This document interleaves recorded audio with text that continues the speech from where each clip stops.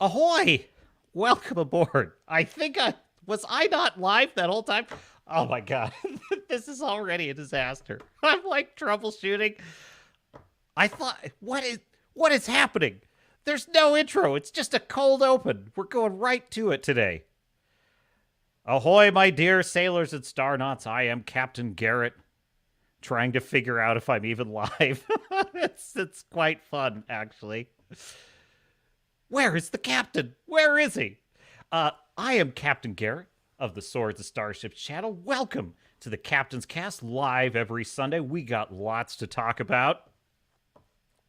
I'm trying to get my live stream going. Fu Man Blue's in the chat. Oh, hi, Fu Man Blue. Okay, it's working. I literally hit go live and I missed something and I didn't know that I wasn't live. And so I've been sitting here talking to no one, which now I'm talking to Fu Man Blue, and I appreciate that. And Stuff here is in the chat. You guys are probably, you don't even know this. I was doing a live stream for 7 minutes while you guys were waiting.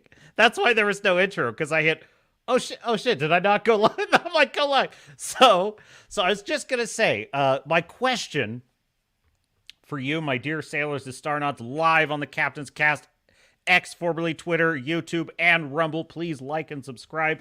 We have a lot to talk about. The captain has bones to pick all around.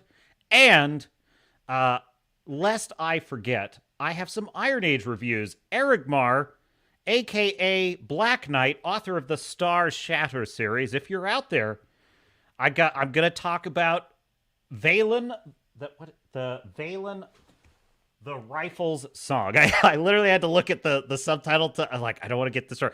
Velin, the Rifles song, which is an anthology novel. It's an Iron Age work. It is within the Star Shatter universe, which I really should have just started with the Star Shatter series proper. I think I should have done that. So we got that Iron Age review. George R.R. Martin is out there saying that we are not fans.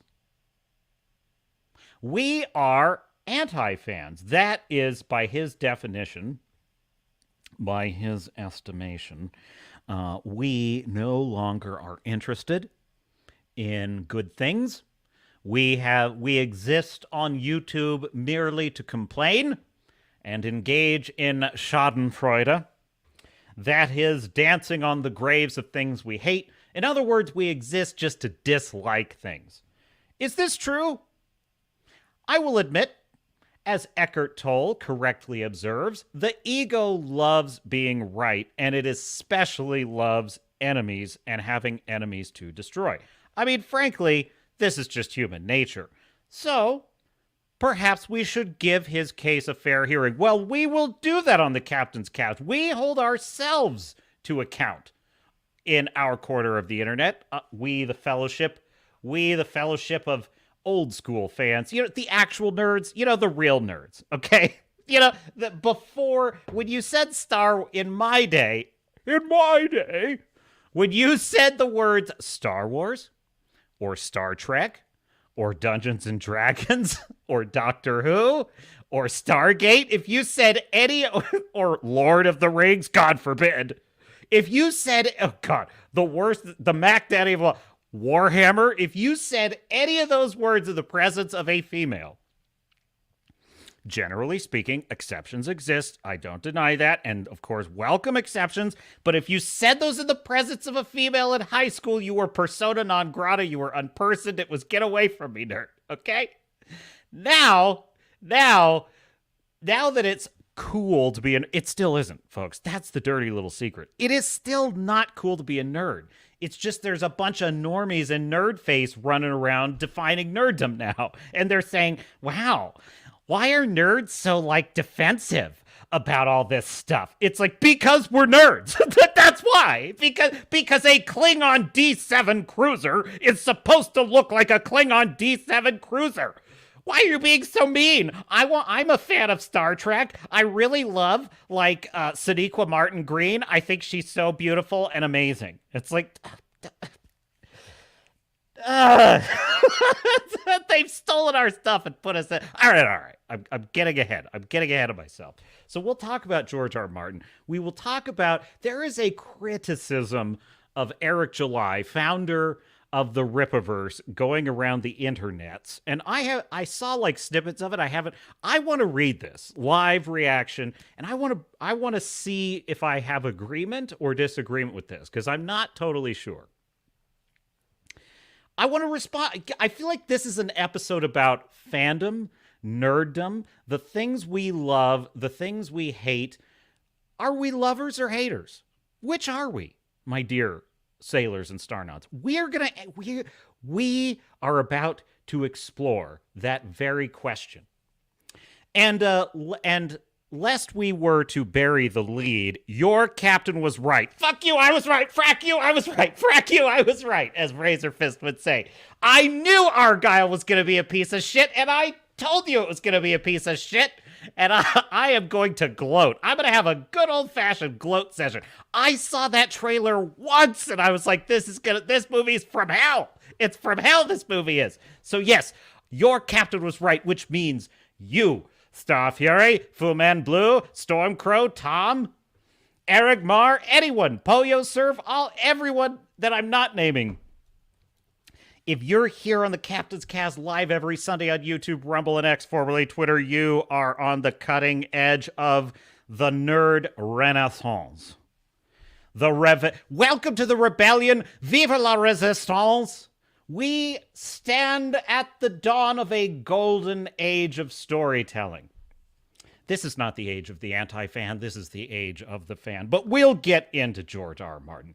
We will soon. Hail, Fu Man Blue, ahoy, and welcome aboard.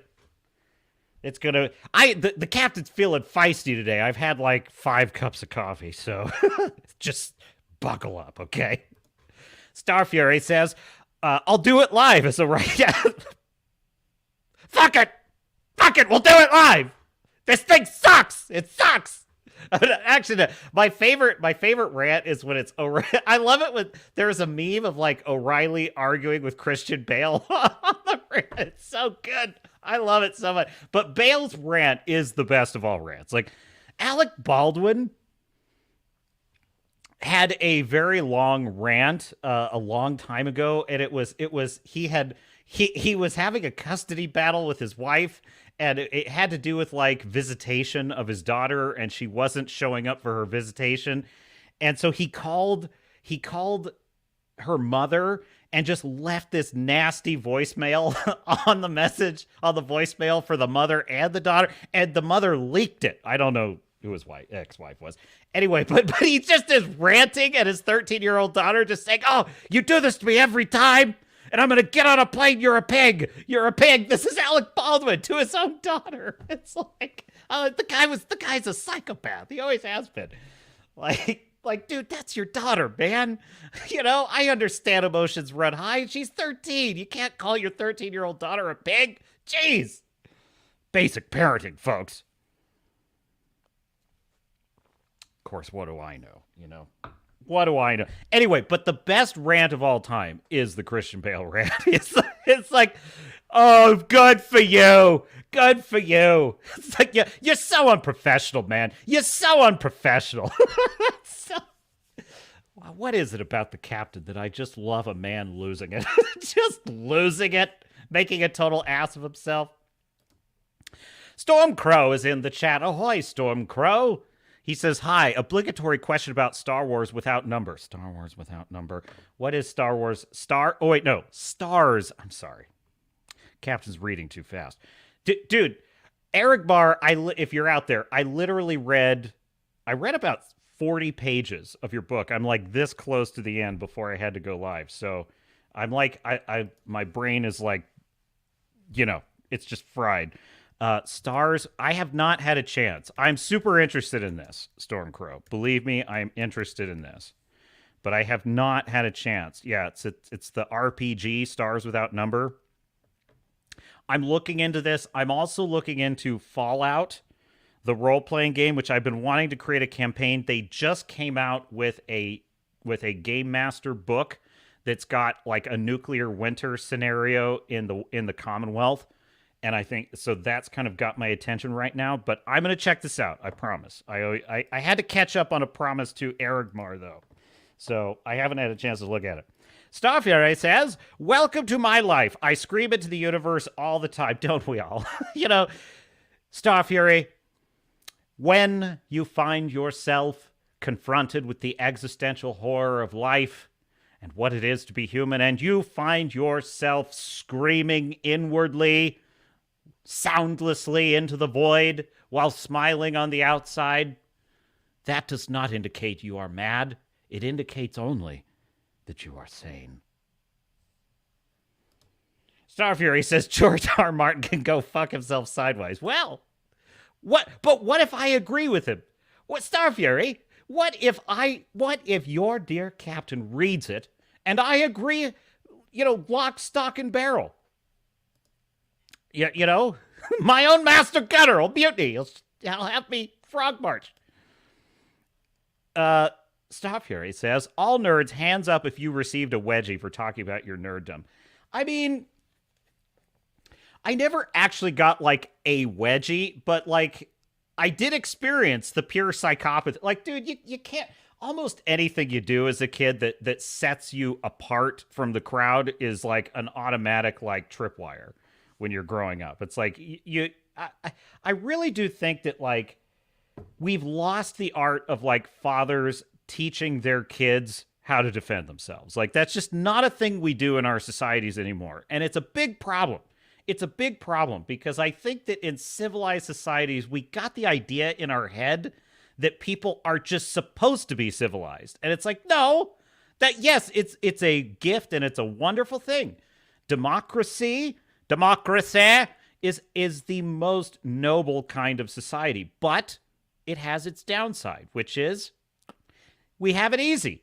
We have it easy in functioning democracies to the extent that they are. And it's but if it goes double for anything nerdy when you're a kid, you just can't tip your hand. Starfury says, clearly the daughter worried Alec would shoot her. Oh, jeez, Starfury. And then Stormcrow says, remember, if you want your campaign to be memorable, have a troll in your party. Dude. So a friend of mine was himself doing a Fallout role-playing adventure, and he was creating his parties, and he called me to debate whether he should allow this, but one of the players wanted to play as a Mirelurk. and he said, well, I kind of need them to actually, have intelligence. And he said, but the guy wants to play as a Mirelurk that has genetically altered and is intelligent. And I said, dude, you have to allow that. That's going to be amazing. Are you kidding me? An intelligent Mirelurk as a character? Oh, that's going to be gold, man. So yeah, I'm with you on that, Stormcrow. I'm with you on that. All right. Captain I'm searching. I have all of my displays. I have, blinking lights, and I have readouts that are just ticking away, and I'm just making sure everything's looking good. Okay. Why don't we just come in hot? I love how Hayden Christensen in the prequels, he delivers that line in Revenge of the Sith. We're coming in too hot. I don't know. Look, I'm not knocking Revenge of the Sith. It's my second favorite Star Wars saga film after Empire Strikes Back. However, it's funny. I do mostly like Hayden in that movie. I mostly like him. Even his kind of whininess kind of fits his character somehow. But every now and then he delivers a line that is so wooden that it just for whatever reason he says, we're coming in too hot. I'm you don't sound like a pilot. You don't. That's not how Nathan Fillion's character in Firefly would say it, Mal. That's not how he would say it. That's not how Wash would say it. It just didn't, it's not how Starbuck would say it. It just isn't, it doesn't come across. But anyway. All right, let's get into this. So, I have here an article by George R.R. Martin that really caught my eye because he makes a case here on his blog. And by, I don't know. Is it too much for an author to have a blog? I mean, technically, this channel is my blog because honestly, I kind of hate writing articles. I don't really like writing nonfiction. I like writing fiction. I don't like writing nonfiction, but I love talking. If you haven't noticed, talking, I have the gift of gab. As a friend of mine once put it, after, and kind of interrupting me and setting the hint that he was kind of had enough of the captain. He said, "You're a talker, Garrett. You're a talker." I was like, I guess one day that skill will help me somewhere. I just have to figure out where. Okay, so here it is. But there's something a little self-indulgent about this. Now, that's just a nitpick. Almost every author has some kind of blog or podcast or something. It's a tool of self-promotion. I do think it's important, especially when you have as many fans as he has. But it has its disadvantages, as you will soon find. Dark Days by George R.R. Martin. And of course, any follower of the Song and Ice and Fire series of books knows that Mr. R.R. Martin has, what is it, Gary at Nerdrotic? He always has the exact count. How many days since the last book, Winds of Winter? It's been years. It's been years and years and years.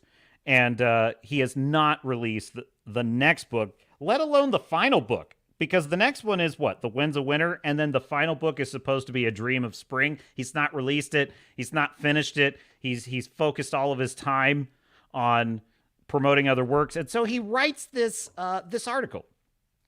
Quote, "In years past, I would often do not a blog post on or about New Year's, looking back over the year that was ending and ahead to the year to come. This year, though, as I reflected on the year we had just lived through, I found I had no appetite for living through any of that again. 2023 was a nightmare of a year for the world and the nation, and for me and mine, both professionally and personally. I am very glad that it is over. 2023, how about 2020, sir? I'm going to tell you right now, I've never lived through a year worse than 2020. Not any.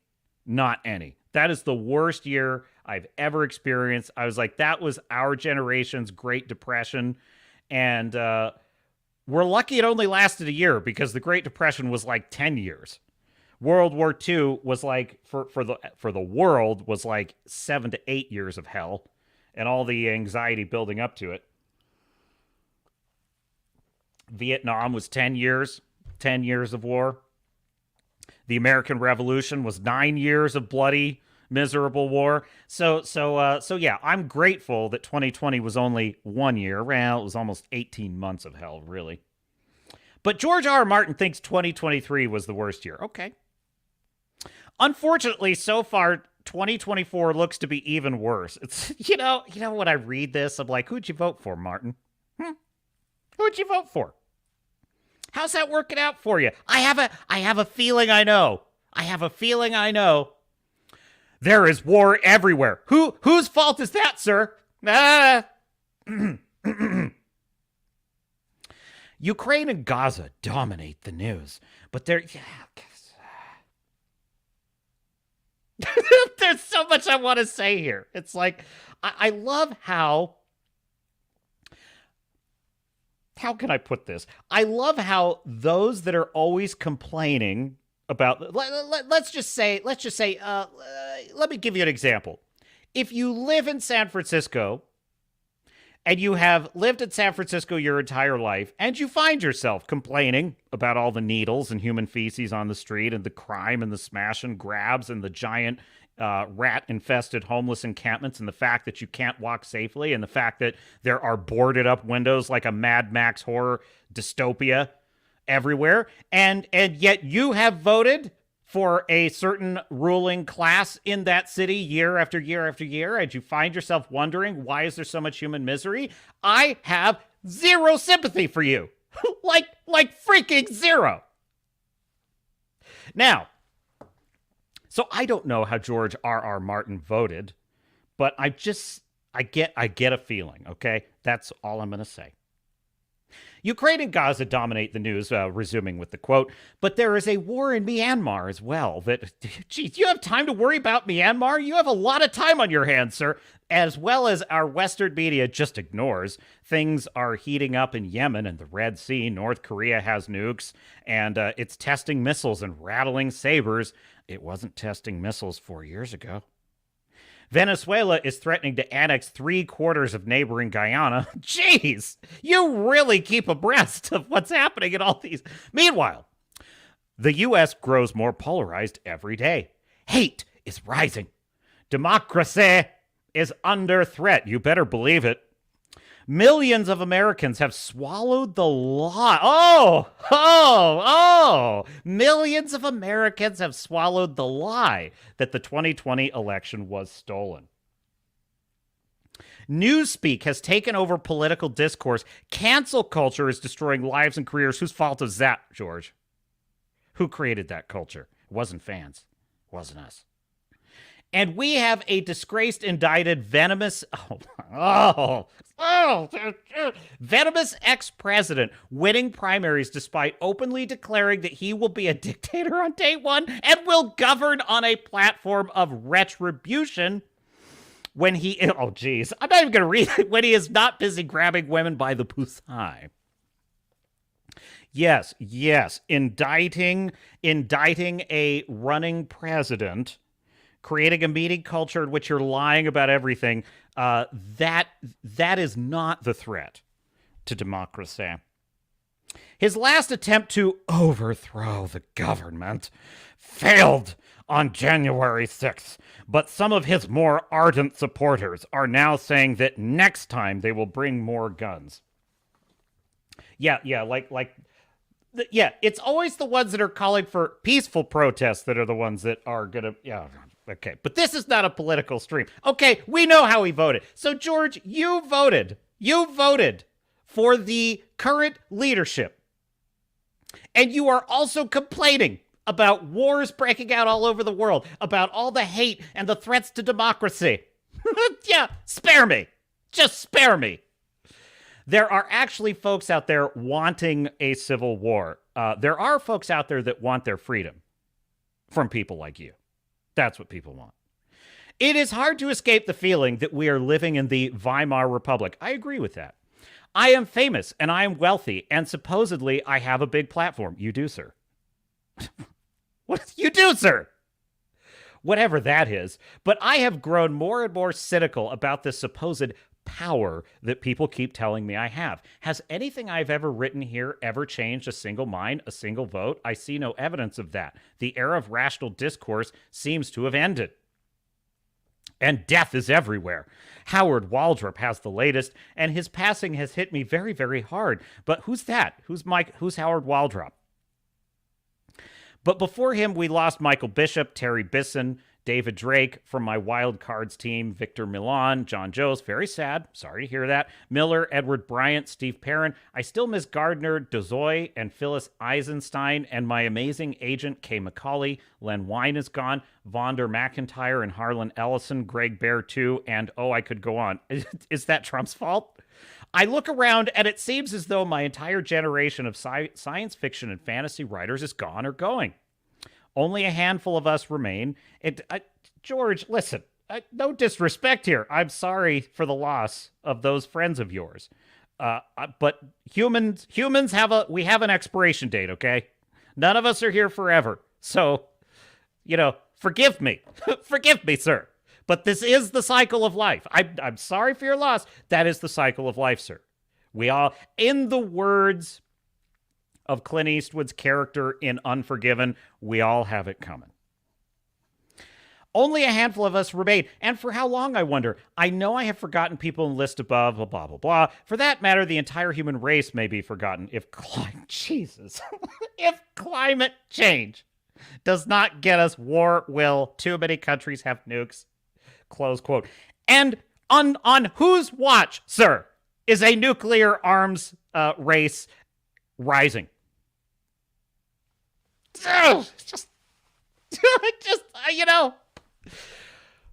Open quote. Well, I take solace where I can. In chocolate thrones, if nowhere else. In books, in films and television shows. Which ones? Because I can't hardly find any. Though even their toxicity is growing.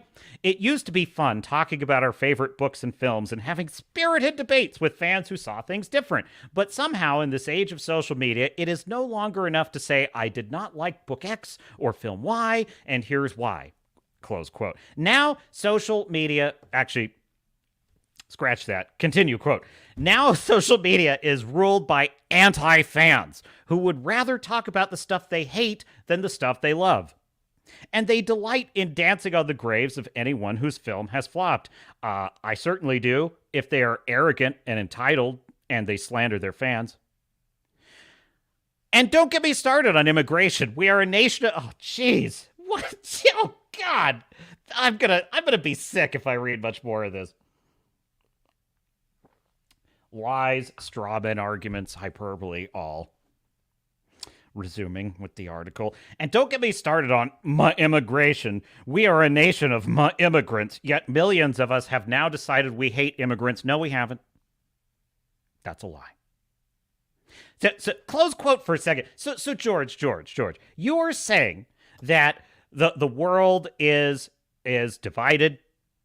Democracy, the media is filled with lies, but and that now fans can't have civil debate.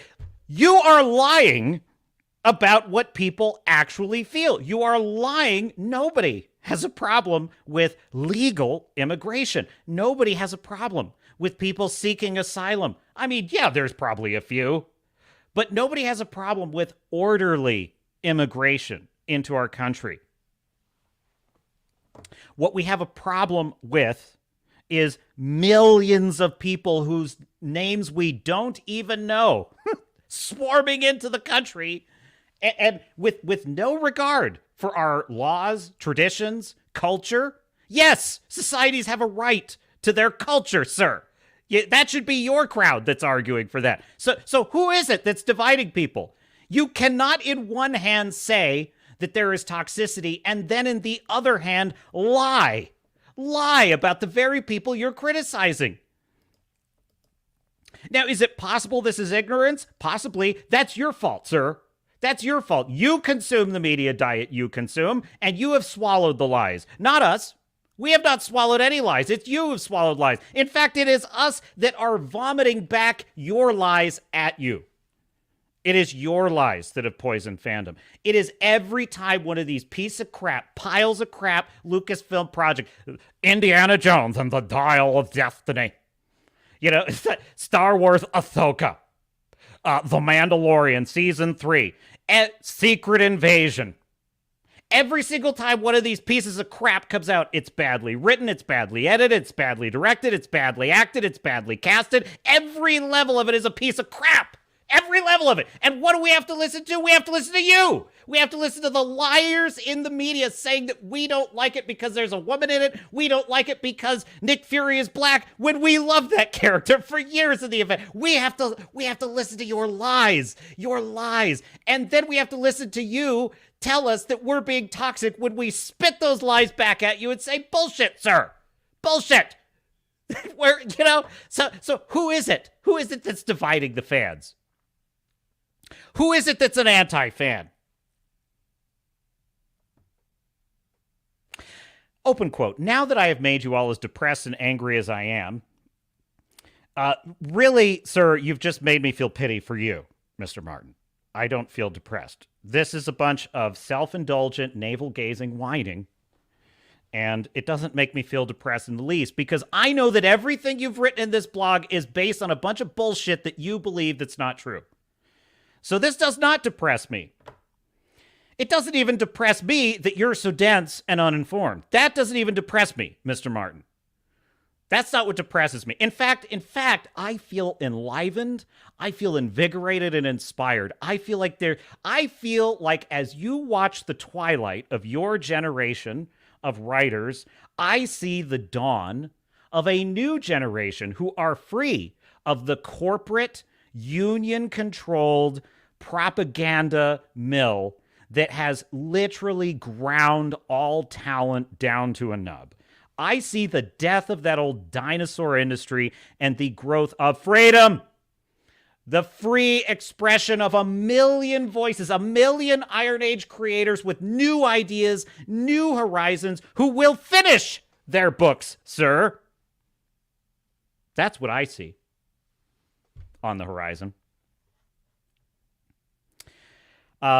Let's just close this out, shall we? Open quote. When word of Howard's death got out, I got a lot of texts and emails of condolence from mutual friends and fans. One of them was from Stephen Paul Judd, the amazingly talented screenwriter and director who worked with us on the adaptation of Mary Margaret Road Grader that will be going out on the film festival circuit real soon now. More on that in a later blog post. Steve wrote, quote, within a quote, "Oh no, I'm so sorry. My heart is heavy for your loss. In my tribe, Kiowa, in the old beliefs, they said we would go west when we walked on into the spirit world. Who knows if that's true? But if it is, then Howard is on his journey west now, going to the place where the fields are filled with buffalo and the grass is green even in winter. And when he gets there, he can tell all his wonderful stories to those around the campfire. Howard would like nothing better, I think," closes George R. Martin. Close quote. Well, I think I've kind of said my piece on this. To be quite honest, I was going to, is there anything more to be said? Listen. We are not anti-fans. We are fans. We are fans. In fact, allow me to explain to you what a fan is, Mr. George R. Martin. And I'm not even going to use my words. Yeah, there it is. It's right there in my search results. Here we go. An oldie but a goodie.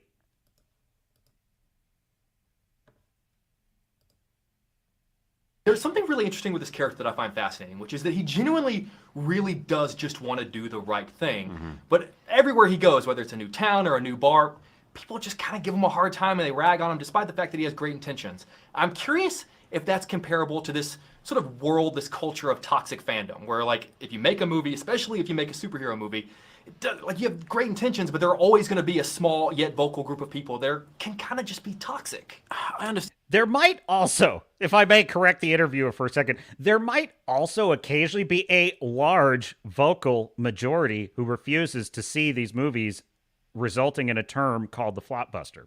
There may also be that. Sam, you're saying, but when it comes to fans, it is a fan's right to have whatever opinion they want to have. And people are going to be upset because, especially when you're talking about books or games, because you're never going to be the exact person who they had in their head or who they played on Witcher 3, for example. I don't necessarily consider that toxic. I just consider that passionate. There you have it, my dear sailors and starnauts.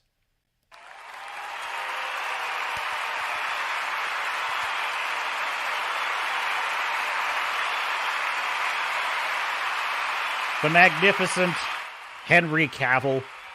Well said, sir. That's all it is, George. That's all it is. We have always had opinions. There are things we like, there's things we don't like. And it doesn't matter the reasons we like it or don't like it. We have a right to have any opinion we want to have. And the strangest thing about this is you have millions of readers. Every author, every writer would kill to have what you have. I guess I have a platform, he groans. Yeah, well, yeah, you do, sir. You have millions of readers clamoring for your next book that you will not write. And you want to lecture us about anti-fans? This is bizarre. You have legions of fans desperate for your work. Even more so since Dan and Dave, the idiots that ran the Game of Thrones show, ran your work straight into the ground. If nothing else, this should be a golden opportunity. But as we discussed on the last episode of the Captain's Cast last Sunday, what did we talk about?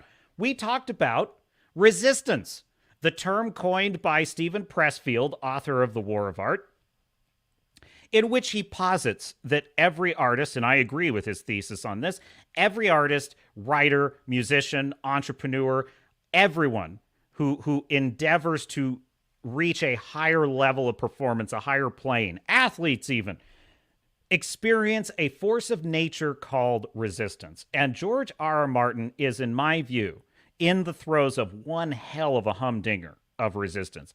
He's sitting there writing this solipsistic, whining article, waxing pessimistic, as you put it, Cara Simonov in the chat. He's waxing pessimistic about how awful life is and how sad it is. Cough button.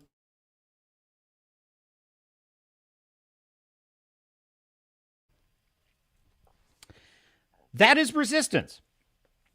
That is resistance. I'm going to tell you, and I don't mean this in a mean-spirited way. I really don't. But when I read that article, when I heard about it, it actually made me feel better.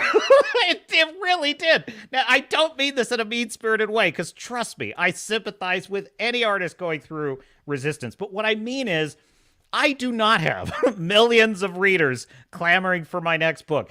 I do not have a giant I'm a humble little YouTube channel with 1,000 subscribers and change, and I'm grateful as all get out for that. And I'll tell you something. I wrestled with resistance for 2 years before I even started working on this channel. It is a painstaking thing, but I was starting to get caught in the trap of thinking that my resistance was a lack of success. If I had success, if I had a best-selling book, if I had my name in the credits of a successful film or something, then I'd have it made. Then life would be like walking on air. And the truth of the matter is, nothing could be further from the truth. If you think that your battle with resistance ends once your business takes off, or you find the love of your life, or you think that after that point, that future point, that it's all going to be smooth sailing after that. Well, there's actually really only one way that things are smooth sailing after that, and that's if you just stop growing. That's it. And what happens is then, as an artist, then you actually stagnate and you become like Steven Spielberg today, or even, frankly, James Cameron, whose every project is getting less and less. Stephen King. A lot of Stephen King's early work was great. To be fair, he's pretty super duper old now, but like his work has significantly declined in quality. I read one of his recent books. I literally returned it for a refund. I was like, this Fairy Tale, I think it's called. I was so bored, I couldn't believe it. But I don't think that's always a function of age. That is a factor. But some of that is, if you just stop challenging yourself, if you lose that edge, you lose what's gotten you there. And the thing is that it's the actual limitations that challenge us. That is the whetstone that we are sharpening ourselves on. And I even think about, like, in Fallout, right? Fallout 4, it's one of my favorite games. I'll be playing it. One of my favorite things in that game is building and managing the settlements, right? And I always think that the worst part of it is that I got to go find a bunch of junk, scrap stuff. Oh, damn it. I just need 2 more beds, to build in this settlement, to get it really singing along. And I have every resource I need, but I'm out of cloth. Damn it. I'm out of cloth. I can't find a single seller anywhere in the wasteland that sells cloth. I hate this part of the game. But you know what the secret is? That's actually the part of the game that makes you love it. That's what makes you love it. Because literally there's a hack. There's a hack where you can just give yourself 10,000 of every junk in the game and just build whatever you want. And if you want to just do Minecraft in Fallout, fine.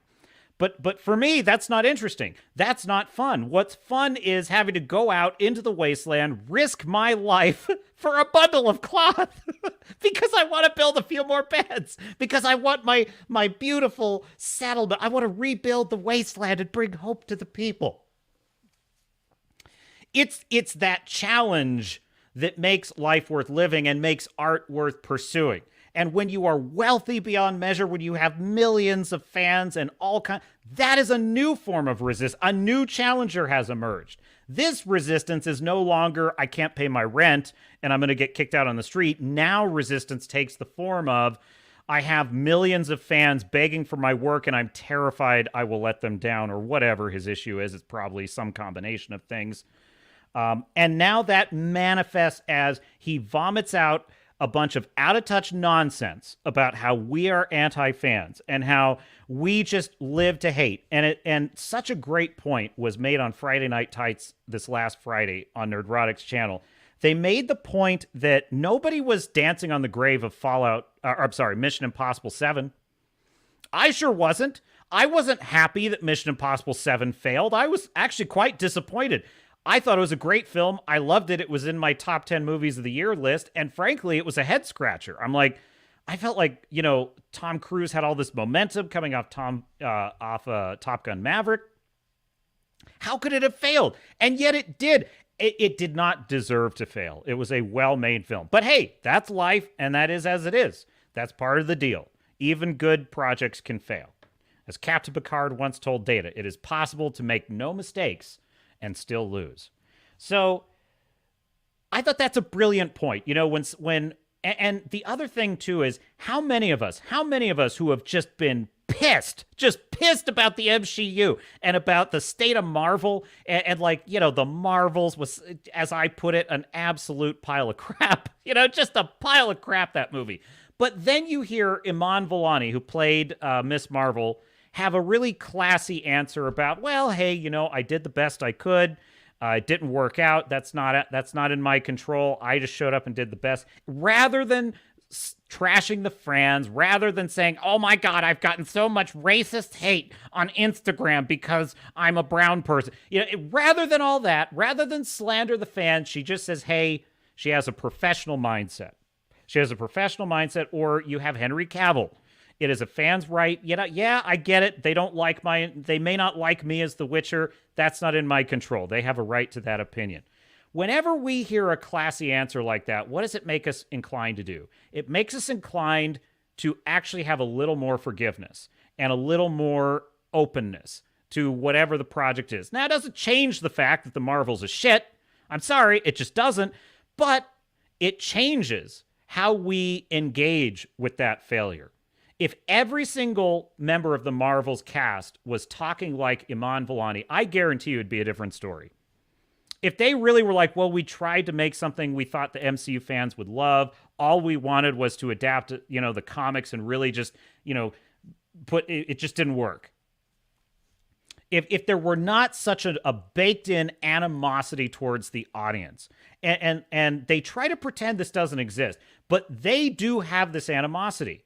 This is a culture of unprofessionalism that has secreted itself.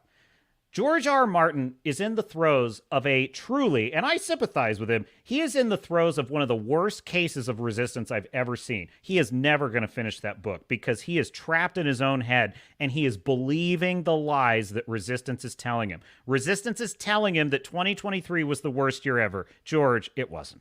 Okay? Bud, it wasn't. Not even close. And by the way, 2024 is going to be beautiful. You won't like it, but when the new president is elected this year, he's going to fix all the bullshit that your guy put in there, okay? So you'll thank us later is what I would just say to that. But in any case, that notwithstanding, the fact of the matter is he is allowing the whispers, he's the whispering snake siren song of resistance to convince him the fans are the problem. And all of these Hollywood celebrities have done the same thing. The difference is if it were just whining like Rachel Zegler, if I have to stand in this dress for 6 hours, I deserve to be paid. And I deserve a latte at exactly 180 degrees or I will send it back. That's just good old-fashioned entitlement, and you're just a laughingstock at that point. But see, the racism and discrimination and homophobia, whatever it is, that has allowed them to engage in blame culture without consequence, because they can simply blame all of their failures on a figment of their imagination. Right? As George R. R. Martin puts it, we hate immigrants. What are you talking about, you loser? I look around, you could go into any store in America and you will see a cross-section of the world. Even in small towns, you will see people from every corner of the world. American citizens living their lives. And all it ever makes me is happy. It makes me happy because it proves that democracy, actual democracy, and a constitutional republic is the noblest form of government ever. That is what, no thanks to you, George, we are fighting to save. Because that is what it results in. It results in people. It's messy sometimes, no doubt about that. It's not perfect. It never is. But where else in the world can you go but the United States of America and, more broadly, the Western world? Where else can you go where you can find every culture represented living peacefully together, having vehement disagreements, but able to resolve it without resorting to weaponry because of this noble institution of democracy, which is now under threat because of people like you, not us, but that's neither here nor there. So stop blaming you live in an ivory tower, George. You live in an ivory tower. Now, this is not to say that what he's feeling isn't real. Don't misunderstand.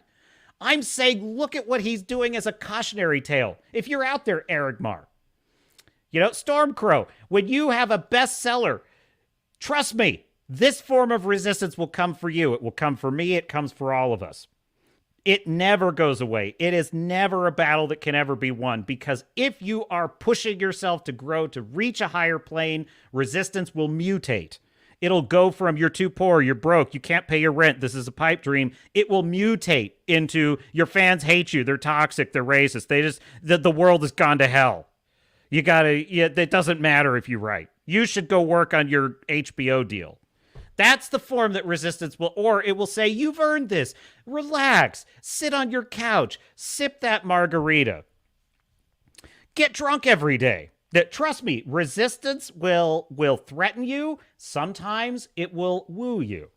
And that's what's happening. It's not our fault. We are fans. We love good content. And that's the bottom line, George. And by the way, this idea that there's such a thing as an anti-fan, dude, where do you think the meme of throwing rotten fruit comes from? It comes from, I don't know, all of recorded history. When the peasants did not like the play, they threw rotten cabbage at the performers. And frankly, I think we should bring that back. I think we should, the film is the only medium that does not make this possible. In the age of theater, in live concerts, you can have, in comedy stand-up, you can have hecklers, you can have the crowd literally holding the creative to account in person. The novelist and the filmmaker are immune from this. But they seem to think they should be immune from the critique. Well, they're not. What do you say, chat? What do you say? I have ranted far too long. You must have your say. Cara Simeonov Simeonov. Yes. Ha! I like this channel already. Well, welcome aboard, Cara. It's great to have you here. I appreciate it, and I hope to put on a good show for you. I don't need to bother reading Georgie Boy's book. Neither do I. I've never read Song of Ice and Fire. I was introduced to George's work through the Game of Thrones TV show, which for about 7 seasons I really loved. 7th season, I was kind of... there definitely were big problems, but I was like, I see a way this could work. And then, season 8 was what it was, and they just destroyed every remaining character. I got to tell you, the final scene in episode 8 where what's left after the deaths of like all of the characters that were interesting in the entire show, all that's left is like Bran in his wheelchair and like, Sam, there's just nobody, and a bunch of B-lister characters we don't even know their names, and they're all sitting there at the wise council deciding what to do with the kingdom. And I was like, this is sad. Like, this is the problem with killing off all your characters. You actually wind up, there's a brain drain on your cast, So no, I have no interest in reading the books because there's no payoff, right? I think this is the problem with the MCU. Or the DCU. Why should I be invested in these properties when you were why should I care about The Flash? When you're telling me it's we're not going to continue with that universe. Okay, then what am I here for? It's not a standalone film like Joker where I can just take it as a one-off and be invested. You're telling me it's supposed to be an interconnected world, but then you're telling me the interconnected world is going nowhere. How am I supposed? And then the MCU, you have a completely incoherent storyline. How can I be invested? Either make standalone films that are good or make it an interconnected world that is good. But either way, so this is the problem. And I will just say, last kind of thought on George R. R. Martin and where he's at with the writing of those books. He owes it to his readers to get his ass to work. Right? And by the way, if you're an artist or creative and you're struggling with this, read Stephen Pressfield's book, Turning Pro. George, that's the book you need to read. You need to read Turning Pro. No, there's no such thing as having too much success to read it. Every artist probably needs to read that book once in a while just as a refresher, because it's about the only way to beat this bullshit that your head is preventing you from writing Winds of Winter. The only way to beat that bullshit is to get back to work. And the way you get back to work is by becoming a professional. Stop blaming your fans. Stop taking failure or success personally. Adopt a lunch pail mindset.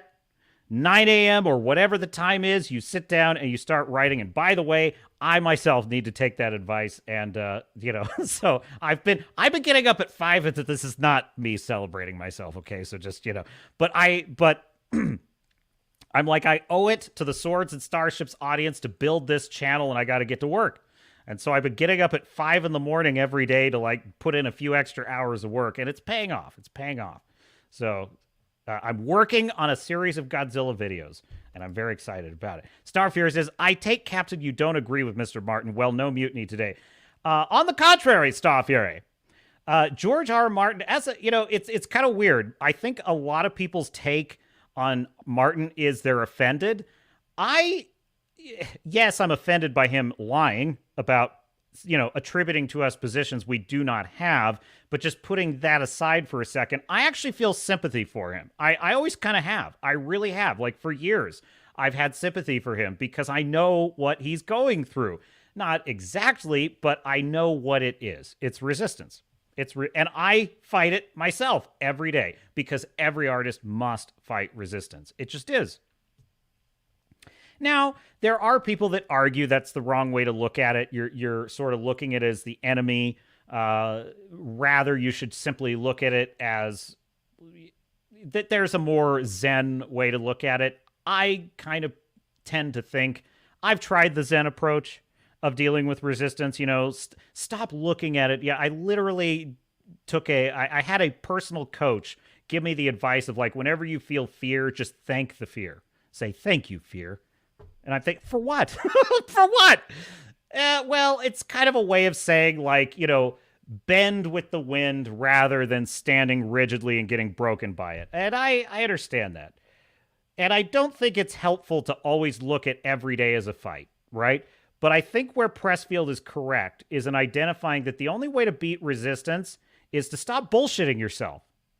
Because the way that resistance breaks you is it doesn't always manifest in terms of fear or failure. It wheedles. It seduces you in weird ways. It makes, for example, it will tell you that you've worked hard today, you deserve a day off. That's a form of resistance. You deserve a day off. It's no, I said, when we report to a boss, we have no choice. We don't feel like coming to work. We got to come to work. Well, as an artist, you must adopt the same mindset, because if you don't, you wind up like George. That's how it is. Cara says, Georgie boy is a pessimist. Yeah, and it's easier to be negative than to be positive. And the conclusion I've reached, and I've made this mistake so many times in my life, things start going well. I start succeeding. That's because of work I've been putting in on myself and on my own personal growth. And then I start to think, you know what? I got it from here. I'm doing great. Thanks. I've learned the lesson. And then I drive my life right back into a ditch. And so I'm like, you know what I have to do? This is my plan for 2024. Every quarter, every 3 months at least, I am going to do some kind of personal development seminar. I'm really liking Tony Robbins lately. And I'm thinking I'm just going to do at least one of those every 3 months of my life from here on to the end until I am on my deathbed, and it's sayonara, Captain signing off for the last time. Because we need that. George R. R. Martin needs an intense, coaching session to, get him out of his own head because he's full of bullshit. He's so full of bullshit. It's unbelievable. So, Wrangler's in the chat. Ahoy, Wrangler. Welcome aboard. I'm here for Mr. Martin's navel gazing. I know, right? Dude, I'm telling you, I actually think, when you are poor as hell and you are bootstrapping an indie film, let's say, and you're literally, using garbage bags for special effects, and you just think, oh, one day, if I'm like James Cameron and I have a limitless fortune, it'll be great, but for now, I just gotta suffer. It's that's when you're in your prime. That's when you're doing magical. Quentin Tarantino, when he was making Reservoir Dogs, is 10 times the artist he is now making Once Upon a Time in Hollywood. And Once Upon a Time in Hollywood is pretty good, but frankly, there's a lot of fat in that movie. There's a lot of fat that could be trimmed off Once Upon a Time in Hollywood. A lot of self-indulgent bullshit that was the result of him living off the fat of the land. And it's I actually think that lack, and I'm not saying you want to have a lack mindset, a scarcity mindset, but I'm just saying limitations. It's like building the settlements in Fallout. If you didn't have to go risk your life for that extra bit of cloth you need to finish your settlement, it wouldn't be fun because there's no challenge in it. And it's that's the risk of giant levels of success like Martin has it's not easy because he, from his perspective, he's got all the resources he could ever want. Well, that's the new resistance. And I think about this because I did not used to have this idea about it. 10 years ago, 5 years ago, when I first set out writing, I thought all I need to do is get to where I have a best-selling, book, and then I got it made. And then I'll be at the top of my game. And now I've realized that no, it'll be even more crucial to kind of be on guard for always growing. And Christopher Nolan is a creative I have amazing respect for because every film he makes, I can tell that he is playing flat out. He is going full tilt as far as he possibly can with everything he has. I get the feeling watching Oppenheimer that he is taking big risks all the time. Just the concept of the film is a risk. A big budget biopic like that, that's a huge risk. And I admire that because that is a guy who has not lost his edge. That is a guy who is fiercely playing as far as he can go with his potential. And it's why Tenet is such a failure. Tenet is a giant failure by Christopher Nolan standards, but not for lack of reaching for something awesome.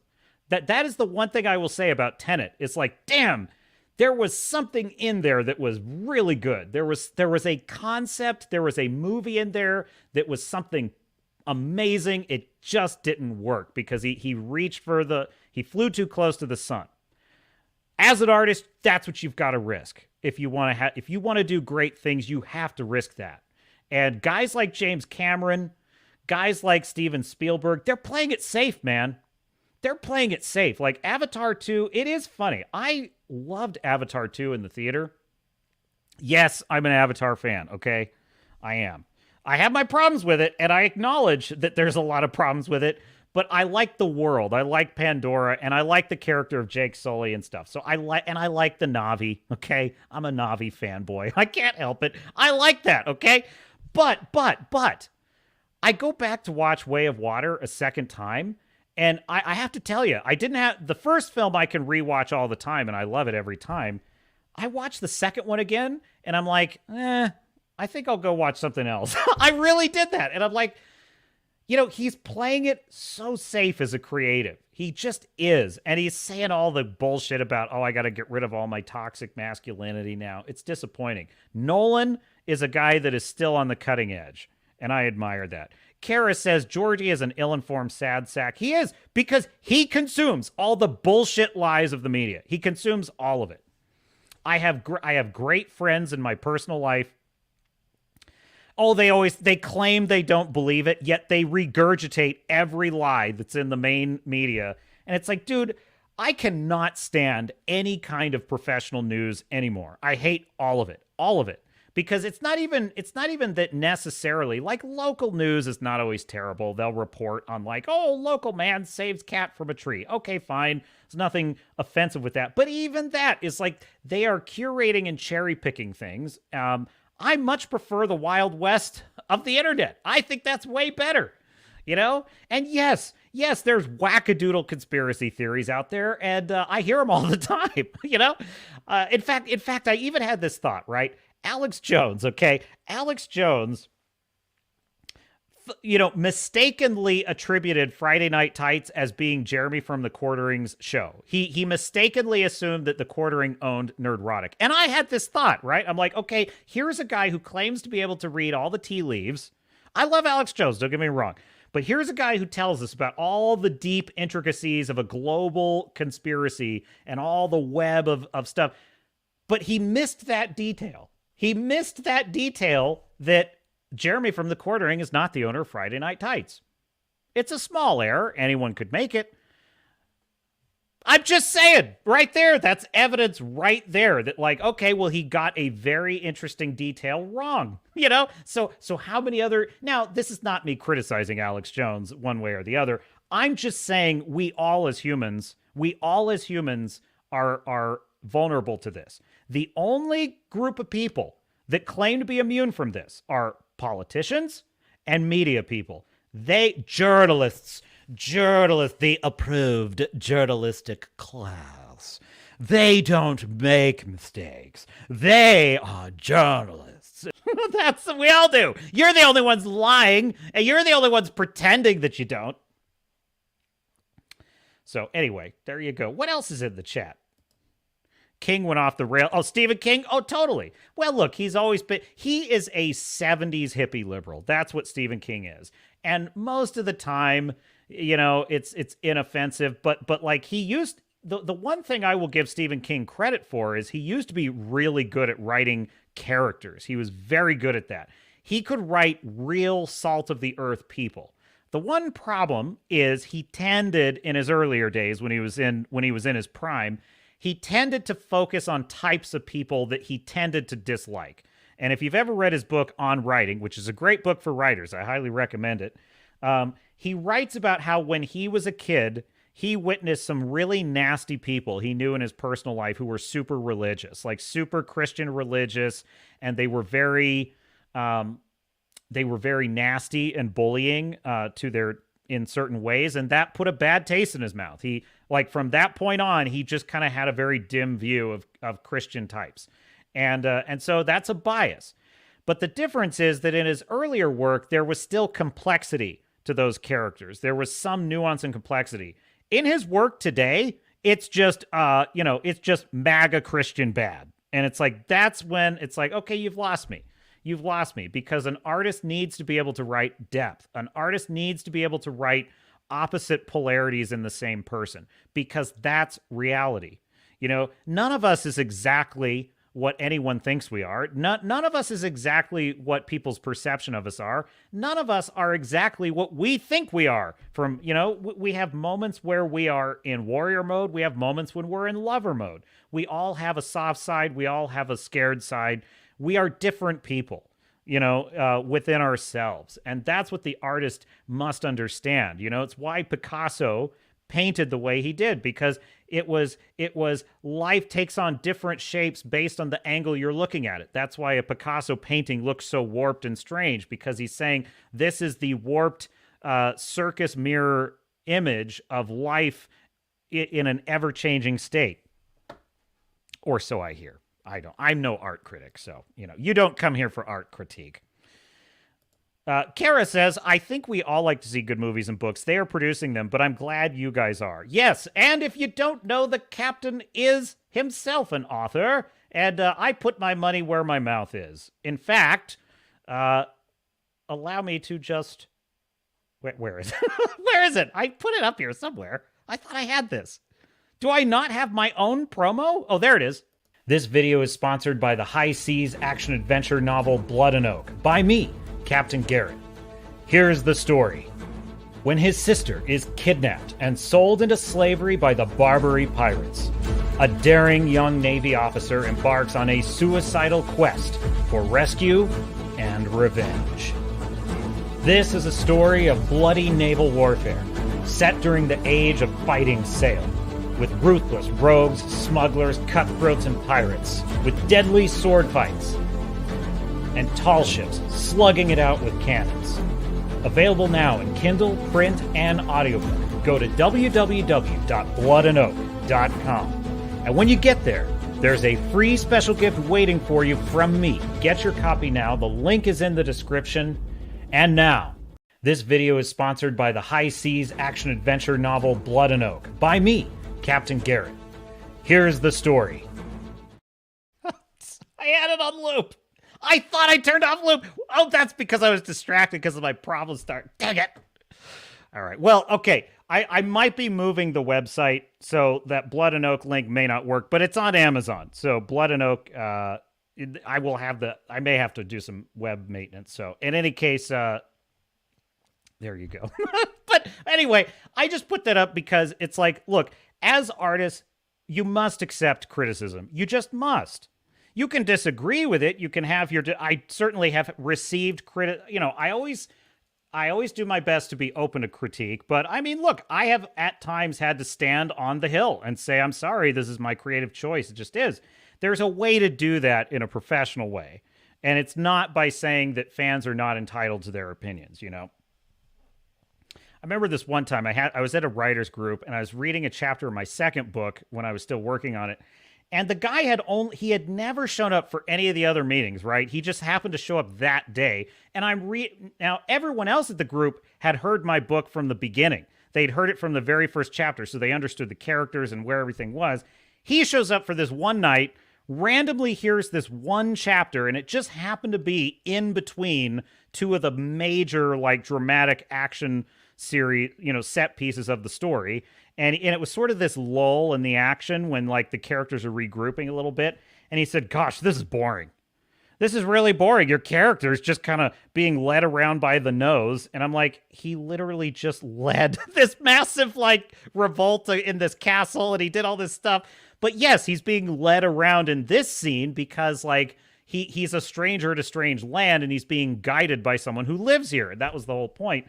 And I was like, all right, fine, I'm not saying this. I'm just hearing what he's saying, And he's like, and he says, I think it'd be much more interesting if your main character, who's not that interesting, if he just got killed. Like, he basically was saying, George R. R. Martin, your character, have him die. Oh, I'd be so into that. And I'm like, okay, well, thank you for your feedback. It's kind of not where I'm going with it. But I appreciate it. Well, then he reiterates it. He starts saying it again. He's just like, oh, I really think you need to kill off this character. He's super boring. I'm like, yeah, okay, that's not, I get what you're saying. That's not the kind of story I'm telling. This is more supposed to be a classic adventure where the hero lives. That being said, like, he does have to suffer cost. He does have to suffer consequence. And, so they said, no, I'm telling you, man. And he starts just hammering this point over and over. And he's starting to, like, nobody else is having a chance to speak.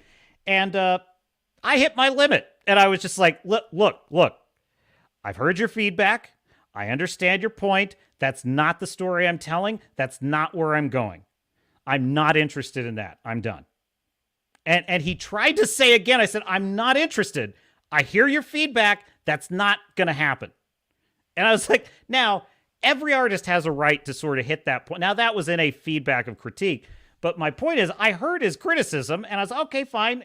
But when he was trying to literally pressure me about my book, I'm like, dude, and look, that's also, by the way, when I was critiquing people, if they hit that point, and I mean, not that point, because I never push people that hard, but if someone said, no, I disagree with you, I think it has to be this way, I'm like, fair enough, just my opinion, go with your gut. That's how I treat with other creatives. It's like, yep, I understand.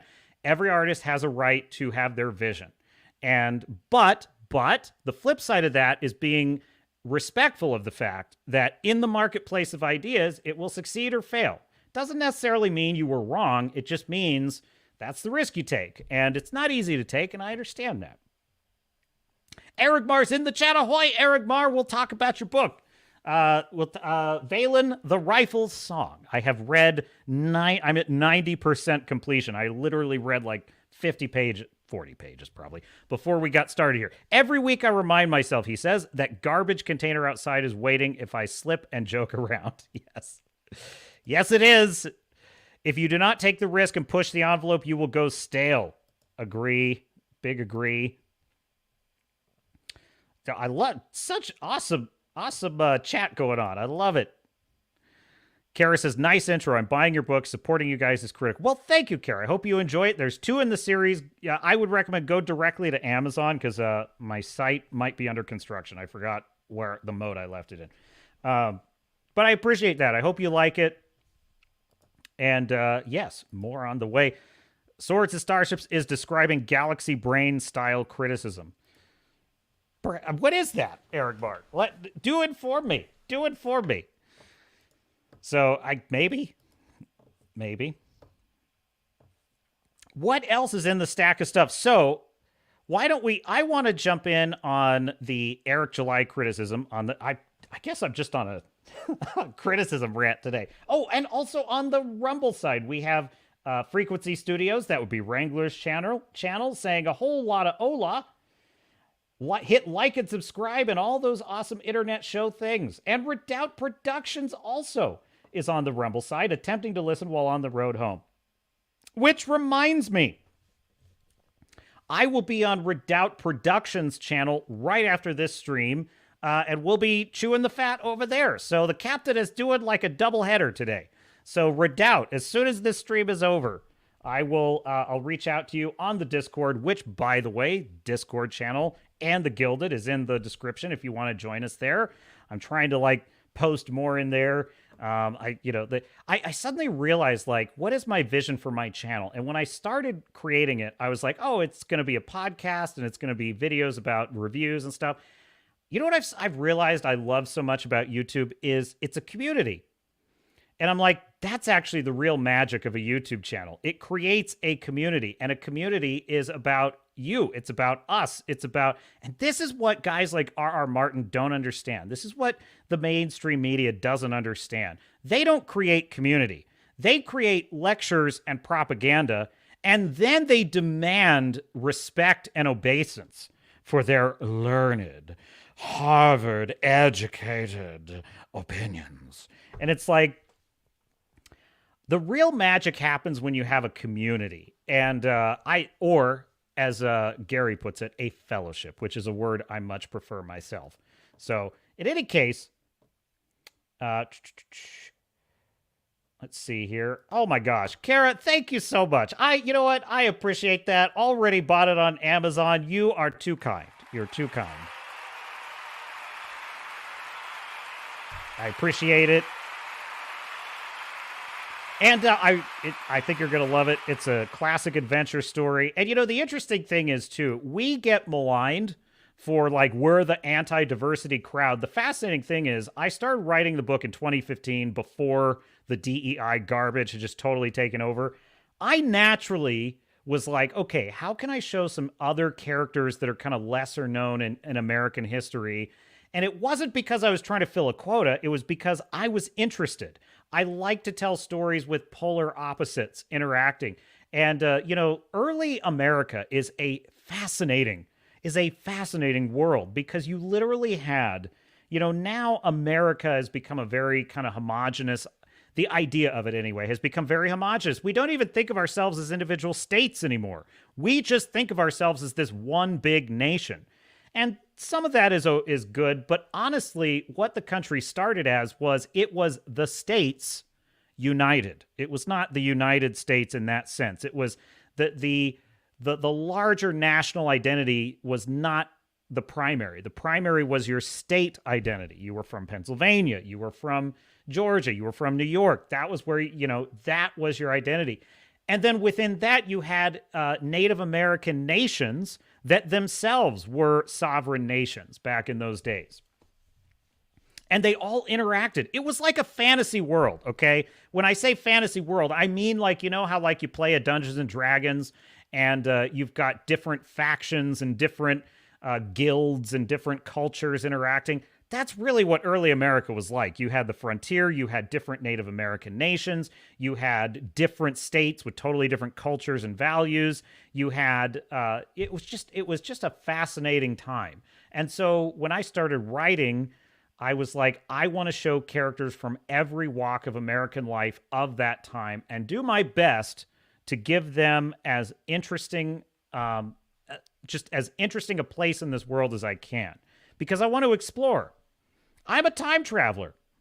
Sometimes I want to go to the past and see what it was like, and sometimes I want to go to the future and see what that's like. And that's how I approach writing. So now, here we go. Argylle says, Galaxy Brain style criticism is denying the writer's personal choices and vision because the critic only sees one way, and that is their own way. There is no place for anything else.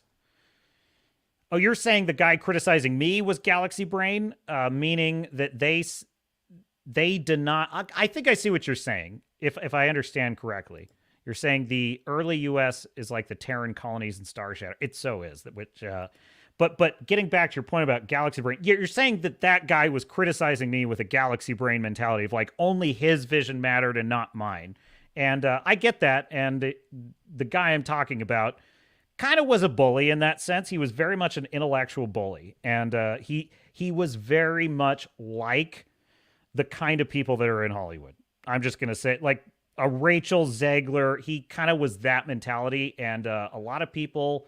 Not everyone. Some people liked him. He could be very charming. But frankly, you know, I came to not like his presence in the group because I just felt that he was very, he was like that a lot. He would sort of crush people. But then when people would critique him, he would always just dismiss all of their critiques. Oh, that's not true, blah, blah, blah, blah, blah. And it's like, well, okay, you think you're a genius, but like that's not going to serve you well in artistic pursuits.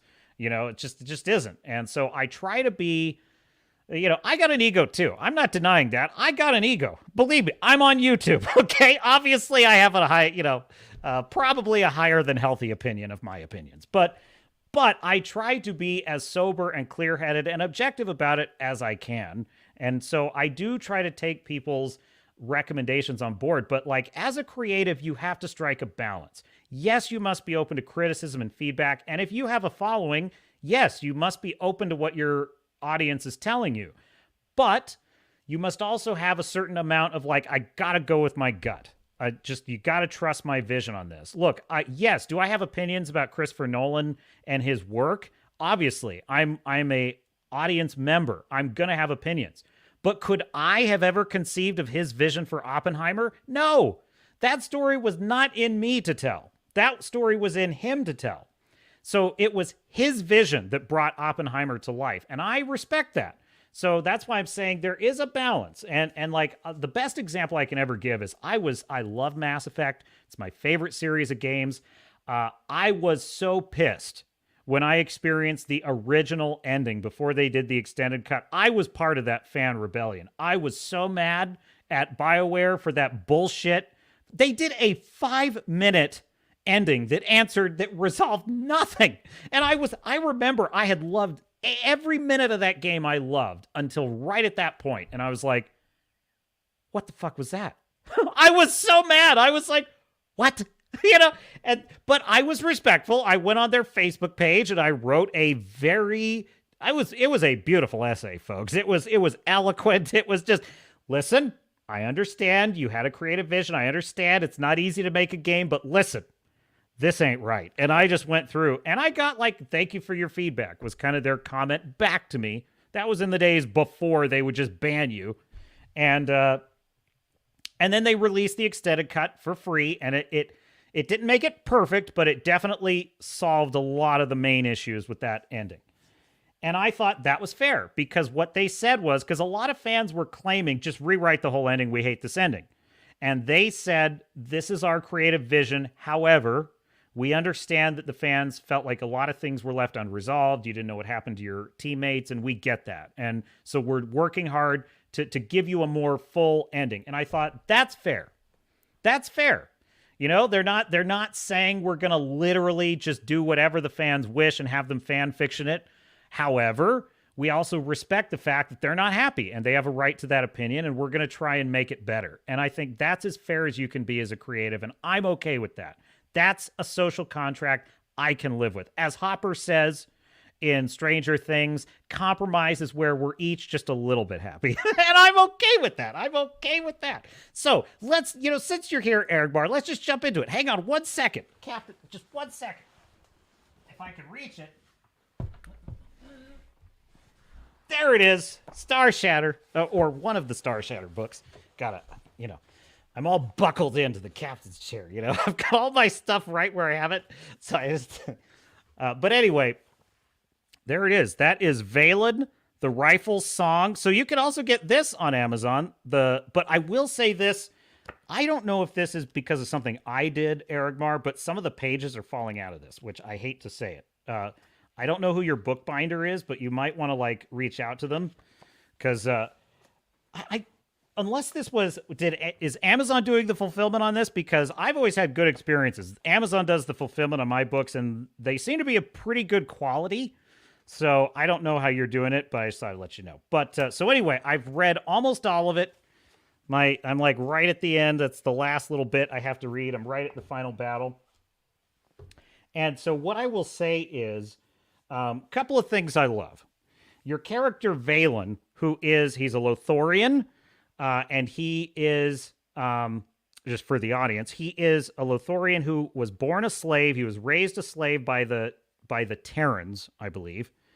And he escaped slavery, and now he is just a badass, blood-soaked warrior that is out for revenge. He's got an axe to grind. He's killing himself some slavers, and I love all that. And you're saying Amazon is doing... Okay. It could just be a bad copy. They will, if a customer wants a refund, Amazon will, or a replacement, they'll take care of that. I had a problem with one of my books one time, and that kind of sucks. The Tezarans, not the Terrans. Yeah, thank you, Cara. I appreciate that. And honestly, that was one of the things I struggled with in the book, because I'm like, the Tezarans and the Terrans, and I started to get them confused. And so that was kind of one part of it. But what I will say is, I love the fact that he's a kind of Conan the Barbarian character. He's a kind of Conan the Barbarian. He's a pulp hero character. He's running around, kicking ass, taking names. He's kind of Duke Nukem. He's like, I'm gonna kick some ass and chew bubblegum, and I'm all out of bubblegum. And that's kind of his personality. Also, I really like Raya, the green-skinned babe. Look, who doesn't love a busty green-skinned babe? I mean, come on. If it was good enough for Kirk, it's good enough for any red-blooded American man loves a green-skinned babe. But anyway, so yeah, she's pretty, and I do love Lore Singer. That has a great ring to it. So listen, your lore is beautiful. It's deep. It's you've got this, and you do have a very kind of gritty, and I mean this as a compliment. I'm not saying it's derivative. It gives me a very Warhammer kind of feel, a gothic future. Also kind of like, the way that Dune is a kind of gothic, feudalistic future. I think there's something very cool about that. I definitely get, my favorite thing about your book is I get a sense of the place. I definitely feel the atmosphere and the ambience. It's more of a film term, but I like it for books anyway. I use it myself for books. Mise en scène. I like the mise en scène of your books. The tone is very consistent. It's very dark. It's very unapologetic. And I think that's a huge advantage that you have, because in the world that we live in today, we have lost the fine art of unapologetic badassery. This is the fine art that we've lost. And the perfect example of this to me was what I considered the worst show of 2023, and that would be Ahsoka. And it just is such a perfect scene, because there's a version of this in every single bad show and movie that I saw last year. Every movie and show had some moment like this, but this is the best one that I saw, which is when Sabine shows up with to the planet where Thrawn is living in the other galaxy. Who cares? And she hands Ezra his lightsaber. At this, he's been lost forever. He was thought dead, but here he is, reunited the Jedi with his lightsaber that he built in the Star Wars Rebels show. And she's handing it to him, and he says, no, you keep it. What? We're going into battle. Take your lightsaber. No, you keep it. And I'm like, what the frack is this? And here's why that stood out so much to me, because one of the number one defenses of that show by the Star Wars shills was that, well, if you haven't seen Clone Wars and you haven't seen Star Wars Rebels, you don't understand the brilliance of Dave Filoni. And it's like, well, I saw both of those shows, and this is bullshit. I loved Clone Wars, and I liked Rebels. I liked parts of Rebels. It was a little too childish for me at parts, but I mostly liked Rebels, and it had some good arcs. Ahsoka was garbage. It was freaking garbage. It was trash. And I have to listen to these shills saying that the issue is, well, you just don't like Clone Wars and Rebels then. It's like, no, in Rebels, I watched him build that lightsaber. I saw his character journey being trained by Kanan and building it and creating it and putting his own spin on it. And then I've got to watch him refuse it? That doesn't make any sense. That's stupid. And every show is like this. Every movie is like this now. And I think and John Wick is kind of an exception. Ethan Hunt, those characters are kind of the exception that proves the rule. It's rare to see a character like Maverick or Ethan Hunt or John Wick lately. It's very rare. And so we need to get back to the ability to have characters like Conan the Barbarian. We need to get back to having characters like Pale Rider, these classic tropes that are unapologetic badasses that are putting a beat down on bad people. And for that reason, I think Velin is a fantastic character for that. I actually do think you have a lot of series potential with this character. He is, honestly, I will say this, Eric Marr, he is 10 times more interesting than the Mandalorian. like 10 times more interesting than the Mandalorian. He's kind of what the Mandalorian should be. I actually think that's what the Mandalorian should be. He should be wandering from town to town, killing a bunch of slavers, killing a bunch of Imperial remnant in the case of the Star Wars universe.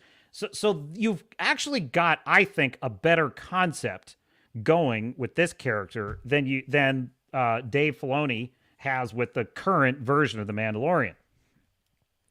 And so that is very much to your credit.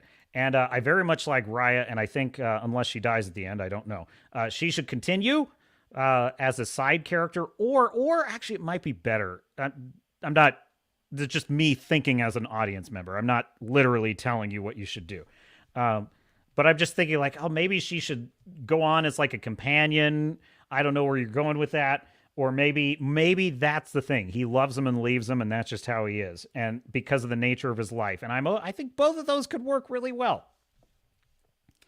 But this is the Captain's Cast. I am Captain Garrett of the Swords of Starships channel, and we on this channel, we are critics, and we tell the truth as we see it. And so that's the good news. Now I got to give you the bad news, okay? And listen, love and respect, my brother. You are an artist, as am I, a fellow bard, and but I have some honest critique for you, and here it is. My number one issue with the book is I think your prose is a little rough in parts, and that can be helped. I don't know if you're working with an editor, but I strongly recommend you find an editor that you trust. They can be expensive, and I understand that, and that is kind of a difficult part about it. But just have a content editor, even if you can't do a line-by-line edit, have them give you feedback on your prose to kind of smooth out some of those rough edges, because the more smooth you can get that prose, the better for your reader. So that's number one. Number two, while I love Velin, and I love him as sort of this Conan the Barbarian kind of character in the future, and I love the way you describe the tech is very, very well done in the book. The interesting thing is, I see Rebel Moon, right? And Rebel Moon is a total mess because so many of the lore elements clash with each other. It's on one hand, you've got this super cool cyberpunk city with a spider lady, but then you've got this farm planet where people wear overalls, and then you've got this kind of Warhammer space Nazi uniform, and it's it all clashes. You know what I mean? What's good about your book is there's a tone to all of the technology. There's a tone to all the mechanics, and I love that. I think that all works really well. I think it would be really nice as a comic book as well. The problem I see with Velin, though, is that he seems to go from place to place, and it's like he slaughters a bunch of dudes, goes home and reflects on it, slaughters a bunch of dudes, goes home and reflects on it, slaughters a bunch more dudes, goes home and reflects on it. Now, the problem with that is I don't get a sense that he has any real challenge.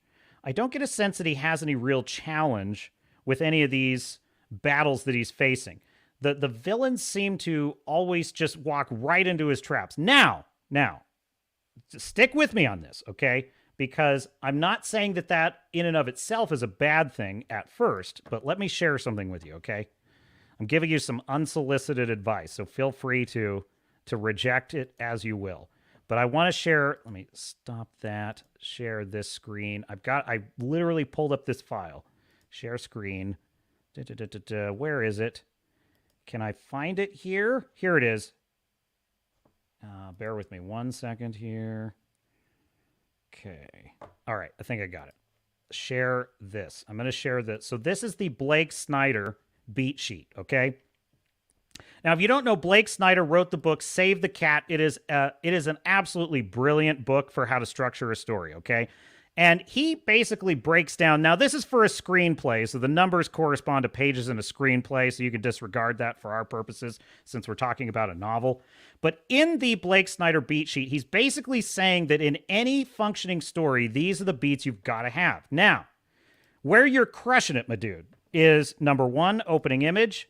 You give a very clear picture of Velin's world and how beautiful, and just his struggle, the life as a slave, what he's all about. You know, the themes of the book, very clear. The setup, right? He slaughters a bunch of slavers, gets his mission, and off he goes to the town. All awesome. And I would say that you're basically doing pretty good right up here to fun and games, right? Now, when the bad guys are walking into the good guys' traps and just getting absolutely slaughtered, and we're loving it, you know, he's stomping heads, he's putting them on spikes, which I love. I love all that. That is fun and games, and every story must have that, right? Now, fun and games does not necessarily mean the heroes are winning. In a horror movie, let's say, like a Monster in the House story, fun and games is usually the ghosts are doing bad things or the demons are unleashed and they're wreaking havoc, right? So fun and games just means this is what we came for. This is what we came to see. You know, in Top Gun Maverick, he's training all the newbies and he's showing them up, right? In your case, Velin is just kicking ass and taking names. And I love all that. But what I feel is missing is bad guys close in, right? Which is basically at some point, a challenger, a serious challenge to the hero emerges. Now, the bad guys close in does not have to literally be bad guys. Because here's what I'm saying, okay? Your vision of this character, and correct me if I'm wrong, and I'll get to your chat in just a second, I promise. Your vision of this might be that he is just flat out Pale Rider. He just flat out is Conan the Barbarian. He's John Wick. He is there to kill. He is undefeatable. He is the dark horse, the Pale Rider. He's the one to fear. I'm good with that. So in that case, bad guys close in my view, becomes then in that case it's a superhero story. And if it is a superhero story, then my view is a superhero must have a curse to be compelling, a sort of opposite polarity. And so in his case, the curse may be that, like, you know, just an example. I'm not saying this is where you're going or what it should be. Raya falls in love with him and she wants to start a family with him. He can't because he's not fit for civilization. In the Western, that's what it is. The Pale Rider must leave the town after he saves it. Why? Because he's a barbarian. Because he gunned down a bunch of people and civilized people don't want him in their town. Now they're thankful. Thank you for saving our town. We love you. But it's time for you to go. That's because there's a cost to violence. It doesn't matter what it's in service of. There's always a cost, right? And so bad guys close in may be him coming up against, we don't want you in our town, but I just saved your asses. Yeah, but you scare people, right? That could be the bad guys close in your story. Or if it's more of a, what was I thinking? Because I was thinking a superhero story. Oh, institutionalized. The way I see it, Velin is either and just my opinion, is either a superhero or he is an institutionalized story, because in his case, he has this mentality that like everything is about, he loves killing slavers. And I like that. Don't get me wrong here. I like that. He loves killing slavers. But the thing about Velin is he never questions his mission, ever. He never doubts himself, ever. He always seems to think he's fully on board with every, like, here's your mission. Go to this planet, kill all these slavers, repeat. Now, I'm not saying that's a bad thing. I'm not saying that that's wrong at all. In fact, that can work very well in a kind of Mandalorian, Western Pale Rider kind of archetype. I actually think that can work very well. My point is, that's an institutionalized story, because if he's part of a military organization that is saying, kick ass, take names, well, there's a kind of method to that madness. So here's what I'm getting at, okay?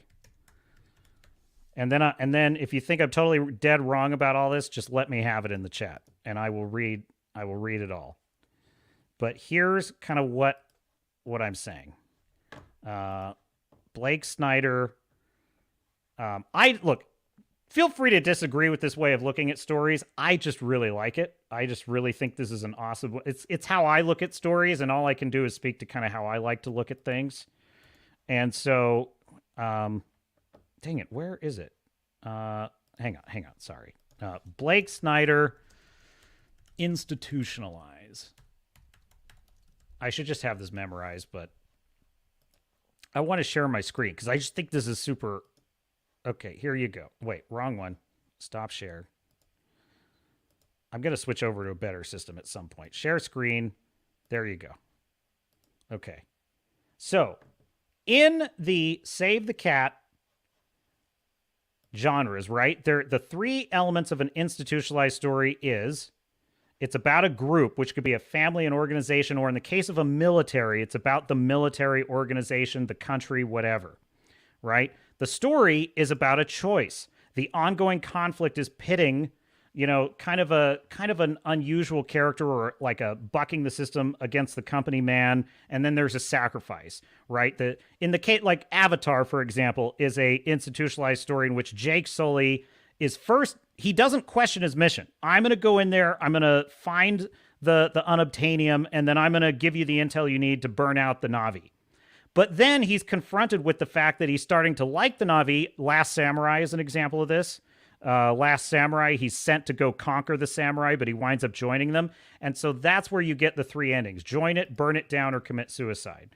In the case of Velin, it could be that he decides, yeah, I'm totally on board with all this. Anyway, that may not be where you're going with it, and I totally get that. The other option is, what I actually think is probably closer to what you've written, is the superhero, right? In the superhero story, you have a special power, which Velin has in spades. He's an absolute monster in battle. And really, it's his obsession with killing slavers, so I would call that his special power. I would argue there should be a curse. There's a curse, a price for who he is. And then finally, there must be a nemesis of equal or, and this is the key, greater force, who is the self-made version of the hero. In other words, who can beat Velin? Who can put him on his back foot and get the jump on him? That's what I felt I was missing from the story. So that's pretty much my only critique. I like your world. I like your lore. I like the basic elements of your character. I feel that this is missing. A nemesis who is a greater force. That's all. But that being said, I love what you're doing, man. I totally support it. And I'm going to read the book one of your Star Shatter. I'm going to get on that stat because I like your world. I really do. Now, let me get to your comments because I owe you that. Let's see. Let me see if I can find your most recent. Yes. Rhea, is it Rhea or Raya? I'm not sure. Rhea, the lore singer, is so wholesome. I like Rhea. I'm definitely smitten on Rhea. No doubt about it. Yep, you got it. Velin, a former slave, now a soldier, trained by the Terrans, unapologetic in his quest to enable other enslaved peoples like his kin. And I love that. That's his special power as a superhero. I do think there has to be an equal and opposite corresponding curse to that, is kind of what I'm getting at. And in the case of the classic Western, the curse is that They're not fit for civilization. They save the town, but they must leave because their presence will disrupt things, right? That, it kind of takes a barbarian to kill a barbarian, if you get what I'm saying. Batman is kind of this character, right? Batman pretends to be Bruce Wayne because he can't walk around as Batman because Batman's a monster. The Dark Knight is a monster character. He's a monster that goes out into Gotham and beats the shit out of other monsters. The people love that. The people love that the monster's out there beating up the other monsters. That don't mean that they want him as a roommate. You see what I'm getting at? So Batman's curse is that he is a monster. He can't really live, and really Alfred is the voice of that in the story. Alfred is always the voice of that because Alfred is always the voice that's pulling Bruce Wayne back to the land of the living. He's always saying, like, yes, I understand you're saving Gotham. Yes, I understand that you're using this monster, but it's consuming you, and you gotta come up for air and be Bruce Wayne for a while, right? So that's Bruce Wayne's curse, is that his obsession has a cost, and that's kind of what I'm getting at. Cara says, that's what I like about Argyle's books. The characters are more realistic for what they are supposed to be. And I don't look, I am not in any way saying he should be apologetic. I actually think that the more unapologetic the character, the more opportunity there actually is for the curse, in my view. That because the more that they just don't even see what they are, like, the better, because then you get rogue characters like Han Solo, you get characters like Mal from Firefly, who they just do what they do. They don't ever really think about it. So the cost is borne out in the characters around them, and I think, Jack Bauer of 24 is one of my favorite kind of superhero characters, and it's because he never sees any other option but to stop the terrorists at any means necessary. And that just keeps racking up a bill. And every season, he racks up more of a bill. He's so damn good at taking out the terrorists, and he saves millions of lives. And yet he keeps racking up this bill for his life that he can't escape from. And I kind of love that about his character. I also think it's kind of what kind of destroyed his character. So highs and lows, but there you go. Just Valen's Lothorian uniform is so interesting. I love it. I love his uniform. I really admire how, like, you talk about your own work so admiringly. I struggle with that. Like, what's your book about? And I have to mentally force myself to be positive about it because I'm such a perfectionist. I'm like, well, he's a really cool sailor. He's got some moves with a sword. I'll read it if you like it. Great. And I'm like, no. You got to sell your work, man. You got to stand behind it. You got to be like, no, let me tell you something. John Sullivan is the naval hero for the ages. And he kicks some ass. This I will say, though. I think I put a little too much curse in John Sullivan in the first two books. And my goal is to pull that back a little. And I think even I'm a victim of it. It's like I grew up in the age in which all of our heroes were starting to be deconstructed. And so I think when I started writing my Blood and Oak book, I had a bias toward, I did not want to write an unapologetic hero. I felt like he had to have all these burdens. And I stand by some of that. He does have to pay a price for what he's good at, I think, in my view. And that's not about him being punished. It's just about, equal, and it's balance in the universe, the yin and the yang. But I do think at some points I went a little too hard on that. So in the third book, I'm kind of retooling it a bit. And you inspire me to do that, sir. I appreciate that. And you said English is your third language. Captain salute for that. That's impressive that you can write a novel in English with English as your... English is my first language, and I sweat bullets when I'm working on my prose. I really do. And I knew a lady that was at one of my writers groups. She was Chilean. Spanish is her first language, and she was writing a murder mystery in English. I was like, you are playing life on hard mode, babe. I didn't say babe, but you know what I mean.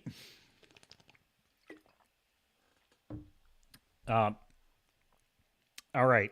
Starfury says, be kind, Captain. It is 100 times better than The Mandalorian. Well, Starfury's opinion is entered into the record. Well, if we're talking season 3, I agree with you. I 1,000% agree with you. Fracket, yes, Star Fury is correct. The captain stands corrected. Star Fury is correct in this matter. Dude, Velin is what the Mandalorian should be. I will absolutely tell you that much. And but anyway, that being said, Argylle, I don't know what you're doing on the back end. I would just lean on an editor. I used an editor on my first book. I paid $1,000 to a professional editor, and it was because, and I honestly was tempted not to do it, but another author who is a well-published mystery author advised me to do it. Said, you've put in so much work on this, just do it. And I'm really glad I did, because she really turned in some edits that I think saved my bacon. I had some dumb shit. You know what? I had some dumb shit in my first draft of my book, and now I look back on it, and she convinced me to drop a chapter that was just, it was really bad. And at the time, I thought it was genius. I was like, I wrote a genius chapter. She laughed and thought it was cringe as hell. And I was like, well, at first I resisted. At first I was like, why do you think it's cringe? Really? You think it's cringe? And she was like, here's why. And I was like, all right. Now I think back on it, I'm like, oh, thank God she talked me out of that. Thank God she talked me out of that. So in any case, that I would just recommend that. That's purely a technical issue. I don't consider that a storytelling issue. That's a technical issue. I actually think a lot of your descriptions are really good. Because interestingly enough, I think sometimes less is more, especially in horror writing. It's very typical in horror writing. But I feel like for whatever reason, even when I felt your descriptions were a bit thin, it's funny, I didn't have any trouble picturing anything. And I think that's just because there's such a consistency of tone. So that is very much to your credit, sir. I will give you this. You have absolute vision for your world. And I see that, and I definitely admire it. So good work on that. If I'm going to take it to Dave Filoni, the way I look at it is I've got to be honest in all my critiques. It's just how it is. I'm going to be honest about Eric July. And by the way, my work's out there. Fire both barrels. Whatever criticism, believe me, there's definitely shit in my book that probably deserves critique. So fair and true. I own it, and I'm serious about this. I look at George R. R. Martin and I'm like, mental note to self. When I'm a best-selling writer and I have such an awesome, I will never call it this, but as he calls it, a platform. That's such a dumb shit term. But anyway, when I am fortunate enough to have that kind of a following, mental note, make sure it is doubly important that you are going to seminars every quarter, getting out of your own head. It is doubly important that you are taking criticism on board. If I'm not hearing anything negative about my work when I'm at that level, that's a bad sign. That's a red flag. It means I've surrounded myself with yes men. It means I've surrounded myself with industry insiders. It means I have no clue what my audience really thinks, because there's no such thing as the perfect work. There just isn't. Godzilla -1 is the best film of the year. It's as close to perfect as it's physically possible to get. It's got its issues. There's a couple, I really, to this day, it bothers me that Shkishkima has just escaped Godzilla at sea, and he doesn't warn Noriko about it. That bothered me. I was like, yes, I get it that technically he was told it's a secret, you're not allowed to divulge it. But this is Noriko. This is his adopted daughter, Akiko, even if she doesn't see her that way yet.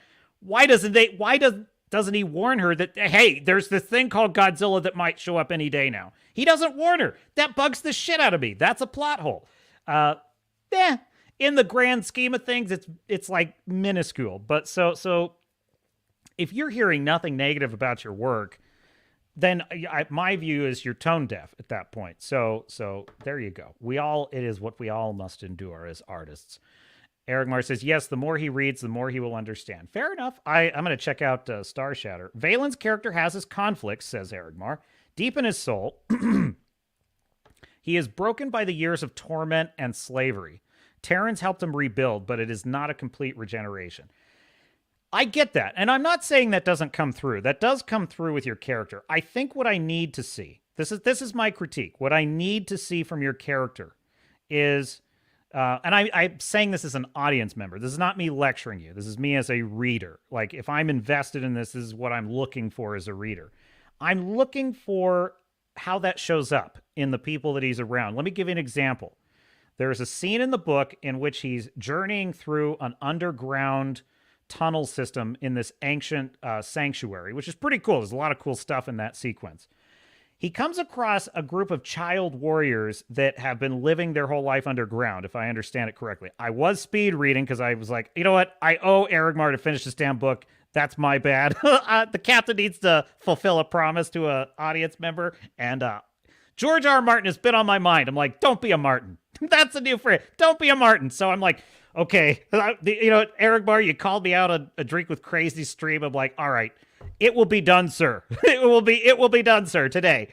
And it will be. I've got this little sliver left. All right. So he comes across these child soldiers living in this mind. And I will tell you, this is one of the most intriguing sequences in the whole book for me, because I found myself, you know, he wakes up after this spiritual battle, and it was to recover this mech. So it's like this giant walking machine, and he's going to use it against the slavers, which I thought was interesting.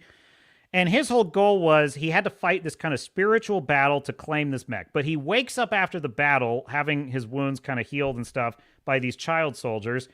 And he comes into an immediate conflict because the child soldiers are here to claim that they're just survivors in these dungeons. They are going to claim the mech for their own mission to protect these ruins. And they tell this to Velin. They say, oh, no. We're going to claim this mech. We found it. It's to protect ours. Now, this had me leaning in because I'm like, well, this is interesting. How is Velin going to handle this? Because Valin's world is very black and white. In Valin's world, you're either the enemy or you're not. And if you're the enemy, your head's going on the spike, okay? Which is great. So this presents an interesting challenge. Here, he has someone who's opposing his mission, but is also someone he sympathizes with because they too are, you know, victims of this world of like slavery and this just Mad Max world. So what I was interested to see was, how is he going to thread the needle of like telling these kids no, but they are also warriors, let's don't forget. What happens if they say, no, you're going to have to take it by force, and if you try that, you're going down? Well, I know that Velin can slaughter all these kids without breaking a sweat. Well, that's interesting. That's super interesting. But what happens is he tells the kids, no, I got to use this to protect this town. This is way better because, you know, this is a better use of the mech. And they ultimately agree with him. I felt that was unearned. I felt like I wanted to see more of a challenge in that, because here's the deal. Velin is very good at killing bad guys, but is he good at convincing people to abandon something important to them? Right now, there is a version where it's like he's a charmer. Well, if he's a charmer, I want to see that. I want to see him earning it. How did he get to be a charmer, right? But my sense is he's not. My sense is he's not a charmer. He sees the world in black and white. It's either you're with me or you're against me. Well, it turns out, in my view, that that's a perfect angle for his kind of opposite polarity, which is, well, now he's in a situation where that's a problem. Seeing things in black and white is a problem in this specific circumstance. What if the kids say, we'll kill you if you try to take this mech, we are sworn to die to claim it? And what if Velin says, well, I need it for my mission?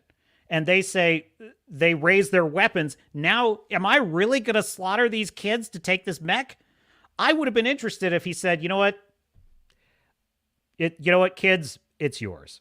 And then Rhea says, what's the deal? We need the mech. He's like, you know what? We're just going to have to win without it. I'm not going to slaughter a bunch of kids for it. That would be pretty interesting. He has to make a sacrifice. Or how does he convince them? So listen, with great respect. I hope you don't take this personally. I'm not in any way trying to knock you personally. This is purely a professional to a professional. I'm critiquing the work, and I'm just saying this is what I see, and there's great opportunity there. So I guess what I'm seeing is that's an opportunity for those conflicts you're talking about to bear out in the world, right? And so Just my thoughts. That's all I will say on the matter. Cara says, I think Velin fits that description. The captain doesn't know all the background yet. Fair enough. Could be. Argylle says, you are yet to read the final chapter. Also fair enough. Also fair enough. And Cara says, I think those are good critiques so far. Well, I appreciate that. All is meant in a spirit of admiration. It is all meant in a spirit of, look, we're on the same team. I can guarantee you that. We are Iron Age creators. We are in this together.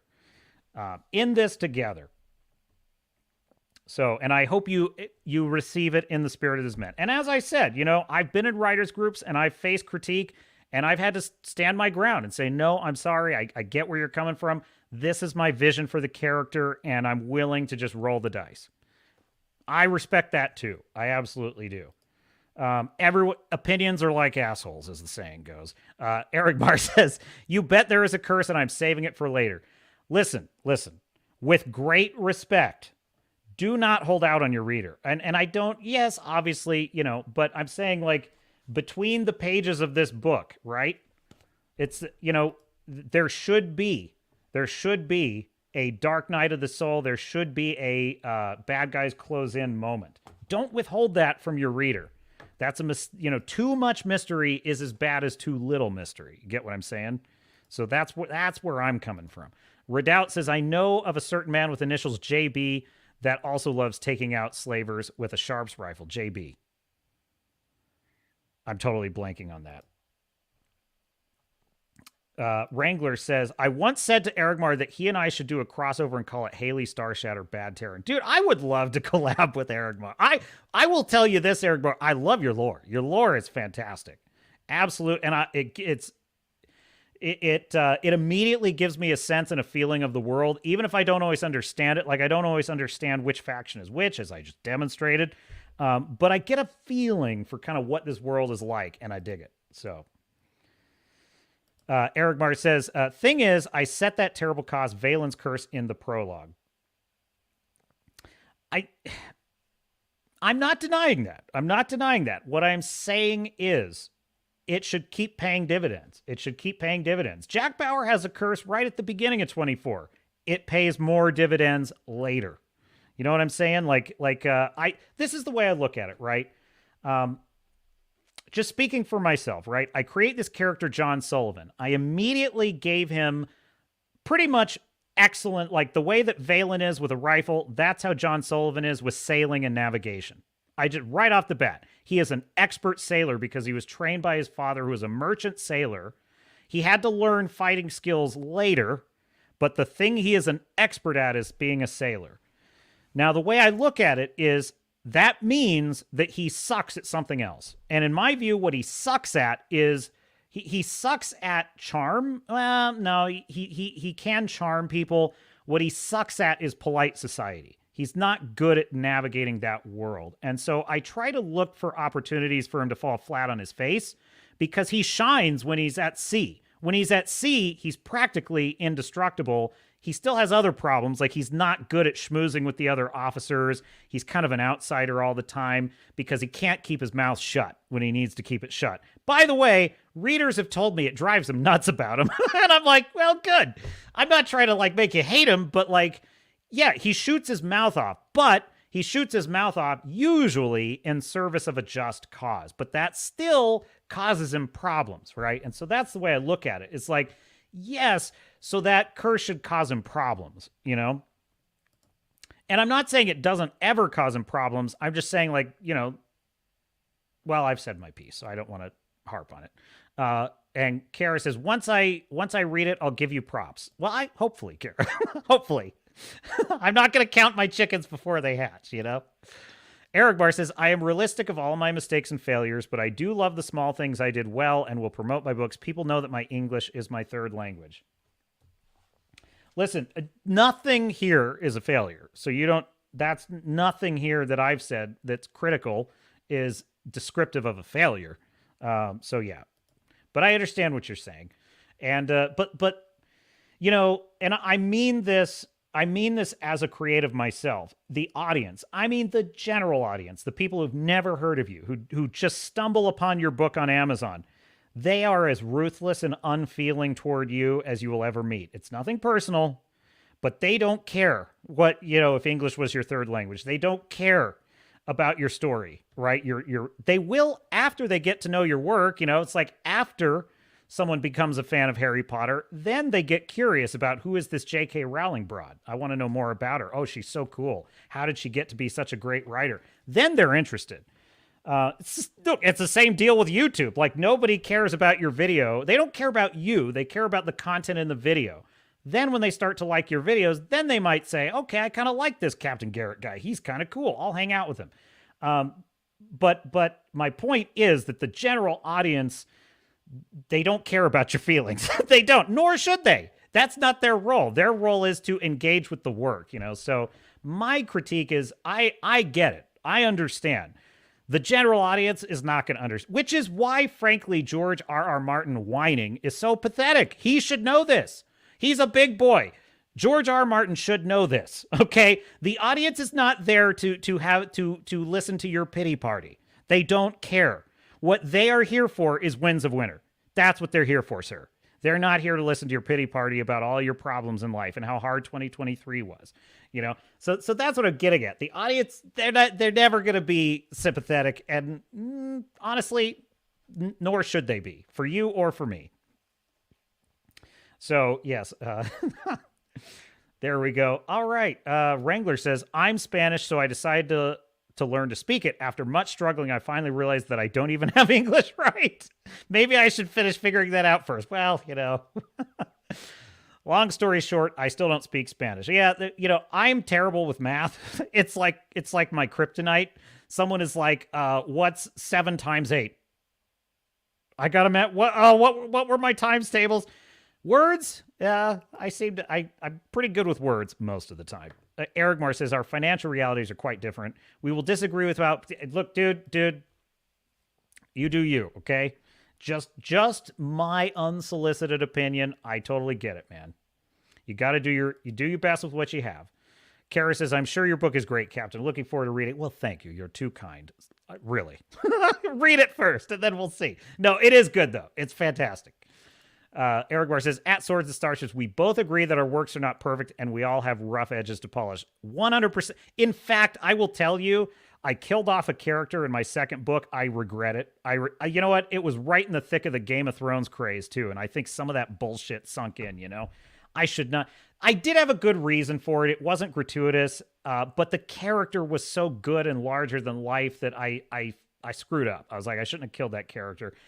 And then there are some other things, like in the very early chapters of the book, there are things I'm tempted to edit out because they just, I was unsure about including them in the beginning anyway, and a friend of mine talked me into it, and I was like, now I look back on it, and I'm like, I feel like this is gratuitous, and I should have left it out. Because it didn't really matter all that much to the main thrust of the story. Live and learn, but I settled on the decision. I'm not going to edit it out. That's the work. I'm going to move forward and work on just getting better in my next book. So that is where I'm at with that. So Wrangler says, I just finished Twin Sons of Corolla, the follow-up to Star Shatter. The series is picking up. Awesome. Dude, this is totally Iron Age's takeover. Iron Age's takeover on the Captain's Cast today. Yes! Yes! Iron Age's takeover. Absolutely. You know what we need for that? Iron Age is takeover. We're talking about Star Shatter by Erigmar in the chat, a.k.a. Black Knight. That is a gorgeous cover, though. That is a gorgeous cover, my good sir. I love it. Excellent lore. I'm excited to read the first. I should have started with the Star Shatter proper, I realize, because I don't know all the lore. So there you go. Check out his book on Amazon. Great classic pulp fiction, unapologetic badassery, hunting down slavers. Who can hate that? I love that. By the way, actually, my character John Sullivan has a lot in common with Velin, because the whole thrust of John Sullivan is he was out sailing with his father. He was growing up on a ship. He had this kind of beautiful life as a kid, but then Barbary pirates enslaved his family. He was a slave, and he managed to escape, but the rest of his family are still stuck there. And so that's kind of he has this driving hatred of the Barbary pirates, and he hates all slavers, which is partly why he's a man in a time where slavery was still a very unfortunate reality of American life. And he has a friend who's African American, and so that becomes he has a certain understanding that average Americans are a little less clear on. It's like, so he feels a camaraderie and a shared hatred of all slavers of all kinds, including those in America, which is a great element for his character. And so yeah, they actually have a lot in common. Green girls for the win. Totally agree, Wrangler. Eric Marr says, I killed my characters in my... Oh, don't spoil it. Don't spoil it, Eric, but I haven't read it yet. Yeah, dude, I'm telling you. George R. Martin, look, I admire why he kills characters the way he does. I admire that. He wants you to be afraid to turn the page. The problem is there's a cost. Now, I say that characters must pay a price for who they are. That's not just a storytelling rule. That's a life rule. Everything we do in life has consequences. It just does. Look, why is post-traumatic stress disorder such a talked about issue? Because we understand that even soldiers that do something that's in service of a just cause, police officers who have to, shoot someone in the line of duty to save a life, there's a psychological cost for that. There's a price that is paid for that. And so it's not just a storytelling rule. It's how you, I think, in my view, it's how you make grounded, real lifelike characters, because it reflects the reality of life that we pay So anyway, there you go. Iron Age's takeover. That's it. That's it. Dan Vasc. He said Geeks and Gamers his takeover. Or what did he say? Dan Vasc his takeover. That's what that comes from. Starfieri says, cover reminds me of the Ace books I used to buy, Forbidden Planet in the late 80s. Oh, I know. That I love that. I love good covers. Dude, I love good covers. Wrangler says, On the Water chose Blood and Oak. In the Cosmos chose Star Shatter. I love it. Hat Tip, Iron Age, Fu Man Blue, Jay. Yes. It doesn't suck, says Fu Man Blue to Cara. Awesome. All right, let's get on to my next story, because, Iron Age's takeover. So, which is why I wanted to check out the fact that Eric July, he got there's some drama. I'm not trying to get into internet drama, but I'm curious. I am very invested in the Rippaverse story because, I greatly admire what Eric July is doing with his Rippaverse comics. I think this is brilliant. I think his business model is genius. I really do. My aspiration is to, as closely as I can, mimic that kind of a business model. I just think it's so brilliant.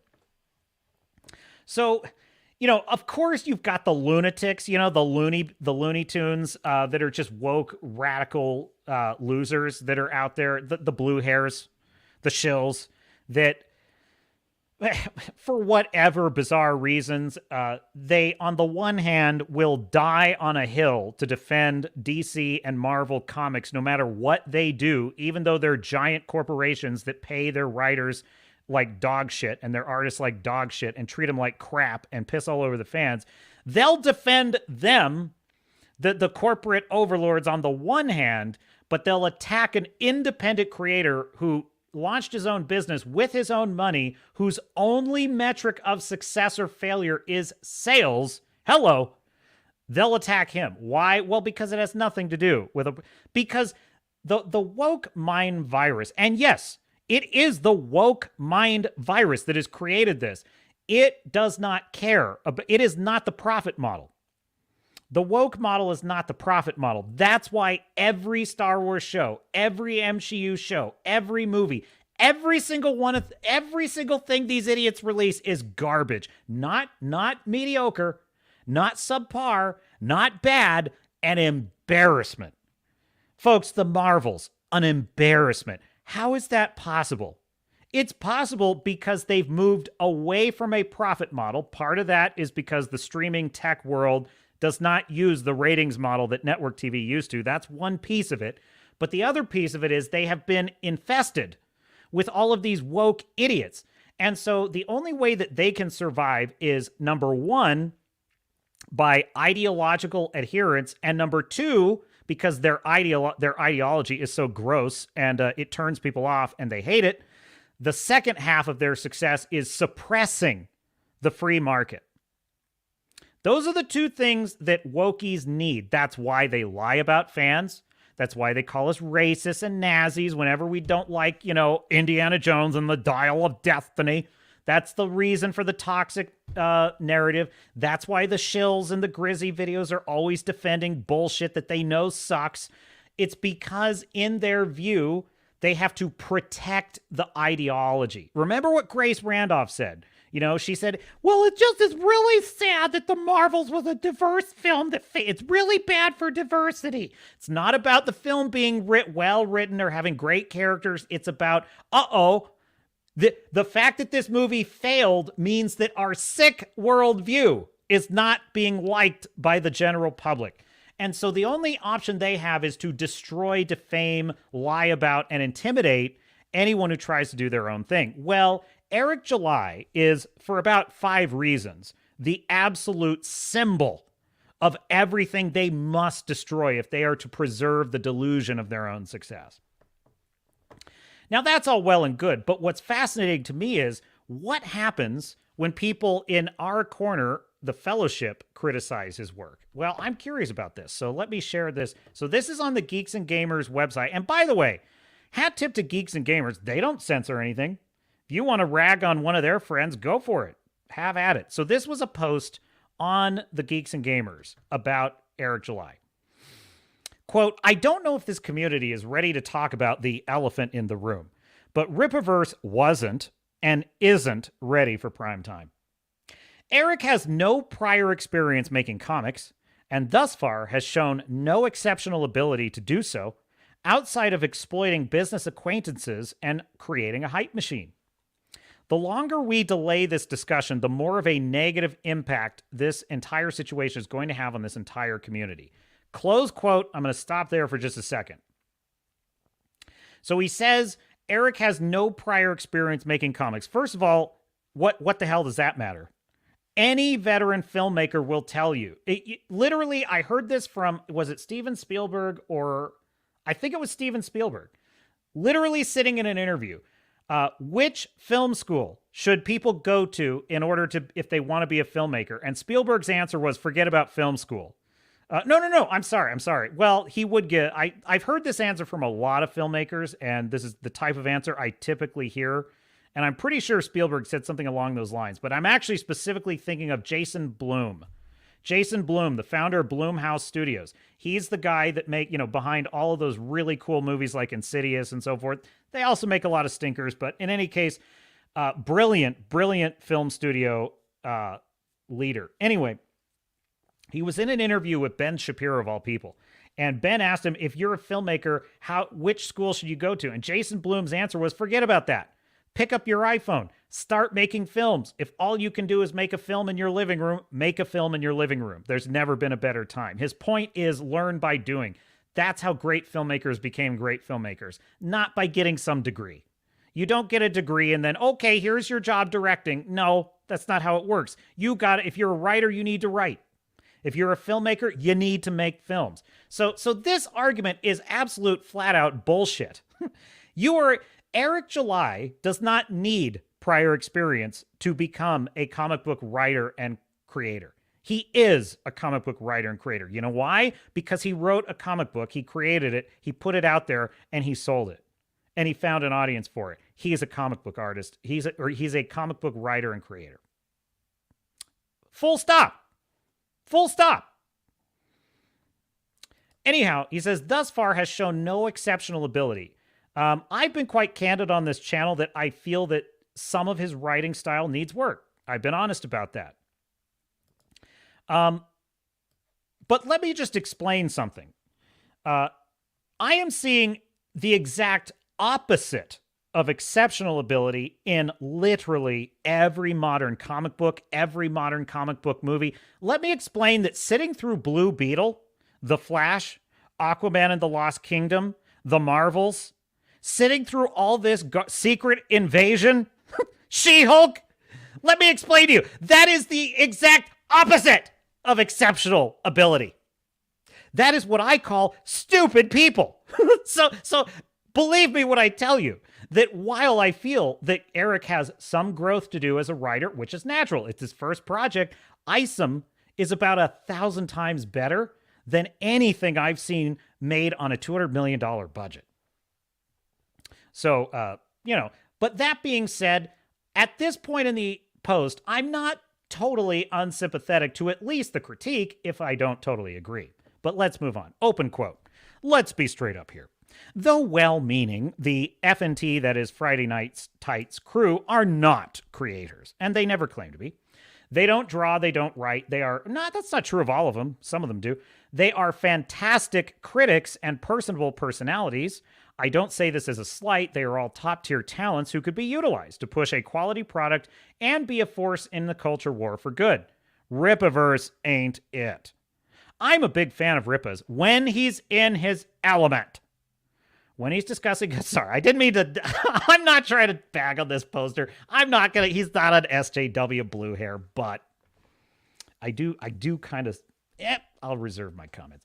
When he's discussing politics, when he's rallying his fans, when he's a guest on these shows, and I'm going to be frank here, and even reserved, he is a terrible businessman. He is a terrible comic creator. Close quote.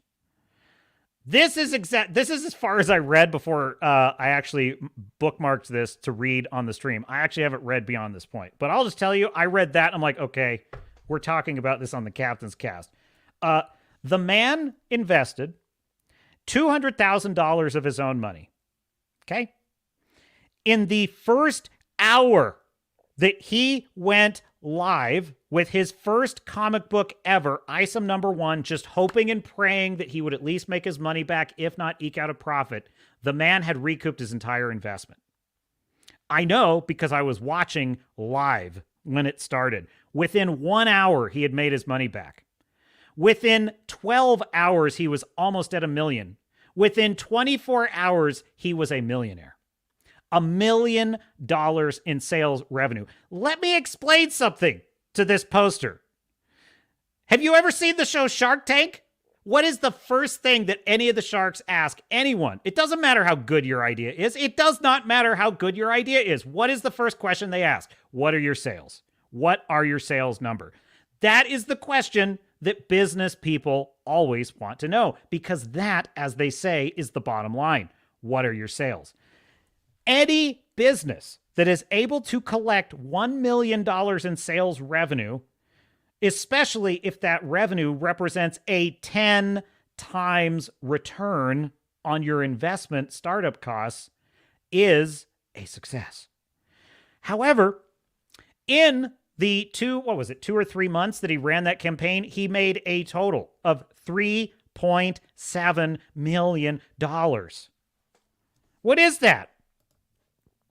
10x is considered extraordinary success, right? 10 times. So 3.7. This is how bad I am at math, folks. 3,700,000 divided by 200,000. That was his investment. That's an 18 times return on his money. 18 times return on his money. Excuse me. Like, could you show me where that is at the bottom of the heap as business people go? I'm just saying, okay? Let's not mince words. Let's be frank here. I mean, this is a ludicrous statement, okay? This is a ludicrous take. No, this is not a bad take. This is ludicrous. Like, absolutely off your nut stupid. I'm just being frank and even reserved. I don't even care even if it's a bad product. You know what I mean? Like, it's not, but even if it were, it's like, well, he's a hell of a salesman. You know what I mean? I got a $3.7 million return selling a book about sand in the desert. You know what I mean? So anyway, open quote. He's cheap. He doesn't cheap. He invested $200,000 of his own money.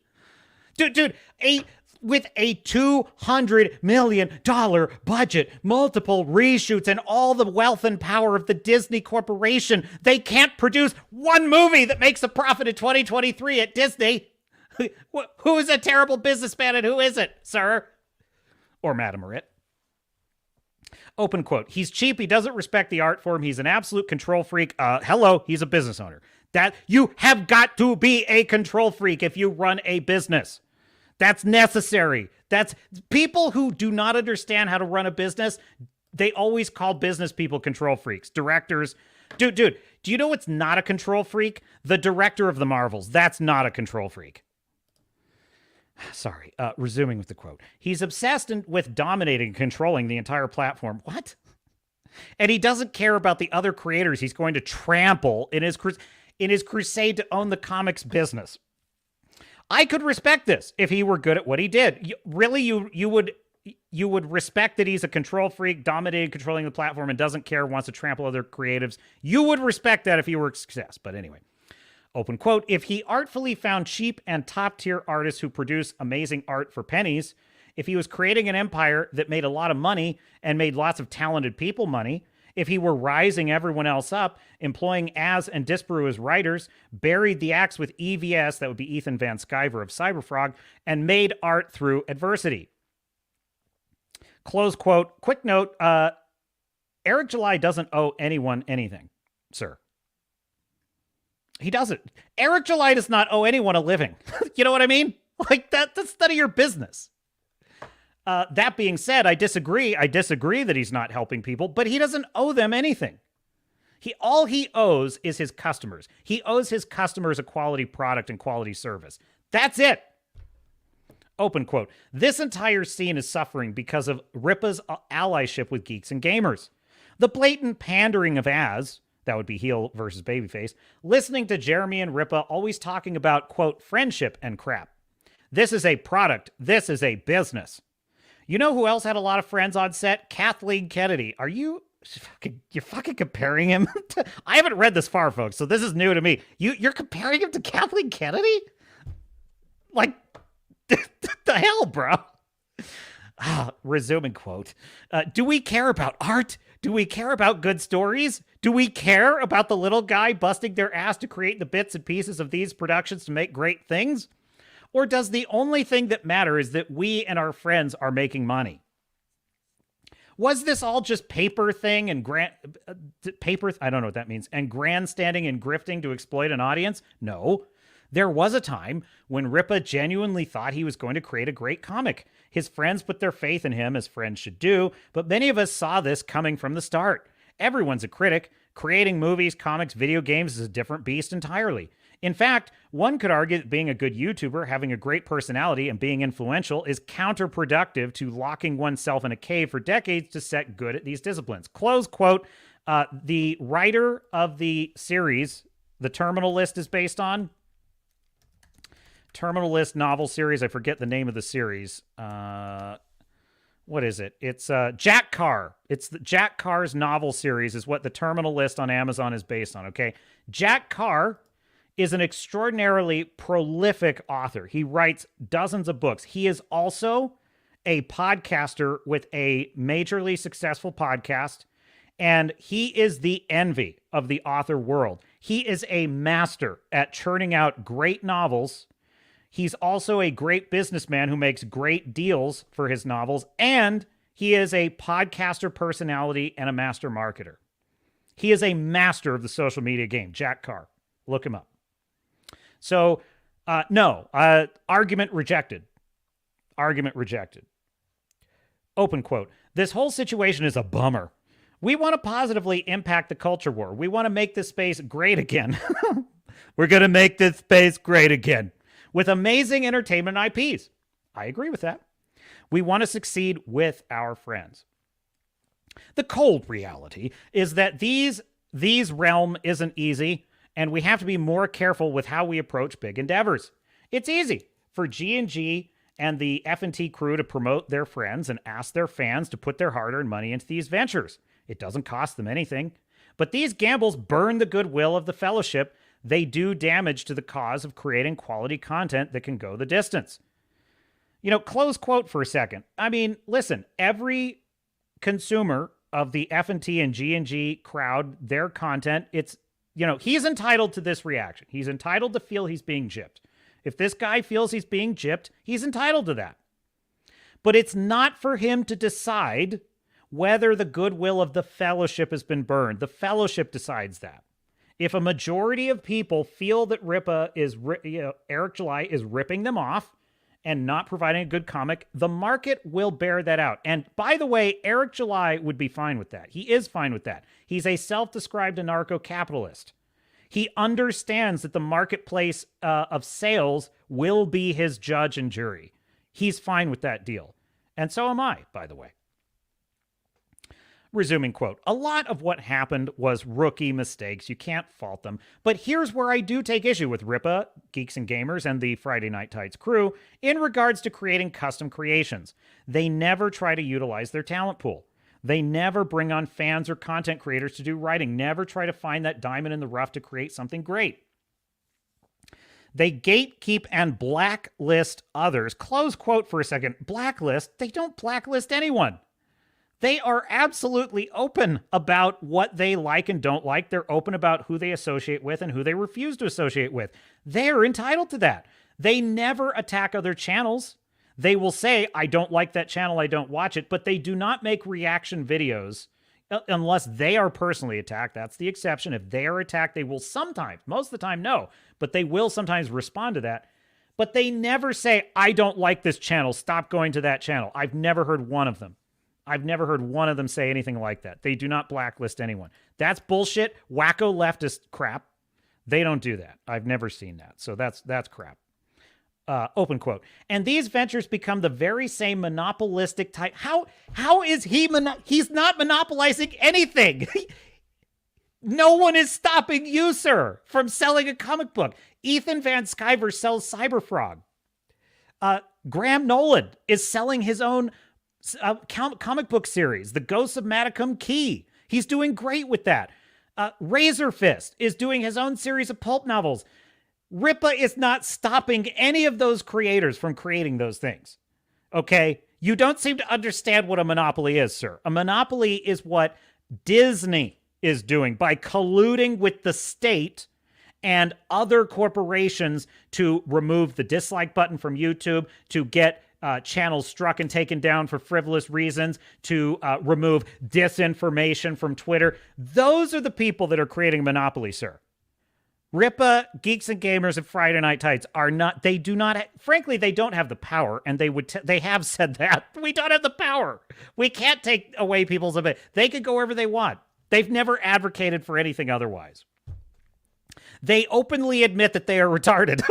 They openly admit it. They're retarded people. You shouldn't listen to them. They're bad people to take life advice from. They've all said that. And you know what? They're right. You shouldn't be taking life advice from me either. I'm a total screw up. But this channel is the one thing the captain's got right this last year. So like and subscribe if you're enjoying the content. But anyway, let's close it out. Open quote. Lots of money have already been made, but who knows what the fallout will be, and this animus builds and builds and builds. For you, not for me, sir. No one is addressing the elephant in the room. Everyone's acting like everything is fine while the goodwill of the fans are being exploited. While shady business practices are being made. Again, I don't think this was fully done with malice or purely out of greed, but this is the same story that happened with Star Wars. Strange to see these guys cover the destruction of one medium for so many years while seemingly learning nothing from it. Nepotism, hubris, greed, jealousy, everything but hard-earned talent doing their craft for the fans and the love of the genre, close quote. Who is this post? Well, they're entitled, that was from Ill-Tempered Tuna is the name of the account on Geeks and Gamers. Listen, they are totally entitled to that opinion. I think it's a pile of crap. I think it's a bunch of bullshit. I think this is a kind of envy. I think it's unbecoming. There's about 10 false statements in there, like just provably false statements in there. So right off the bat, but I'm just going to tell you my overall reaction to this. This is a bullshit leftist argument. This is a bullshit leftist argument. Are the Geeks and Gamers crowd, the Friday Night Tights crowd, are they perfect people? No. They do their thing. So do they sometimes? I mean, they seem mostly to be a pretty drama-free crowd. The only drama is people that claim that there's drama. That's the only time this is drama. Like, this is drama. But I never see drama between those creatives. In fact, whenever there's like some kind of controversy, they refuse to comment on it. Like there was the whole thing between Nick Rekieta and Ripa having some kind of argument.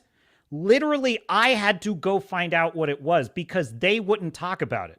They kept getting super chats on D-Day Cobra. Jeremy kept getting super chats saying, hey, what side are you on with this whole Ripa versus Rekieta thing? And he said, I don't get engaged in that. I'm not going to comment on it. So it's provably false that they are engaging in blacklisting and attacking other channels and all this bullshit. It's absolute false. But the real reason I say this is a bullshit leftist argument is because if Ripa is selling a product that is a swindle, then the market will correct that. Because Ripa does not have the power, nor would he seek it. That would be Argylle. He does not have the power, nor would he seek the power to censor, block, ban, or otherwise hinder anyone else in the creation of their business, their art, or their YouTube channels, or whatever it may be. Never has he or anyone else in this sphere argued for that. Never have they engaged in it that I have seen. So they are not stopping anyone from doing their thing. And in that environment, the market will be their judge and their jury. And if they are selling an inferior product, their business will not succeed. What more do you want, sir? What more do you want? That is the fairest arrangement you can get in society. By the way, that is the reason leftists hate capitalism. That is why they hate it. Because they can't control it. The real control freaks are people making these kinds of arguments, in my view. These are the real control freaks. Not Ripa. Ripa is successful, and you've got some kind of issue with that, Mr. Tuna. That's my opinion. So there you go. What does the chat think? So there you go. Yeah, I think that's a bunch of bullshit. I'm not going to read all the replies because we'd be here all day, and frankly, I don't really care. You have gotten the captain's opinion, and that's the one that makes the most difference. So there you go. The Lord Otter is in the chat. Well, look what the cat drag did. Hail, welcome, Lord Otter. Wrangler says, where's Otter's chat? There he is. Athletic something or other. Fu Man Blue says, who wrote this article? It's slanted as a mainstream take. Well, look, I'm willing to give the benefit of the doubt. It's a Geeks and Gamers member on the website. They just made this post. The title of the post is, what is the title? A frank discussion about the Ripaverse, about the Ripa situation. So if you go on Geeks and Gamers, you can find it in the forums and check it out. If you want to read all the replies. I'm willing to give them the benefit of the doubt that they are not coming at this as a leftist lunatic. But that is a woke, like, loser take, in my view. I'm not saying the person is. I'm saying I'm willing to grant them the benefit of the doubt that, in my view, they're misguided on this issue. And it's just a reality. And, I would say, I mean, I get the vibe that this might be a creative here. This might be an aspiring writer or something, because they kept talking about how he's gatekeeping and he's crushing the industry. And I don't know. But if this is like an artistic type, I would say, Mel Robbins has a really good point about envy. Envy is actually a useful emotion if you have the right attitude about it, right? Envy, whenever you feel envious of someone, and let's face it, we're all human, we do. We all feel envious. Hell, I feel envious of Ripa. I envy what he's creating. I envy George R.R. like you wouldn't believe. But rather than looking at that envy as like giving into that feeling and looking at it as like, yeah, and they aren't doing anything to help me. What have they ever done for me? It's like, rather than look at it that way, I look at it the way Mel Robbins does, which is envy is like a compass needle that's pointing at something you want. It says, that's something I care about. Because if someone has something you don't want, you're not envious. If someone is like, look at, like, for example, there's people that absolutely are so proud of like their pristine custom 1960 Aston Martin or whatever it is, and they're like, oh, don't you wish you were me? It's like, not really. I don't care about cars. I am a tall ships man. I am a nautical man. I like a good tall ship. If you had your own if you had your own 19th century frigate, then I'd be envious of you. But your Aston Martin, beautiful car, could care less that you have it. So envy is a compass needle that is pointing at what you want. And the second piece of this, as Mel Robbins puts it, is it means that you're looking at something that's also possible for you. When you find that there's someone out there that has something that you feel somewhat envious of, look at it as, hey, that's proof it's possible for you, right?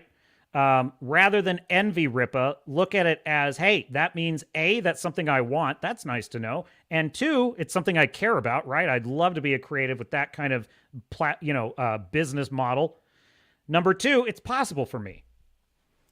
But resistance loves to come in the form of envy, which then, if you go the other way, it turns into resentment and bitterness, and that is poison to your work. And so I get a little bit of a vibe there.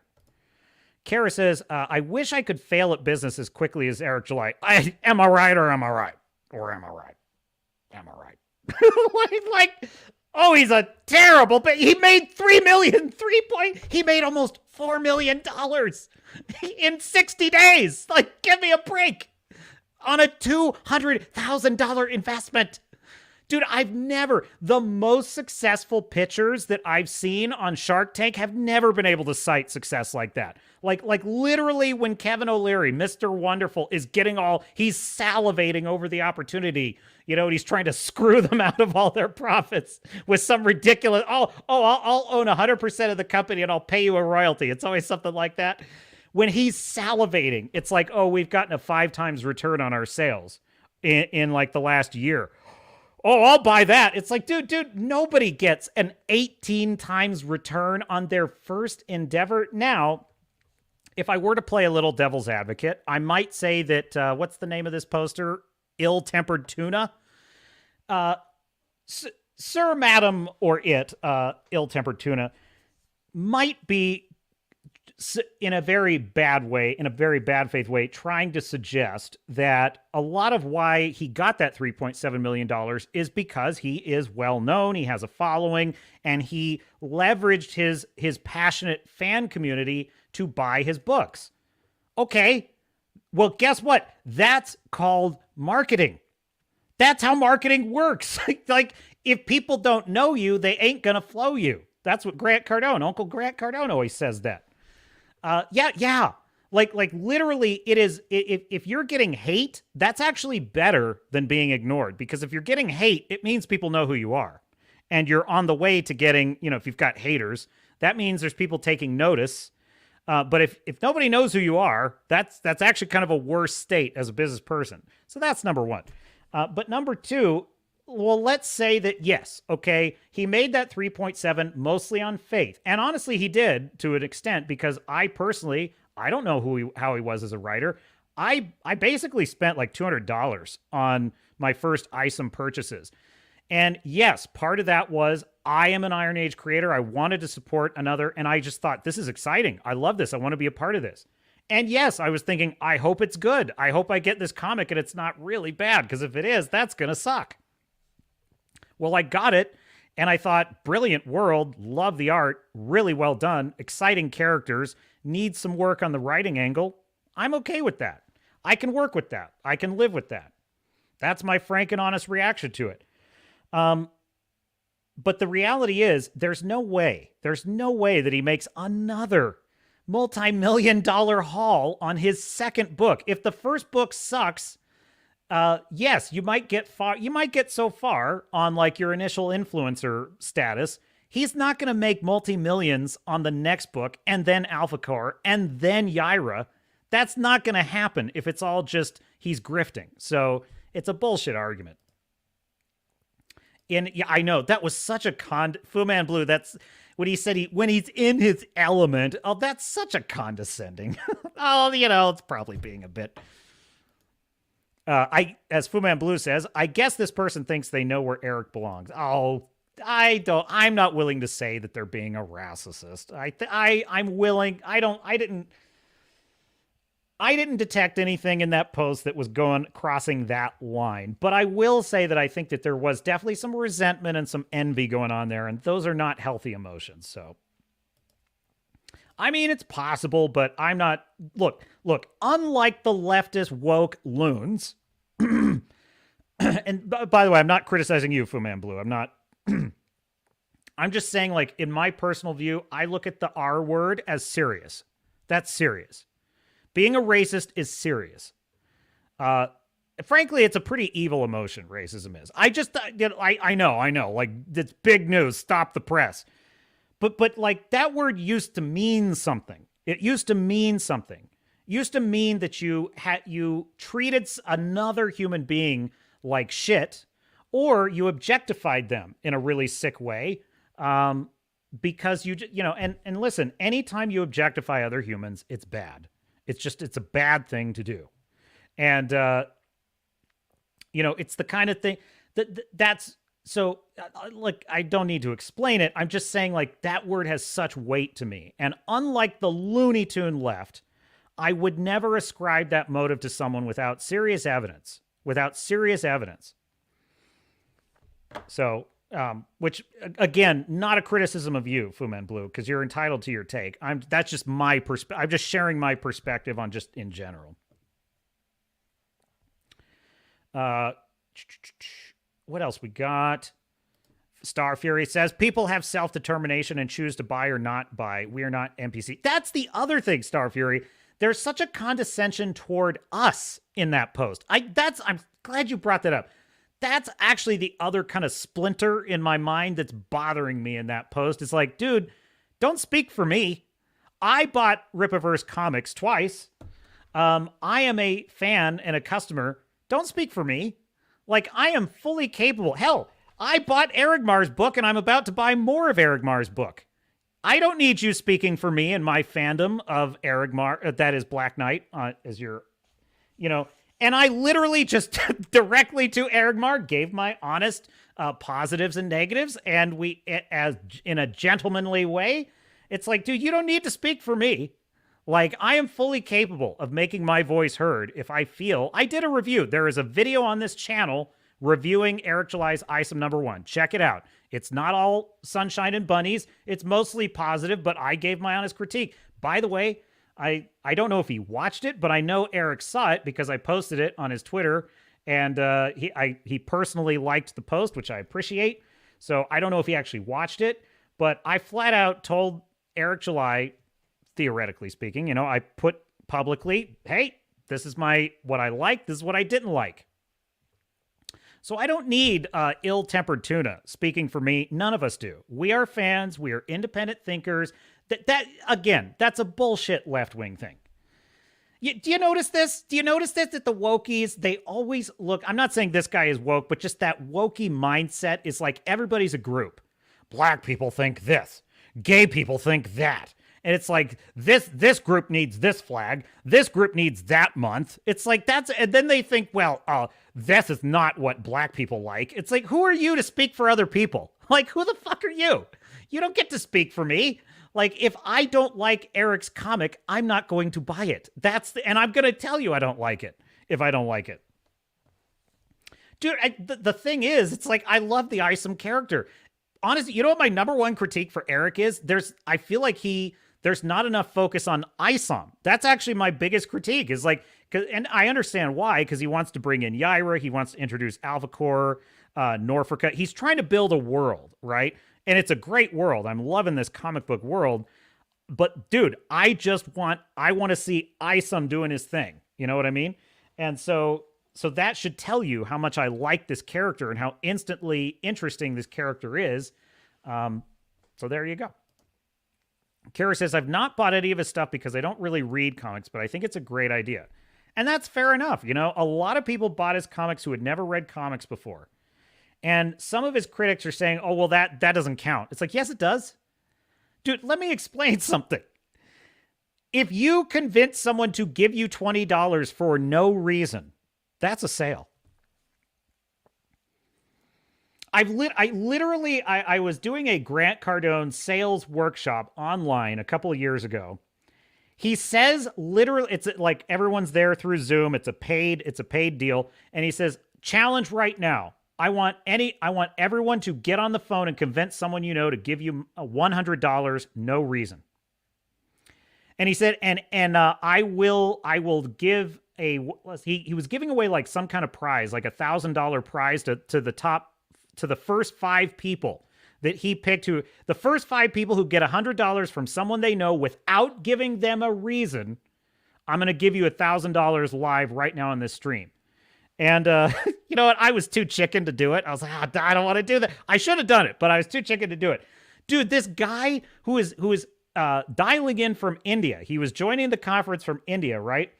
He gets on the phone. He's live on the Zoom call. He says he's calling his brother. He's like, brother, yes, I need $100. Yeah, I just need it. Yep. Can you give it to me now? I don't have time to tell you about why. Will you please just trust me and give me $100? Okay, okay? All right. And he's like, Grant, he's giving me the $100. Dude, you wouldn't believe how many people on the stream were able to get $100 from someone they knew without a reason. Now, why did Grant ask for that demonstration? Why? Because he was demonstrating, folks, that's sales. He's not saying sell people something with no value. That's not his point. He's like, no, you need to provide value. In fact, you need to provide more value than you even promised. But the thing that people get in their heads with sales is that they think, well, sales is what you do on a used car lot. You know, sales is what a realtor does when they want to get something. And his point is everybody is a salesman. Everybody is. If you want your wife to go with you to see Godzilla -1, you got to sell her on it. Oh, Godzilla, that's about a monster. I don't want to see that. Oh, trust me, babe. It's not like you're thinking. It's going to be good. That's sales, folks. You want to get your kids to believe in your values, you got to sell them. So his point is, that's all sales is convincing another person to trust you and believe in you. And that's a skill. And so my point is, like, if you convince someone to buy a comic who's never bought comics before, congratulations, you're a salesman and a businessman, and I salute you.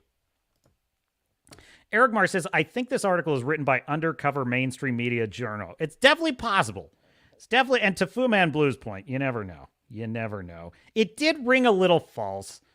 It did. I mean, I'm not willing to go so far as to say that they're a total infiltrator. They seemed somewhat respectful, and look, let's face it. I've heard mutterings of this because some people did not think Eric's book was that good. That's fair enough. That they're entitled to that opinion. And yeah, so there you go. Cara says, well, you're too kind. This channel is great. I've been having fun listening and interacting with you guys. I'll tell you, when I started this, thank you. That's a very fine compliment. It means the world to me. But I will tell you, when I started this channel, I was looking at it as like a podcast. I was like, I'm gonna do videos and I'm gonna have a podcast. And I don't mean that in a pejorative way. There's nothing really wrong with that. It's just an old model because, like, I'll tell you right now, regardless of what you think of him, whether you agree with him or not, Rush Limbaugh was he was the greatest podcaster in modern parlance, but radio broadcaster of all time. And if he were still alive, he still would be. He had an audience 6 times larger than Joe Rogan up until he died.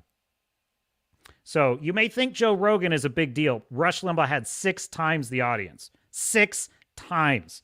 No one's even ever come close. That's an influencer right there. And but the thing is, Rush Limbaugh was genius. He was so good at what he did. And if you ever followed him, you'll probably notice I use a lot of his rhetorical techniques. You know, like he used to always say roll tape. I like that. So I just pick up things for people I like and I use them. Now, my point is, though, Rush's model was it's him talking and then he would take calls. That's the radio model, right? People call in, they take calls. That was the equivalent of the chat, right? People would call in and he'd respond. The funny thing is, I used to think, why would someone ever call? It's so hard to get through. But then I also thought, like, I just prefer when it's just him talking. I don't really like listening to the callers. But then I got to the point where I kind of liked it. And then I got on the YouTube and I thought, well, this is like a radio show. I'm just doing a radio show. But the thing is, then I start interacting with you guys in the chat and I start having fun. And now when I watch a stream of like Jeremy on Geeks and Gamers or whatever, and they're interacting with the chat, it's like, I get it. I get it. I understand why the chat is so important to them. I kind of used to think they were being a little phony when they said, "You chat, you're the star of the show." I used to think that was more of a rhetorical. I'm telling you, I know they mean it now because it's like, dude, the light went on for me. It's like a YouTube channel is not a show in the traditional sense. It is a community. It's a fellowship. That's what you're creating on a YouTube channel. That for me, that's a paradigm shift. And that's owing to you. As Jerry Bruckheimer said, the audience is the genius in the room. I have an amazing, look, I love spending my Sundays with you. It's the best thing in my week. I'm telling you. So thank you. But I finally understand what they're talking about.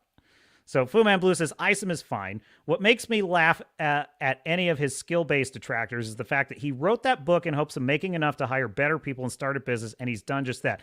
100% Fu Man Blue. I mean, you absolutely nailed it right there. That's it. That's the thing that this guy's missing.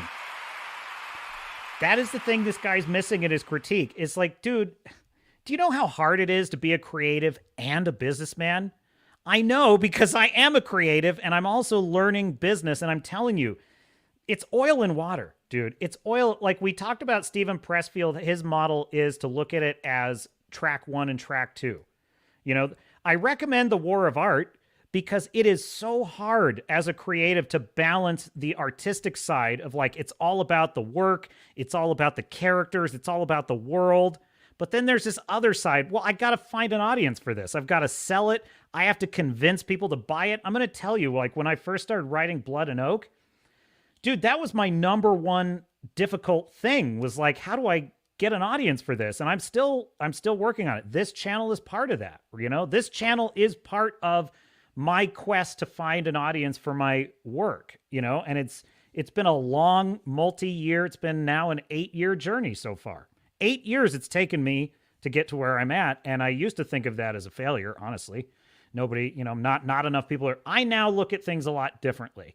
I really do. I see it as like, you know what, every, you know, thing that you learn is enough. You know, I've learned so much. You know, that's the other thing. This article is so envious and so jealous in its tone of not just Ripa, but the Friday Night Tights and the Geeks and Gamers crew. I'm going to tell you that, like, before I discovered Critical Drinker and then discovered Nerdrotic and all the others, I had no clue how to do a podcast. You wouldn't believe the weird things I tried. I tried recording little 7-minute, don't look for these online, by the way. I tried recording little 7-minute things on what's the name of I think it's Anchor. Anchor's the name of the app. You can literally start your own, I'm not knocking this, by the way. I would just have random musings about things, and I had no idea what I was doing. I tried building a really good Instagram page for a while. I tried doing like Instagram reels. You know, I tried all these things, right? And I just could never, I hated it. I was like, I like talking, as you can well see, my dear audience. But I didn't know what to do. Like, you know, and sitting in front of that microphone was like, this microphone, I owned this for 2 years and it did nothing. It did nothing. At the time I have a techie friend who he's really good with this stuff, audio equipment and stuff. He told me, get a Shure microphone and get all this stuff. I spent like $800 on it. And which, you know, I did not need to spend that much, but at the time I did. And this microphone sat on my desk doing nothing for like 2 years. Okay. Then I discovered Critical Drinker at kind of a low point. And at the time, I would say I was sort of half blue-pilled, you know. I knew that I did not like a lot of what was going on, but I felt kind of alone. I felt like, you know, maybe it's just because I tend to be a conservative guy. I mean, I don't really think of myself as a conservative. I'm more of a libertarian. I consider myself an Americanist, which is the principles of the founding documents of America are what I believe. So read the Constitution, the Declaration. That's what I believe. And I don't think it's not open to interpretation, by the way. Those words are very plainly written. Everyone who reads them know exactly what they mean. Anyone who tries to convince you they don't mean what they say is lying, and they have an agenda. So they're not complicated. It does not, 9 people in black robes are not needed to understand those documents. That's a bunch of bullshit. It's been fed to you. So anyway, those are the principles I believe. They're universal. They unite people. They do not divide people. They end slavery. They don't support slavery. So I am an Americanist. But even so, I felt alone because most fans, that I spoke to seem to, oh, well, strong women. Well, yes, I love strong women in storytelling. I love Ellen Ripley. I love Red Sonja. I love Starbuck. I loved Carrie Ann Moss's Trinity. Trinity is one of my favorite characters. I love Trinity from the Matrix films. So imagine how alone that we all felt when we said, but this is not right. What they're doing to Luke Skywalker is not right. So then I find Critical Drinker, and then he did live streams with Gary, and I was like, who's this guy? He sounds like a nerd, which I'm a nerd, but how does this guy have a following? I don't mean that offensively, okay? But I really was like, if this guy sounds like an everyday dude, that would be Gary from Neurotic. But I liked what he was saying, so I start listening to him, and sadly, Rush passed away, and I didn't have much, and I didn't really listen to anything else, and so I started listening to it. Dude, I found Friday Night Tights. I found all this stuff. I had never heard of a live stream before. I did not know that people sat on this platform for 8 hours. I didn't know that was a thing, folks. And when I first discovered this concept, I thought, who the hell would listen to a live stream for 3 hours? Only a psycho would do that. But then I became a psycho. And I was like, I love this stuff. Now, why do I tell you all this? I tell you all this because I could look at the success of Critical Drinker and Neurotic and Geeks and Gamers with envy. And let's be real, I do envy their success and what they've built. I'm trying to build something similar. But I also look at it and I'm like, I'm grateful. If they did not exist, I would never have found my thing. Okay, because by listening to all these guys, I suddenly, it was like I understood. This is what I want to do. This is what I want to do.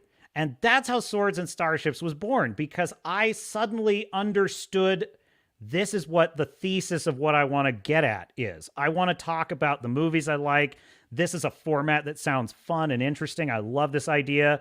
I've always had filmmaking aspirations as well. So the whole idea of camera and everything is cool. I like that. I've always wanted to do that. I've always believed I had the capability to do it. I just didn't have the courage.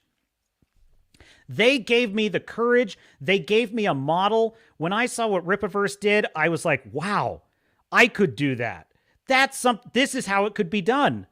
Folks, why I'm saying that is because when you envy and resent people, it blinds you to the gift that they are giving you. Eric July, with what he's done with the Rippaverse, Gary at Nerdrotic, Ryan Kinnell, The Quartering, Baggage Claim, Critical Drinker, Jeremy Geeks and Gamers, Jay Drunk 3PO. I'm just naming all the ones I know of. Nick Ricada, Yellow Flash, Midnight's Edge, Paul Chatto. I mean, all these different channels, they were an education. They were a university I was attending without even knowing it. They taught me everything I needed to know about what I actually wanted to do.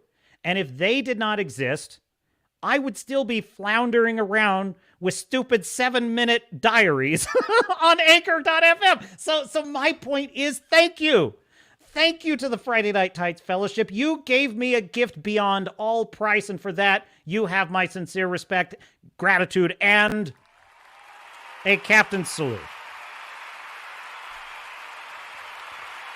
It is I who owe them, not the other way around, and that is my deepest, sincerest reply to ill-tempered tuna, or whatever the frack he's called. That is my reply. Rather than look at it as they owe you something, look at it as you owe them a debt of gratitude for showing you a path. There you go.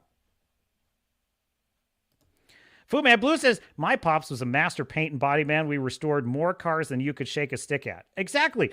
And which is not, listen, I understand the passion. Because nobody gives a shit about tall ships. Nobody cares.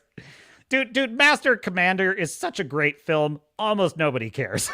Because they're like, all these guys in funny looking hats on sailing ships. Who cares? I want a powerboat. So But that's the beauty of life. The beauty of life is we all have different things that speak to us. But I do understand why people love cars, because they're an engineering marvel, they're a cultural symbol. But more than anything, they are a symbol of freedom, baby, and that's what makes them great. So there you go.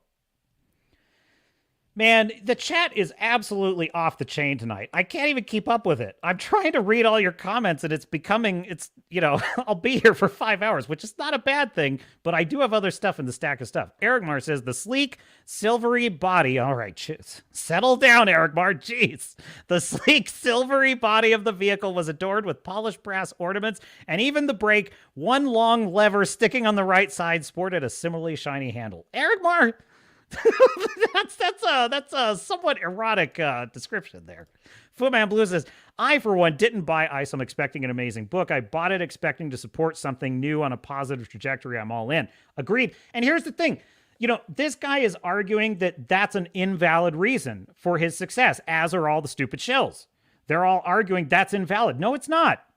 That was the point of Grant Cardone's demonstration with the challenge. Get someone to give you $100 for no reason. No reason given. Why? Because he's demonstrating the bullshit mindset of excuses of why you can't sell or why they won't buy. That's a bullshit excuse that's in your head. It's not real. That was his point in that exercise. Any reason someone is willing to give you money is a valid sales proposition. Well, I mean, yes, obviously you want to provide value to people, and the market will deal with you if you're not giving value to people. So he's not in any way saying be a shyster or a scammer. What he's saying is, people will block themselves with limiting beliefs. No one would ever give me money because my X isn't good enough. My X product isn't good enough, or this or that or the other, or they don't have enough money, or whatever the bullshit reason is. So if people want to give Eric money just to say, hey, here's some money, that's as valid a reason as saying, I love your work, I want more. Both reasons are equally valid. It's a bullshit argument to say otherwise. So, exactly. Melodic Method in the chat. Ahoy, Melodic. Look what the cat dragged in. He feels like he got I feel like we got more backstory on the costume maker than ISOM. Fair enough. Fair enough. Well, what do we have here? We have a super chat.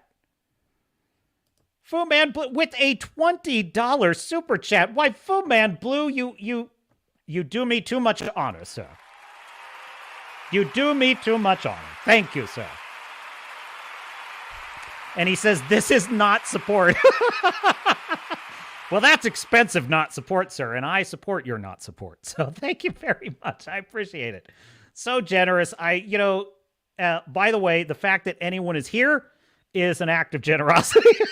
I don't mean to sound pathetic when I say it. No, I do mean that, though. Like, your time, what do they take away from you when you commit a serious crime? They don't take away money. They take away time. Time is it. And so if anyone is spending their time here, I appreciate it. No, Stormcrow. Nobody wants to see that. Nobody wants to see that. Dude, trust me. The one thing I can tell you would never be in my future is an OnlyFans account. I don't think I would. Dude, the South Park After Dark episode where Randy is competing with his wife on an OnlyFans, and he's just acting like he's so desirable, like anyone would want to see that. It's so weird and twisted, and also hilarious. Oh, that's so funny. All right. If anyone else has got some comments I didn't highlight, they really want me to get to, send a super chat. No, I'm just kidding. Resend it at Swords and Starships. I usually can spot those easier, but I'm going to go to my next story because I was going to do the film threat male and pale thing, which is really great, but we've spent so much time on Eric July and George. I want to shift gears a little. So here we have a Grizzy video. Would you like a Grizzy video? I think we would. I have not seen this. By the way, if you don't know, I owe Grizzy a debt of gratitude because he has the most shareable videos for a live stream of ever. They're just so amazing. And if you don't know, Grizzy is a YouTuber. That would be at Grizzy1989. Link is in the description. Please give him a like and a follow. It's the least I can do using so many of his videos. But what he does, Grizzy performs what I like to call a service to humanity. You see, there are these creatures in the wild known as shills. Shills are people who they slavishly, slobberingly worship at the feet of their corporate masters. The corporate masters that are as odious and disgusting as the slavers in Black Knight, a.k.a. Argyle's Star Shatter series. And there are those who are willing slaves of their corporate, state-sponsored, woke masters. These would be shills. Never the story too lame, nor the chick too gay, but that they will slobber over how wonderfully stunning and brave it is. And it's not, and it makes me sick. It makes all of us sick. But what are we to do? We are curious people, we nerds. We must, our answer to things is Spock, or the Professor, or Commander Data, or the Doctor, Doctor Who. What do? We use science, folks. We study the species. We conduct a scientific analysis to understand the complex and fascinating mind of the shill. And so Grizzy goes and finds all these shills, and he puts all of their content in a neat little package with his own brilliant, trenchant analysis and commentary. And he curates it for posterity so that our descendants never forget what we endured in the dark times. And so without further ado, Grizzy has a video about the whole Rocksteady Suicide Squad situation, and I'll let him take it away. Grizzy! Oh wait, hang on. Almost forgot. Like on the video. I have not seen this. Live reaction. Take it away, Grizzy. Going into Batman Arkham Asylum completely blind. I remember hearing Mark Hamill's Joker giggling in the Batmobile. And the first line from Kevin Conroy's Batman. Warden, something's not right. I'm going with him. And being really excited for a darker take on those two characters from those two actors. And that is exactly what we got in the Arkham games. A series of games that are loved by Batman fans and comic book fans. And then to fast forward and see this from the very same company in the very same universe. Kevin Conroy's Arkham Batman, one of the best portrayals of the character of all time, gets a lecture from Harley Quinn and then shot in the face. Suicide Squad killed. And if I may just pause here for just a moment, folks, this obsession with Harley Quinn lately is doing me head in. Okay, as you Brits would say, Starfjare. It's doing me head in, mate. It's doing me head in. I cannot take this obsession. What is this obsession with Harley? Why is she in everything? You know what she's like? She's like, as Jim Gaffigan used, or someone used to say, the cranberries are getting into all the juices. Why does every juice have to be a marriage between cranberry and some other berry? It's got to be cran apple, cran raspberry, what the fuck? Why do people love cranberry? I hate cranberries. They're gross. They're sour. I don't like them. Harley Quinn is like the cranberry. She's getting in every other thing. It's like, now, of course, I'm speaking rhetorically. My theory is she is one of the very few examples of a well-written, leading female character that, let me rephrase. Obviously, there are plenty of examples of well-written female characters. What I mean is she's an example of a female character that the wokies like, but that other people also like, okay? That's rare. That is rare. It's rare that there's a character that the wokies like that we also like that's a female character, and she kind of fits the general archetype that the wokies like. She's a girl boss, but she kind of fits that role because of her history with the Joker, and that's fine. This is why they're obsessed with her, right? Because usually when they have a character, what it results in is, you know what's coming. Put a tick in it, make her gay. Fuck Indiana Jones, put a tick in it and make her name it gay. Well, Harley Quinn is the rare exception that proves that rule, okay? Right? But I'm going to tell you right now, I am so over this character. The original idea of her was cool. She was Joker's therapist. By the way, that is a dynamite idea. She was Joker's therapist, tried to cure him, and instead went mad herself. Now, that's brilliant. That's Nietzschean, that's gazing into the abyss gazes into you. I love that shit, right? Okay, but let's just dial things back a skosh, shall we? She is not the greatest character of all time. Let's stop obsessing over this babe. I've had enough. Roll tape. The Justice League is a much better game than we expected, says Video Game Chronicle. Dude, that is such a shill take. They always say this. Whenever it's garbage, whenever it's woke bullshit garbage, that's always what they say. I did not hate it. I liked it more than I thought that I would. It's definitely not as bad as other things. That's so stupid. They never speak with passion, ever. Gives the game a score of 80. And when you delve into the full article, you see that it's filled with false praise and crazy assumptions that aren't even remotely true. Suicide Squad has a genuinely excellent story at its heart, claims Video Game Chronicle, and a level of graphical quality that in some scenes is genuinely industry-leading. What? Suicide Squad Kill the Justice League is a much better game than the marketing would have you believe. And it's the best DC story in a game since the last time Rocksteady was in town, meaning Arkham Knight. Bullshit. So you're saying that the story in Suicide Squad to Kill the Justice League is better than Injustice 2? Is better than both seasons of Batman the Telltale series? That's an opinion, I guess. But I don't think so, not even close. Now this next part's just hilarious. Suicide Squad Kill the Justice League takes place years after the events of the Arkham games. Not only are those games canon, but the game goes out of its way to explain why Batman is still around following his sticky end at the conclusion of Arkham Knight, referring to the Nightfall Protocol. This is explained in a 30-second voice recording. Several years after faking his death, Bruce Wayne finally returned, drawn back to the light by the metahuman superheroes from Metropolis. They asked Batman to join the Justice League. He accepted. And so, the story of Bruce Wayne, the Batman, continues. His story continues so he can be unceremoniously killed off while sitting on a park bench.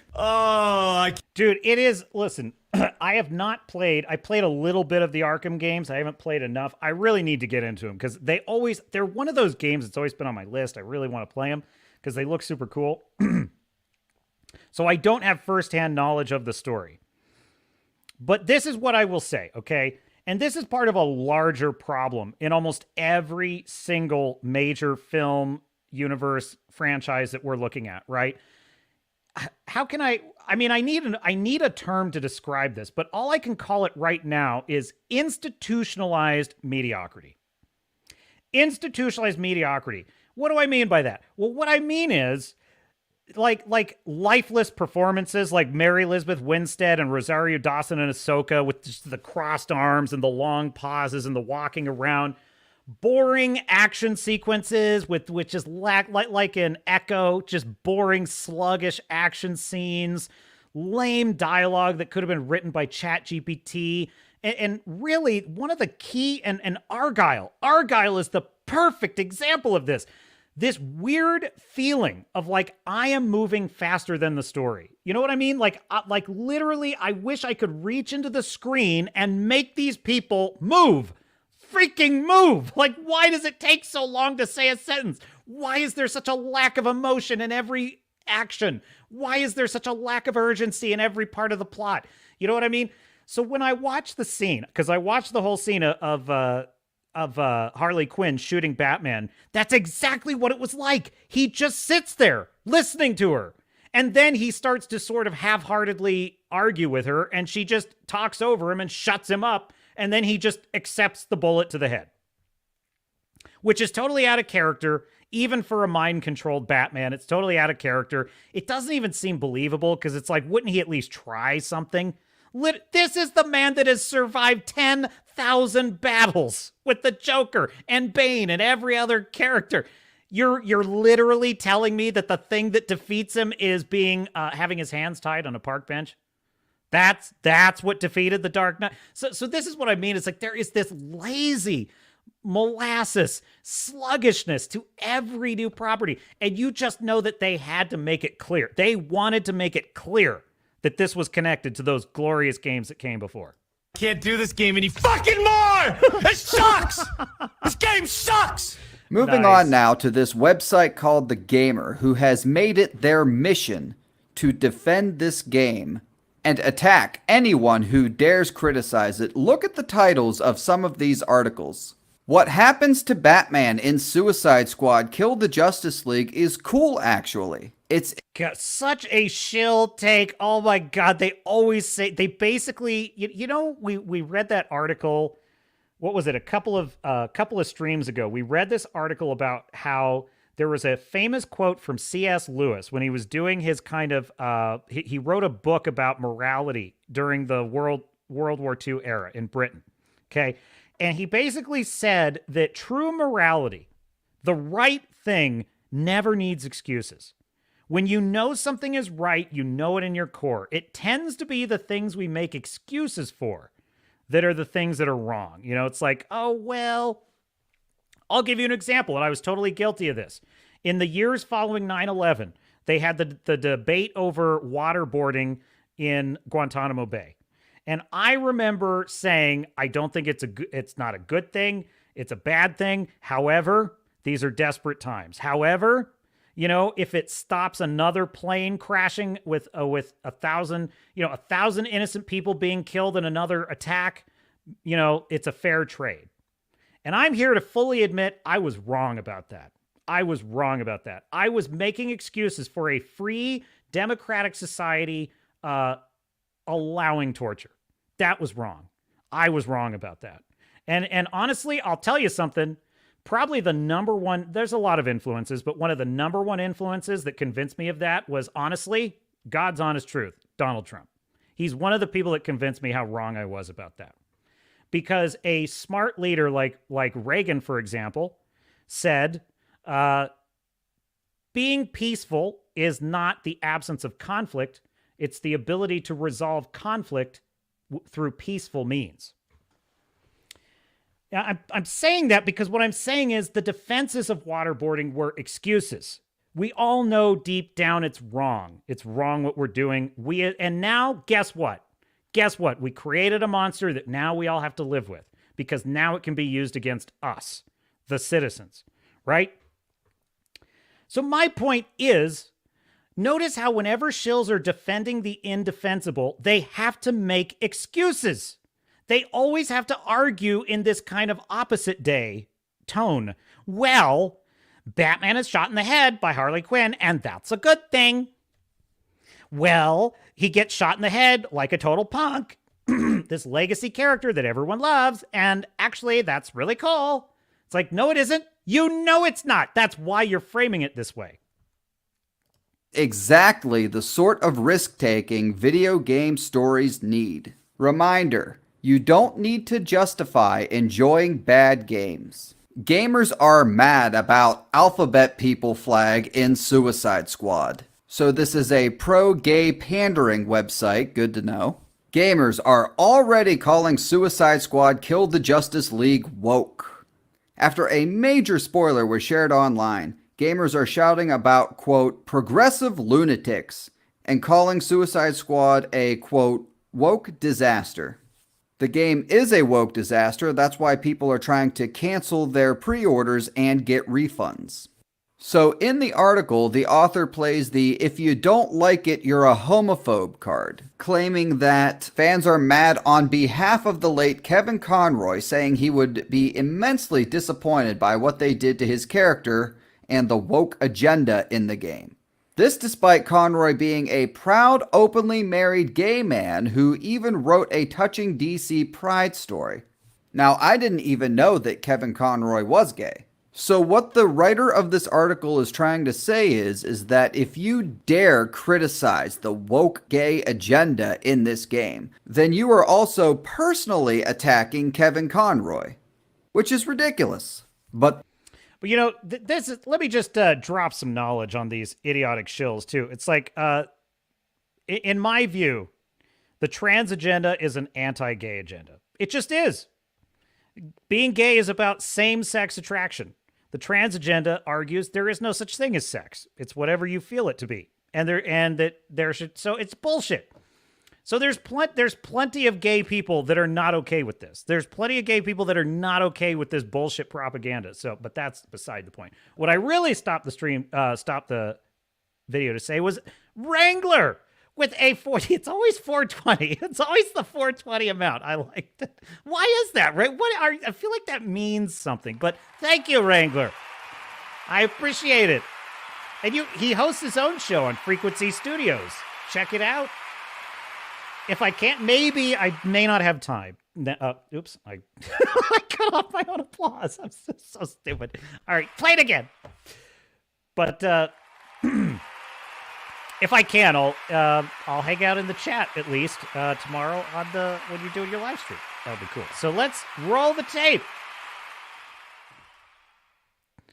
this is a tactic that media outlets like The Gamer utilize all the time. They try to turn everyone into a victim. Okay, more article titles. Real ones know Batman dies in all the best stories. I assume they mean real fans. All right, I love this video. Check it out. Check out the rest. I have got to say, though, Grizzy, I've got to have a shill reaction. I've got to have a shill reaction, okay? I need some in my veins, all right? So let's see. What is... Oh, gosh, there's too many to choose from. Disney Star Wars NPCs try desperately to hype cartoon. All right, let's go for it. And more importantly, Disney Star Wars hasn't earned my time. However, several of you have reached out to me in the comments recently and said, Mr. Grizzy, you gotta check out these Disney Star Wars shows reacting to the Bad Batch Season 3 trailer. Dude, okay. So I love the Clone Wars. It did have its problems, but I loved it. I liked Rebels. About half the episodes of Rebels I liked. Some of them were really good. Others were annoying. I started watching The Bad Batch. Now, I love the characters of the clones. I love Rex. I love what they did with the clones themselves in the Clone Wars. I thought it was super cool. They were actually probably my favorite part, to be honest. So I gave Bad Batch a try. This is back in the day before Mandalorian Season 3. Folks, I was so bored. I was like, oh my God, nothing is happening in this show.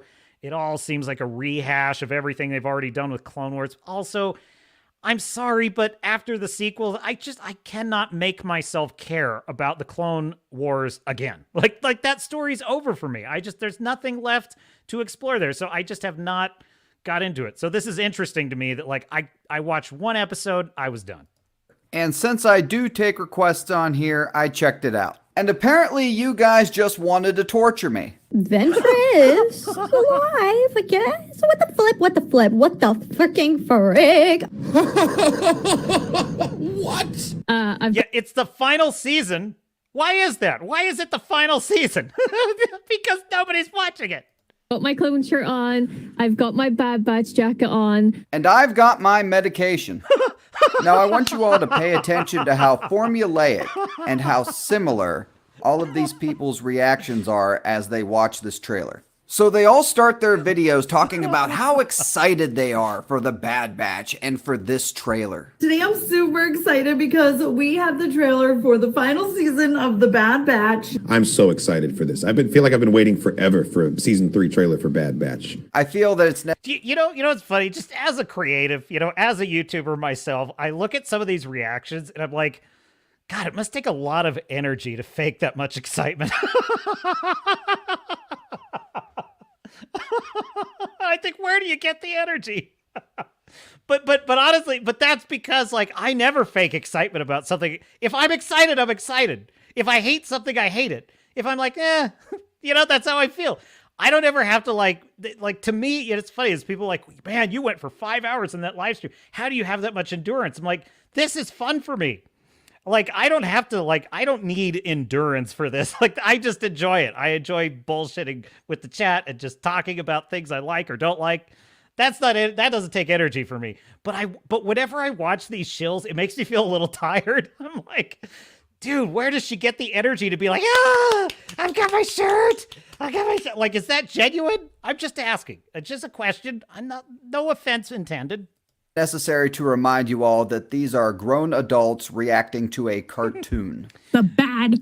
Just, all right, Grizzy, let's just be a little honest with ourselves, okay? We're grown adults that collect action figures and comic books and watch, you know, like, let's just, you know, I'm willing to let them slide on that. That trailer just dropped. We're gonna go watch it. Come watch it with me. Let's go. I am so excited. Let's go.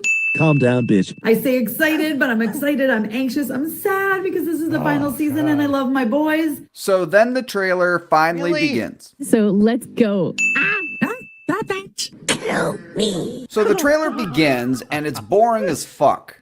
But obviously they can't just sit there and do nothing like a fucking retard. So they have to pretend to be interested, usually by just going ooh and ah and making a bunch of weird noises. Oh. Woohoo. Oh. Go get her. Let's go. Oh. No! It's the shill O face, folks. It's the O face. Oh! Wait. And then anytime you see a character that you recognize, you must immediately shout out that character's name. B. Oh shit. ISO Cad Bane. ISO Fennec Shand. Fennec? Cad Bane? Let's go. This is going to be such a great fit for my next topic, by the way, because this is right on the money. It's like, oh, name of character I know. Awesome. Oh, Cad! Oh! Fennec Shand, Cad Bane! That's Asajj Ventress. I'm glad you're here to tell us these things. And finally, at the end of the trailer, when the big reveal happens, it's time to do shill face. Now make sure you pay attention to how similar some of these reactions are. What? What? Look at that, the exact same reaction. Sorry, fake reaction. Fake. It's a fake. Let's go! But you're making it very tempting. Top comment on her video. When I heard Ventress' voice, I screamed. And again, and again. Then I started to cry. Pussy. No.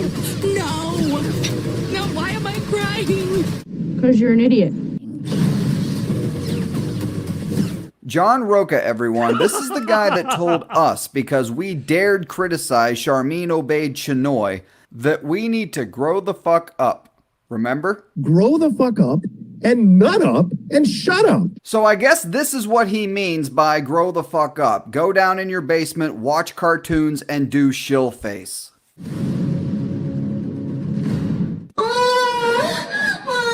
And they always make sure to look directly into the camera. Really makes it look genuine. What? So when the trailer finally ends, then it's time to make their predictions, because we need to get people even more excited for. Okay, so I was watching Knights of Melvin. Okay, I follow Knights of Melvin. I was watching his live stream. All he does is for like 5 hours, he just hates on the shills, which is pretty funny actually. So I was dropping in there, and he made this point. He made this brilliant point because look, I am totally in support of people loving what they love. If you love what you love and you're excited about it, you just think that Ventress is the best thing ever, more power to you. I'm not trying to hate on anyone for loving what they love. But he made this point that kind of put it all in perspective for me. It's like, he said, it never matters. It never matters how many times these people get disappointed by Disney, because they will admit it. They'll be like, well, Ahsoka wasn't as good as I hoped. But the penny never drops. They never learn. They just immediately start doing the same pattern over again with the next one. Oh, Ventress is in it. Ventress is in it. And then it comes out, and then they say, oh, well, they didn't really do anything with Ventress. Not much happened with her. Gee, it wasn't all that good. But it was better than I thought it would be. And they just bullshit. And then the whole thing starts over again. I'm like, you know what? That's exactly it. That's exactly what it is that bothers me about them. It's not that they love what they love. It's that they never learn. Because listen, I will flat out tell you. I hated Star Trek Picard so much. I hated that season more than you can imagine because Picard was my favorite Star Trek character and Next Gen was my favorite series. And I was cautiously optimistic that Picard was coming back. And I was like, I hated that season with such a passion. I could do a 5-hour live stream right now on just Star Trek Picard. And don't doubt it, my dear sailors and Stardust, because I've done it on calls with friends who were like, okay, I have to go now. I've worked in the morning. Anyway, then season 2 gets a trailer, right? And they show John Delancey reprising his role as Q. I remember, in spite of my absolute visceral hatred of the show, a part of me had a shill reaction. A part of me was like, Q. Oh, and it's John Delancey. And it was like, oh, it was like my soul was fighting itself because it's like, Garrett, listen to me, Captain. Listen to me, because I call myself Captain in my head. Not really. But I said, listen, yes, it's John Delancey. Yes, he's playing Q. Yes, that's very exciting. But this is Star Trek Picard. You know what they're going to do. You know what this is going to be. And I was like, maybe they learned lessons from the first season. Maybe they learned. And so I gave it a shot. I watched the first episode of Star Trek Picard Season 2. Folks, that was the last lesson I ever had to learn. That was the last time. In fact, I would practically say that is the demarcation point when the red pilling was my journey to the red pill was complete. That one episode was the final time that these fuckers screwed with me. This was the final time they did this to me because I remember watching it and being like, that is one of the most disgusting, awful, horrific, butcher jobs I've ever seen. Again, they did it to me again. It's like, so listen, when they promoted Star Trek Picard season 3 and they showed Geordi's coming back and Riker's coming back, folks, my reaction was absolute total hostility. Absolute hostility. I was like, dude, there is no chance I'm watching it. Never. A friend called me and said, are you excited for the Next Gen crew? I said, no, I'll never watch that trash ever. They're going to ruin all of them. There was no doubt in my mind. It was only Robert Meyer Burnett that convinced me otherwise because of Terry Matalas. That was an anomaly. That was an outlier. So my point is, why is it that these shills never have that moment? Why do they never go through this process of like, okay, you fooled me for the last time? Like, why does that never click for them? I don't understand it. For the show. All right, so this is Catherine, by the way. Hi, my name is Catherine. Yeah, I know. We just had sex 5 minutes ago. She has a typical Disney shill prediction. Who was Palpatine talking to? I have an idea of sorts, but I don't know. I mean... So because this show takes place between episodes 3 and 4, there is one character that absolutely has to be in this, according to the Disney shills. Potentially seeing Lord Vader in this series. He Vadered! Action fresh Vader, you know, what's he like? What's his skill set looking like? Hot off of war. Oh my God. Oh my God, I want to puke. I just want to throw up. Just listen to the way she's talking about Darth Vader, the master of evil. She's talking about him like she's at a corporate scrum meeting. She's sitting there with a bunch of boring, product development people. And she's like, oh, we're going to look at his skill set. And we're going to take a look at his trajectory and his marketing footprint. And it's like, oh my God, this is how you think of Darth Vader? Like, this is the most lifeless. Oh my God, I can just feel the fluorescent lighting. It makes me want to throw up. Order 66. For God's sakes, can we just leave Vader alone? He doesn't have to be in everything just because the timeline fits. If you want Darth Vader, go back and watch the original trilogy. Well, the cloning situation, how important? Of course, that's been the prevalent thing over the first 2 seasons, so... Okay, for this next one, I'm going to have to defer to... Have we not explored that? Why do we need more on the clones? The clones are done. We had the clones. We had them. We're done. Like, that's explored. It's over. What more do you want? All of you in the comments who has seen this show so far. Trying to kind of maybe give us a little background, make it canon. This idea of how Emperor Palpatine cloned himself so that he ended up there at the end of the Rise of Skywalker. So is that the route they're possibly going to go with this? Are they going to use this show to try and explain? Somehow Palpatine returned. Please let me know in the comments. And Roka mentioned canon. The definition of canon is the established or agreed upon constraints governing the background narrative, setting, storyline, characters, etc. in a particular fictional world. That's a pretty good definition, I'd say. Now, would you like to hear the Disney Star Wars shill definition of canon? Canon is always changing. That's the wonderful thing. And canon can be whatever you want it to be. Canon can be whatever you want it to be. That is the exact opposite of the actual definition. But this is the mindset these people have to have in order to enjoy, praise, and defend Disney Star Wars. And these are the people that Disney Star Wars is catering to with all of their content. Grown adult children. Thanks for watching. Yes! And if you enjoyed the video, please great. like and subscribe. Oh, that was so funny. Oh my god. Oh my god, Grizzy turns in another barn burner.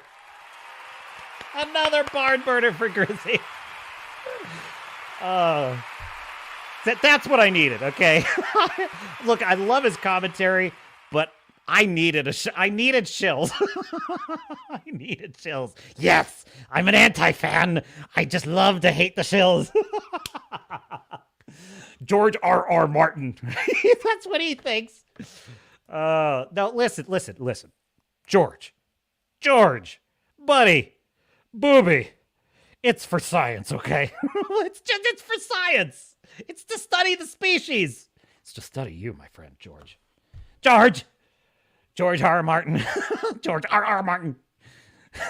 Penis, lots of penis everywhere. Flaccid penis. Okay, it was a South Park episode, okay? South Park episode. Dude, tell me, have you seen the South Park episode where it's all about how George R. Martin is obsessed with showing non-erect penises in all of the Game of Thrones stuff? Dude, it's one of the funniest things in all of South Park. And he's conducting a choir singing the Game of Thrones song. Oh my god. Oh no. Okay, I'm sorry. You guys didn't need to hear that. No. All right. Well, thank you, Cara. It's good having you here. Love having you here on the channel. Come back anytime. We'll be here. Well, we're probably gonna wrap it up. Oh, it's only been 3.5 hours. Ah, shit. I could go longer. Hey, Redoubt, when do you wanna do your stream, Redoubt? Let me know. Eric Mark's taking off. Dude, I'm gonna be on Redoubt's channel. Redoubt says, after tonight, I am convinced Game of Thrones has done far more harm to pop culture than I ever previously considered. You know, I take your point, and I feel like you here's what I would say. The Game of Thronesing of everything is absolutely a problem. But the weird thing is I think that's subsided a little bit. There was a period of 2 or 3 years after the Game of Thrones craze when it was every show had to have an incestuous brother-sister couple. Every show had to have a murder fest, and just, it's every show had to have that stuff, and it was getting really bad for a while. Picard is a perfect example of this. Picard season 1 was absolutely a ripoff of Game of Thrones. They just wanted Game of Thrones in Star Trek world. It might as well have been the Mirror Universe. Picard season 1 might as well have been the Mirror Universe, because that was not the Star Trek universe. It just wasn't. For so many reasons. So you're right about that, but you know what it is, Redoubt? It's that they copy. It's that they're dumb people. They just copy whatever last popular thing was. That's why the MCU is in such bad shape, because what got the MCU to be the MCU, that's gone. But the people that are trying to copy that all the time, they don't understand. Perfect example. This stupid Madam Web thing. This stupid Madam Web thing. This is Sony learning all the wrong lessons about why the MCU phase 1 through 3 was successful. They're like, oh, I see that superheroes are popular. And I also see that superheroes that are cameos in other superhero worlds are popular. And if we just do that, we'll make money.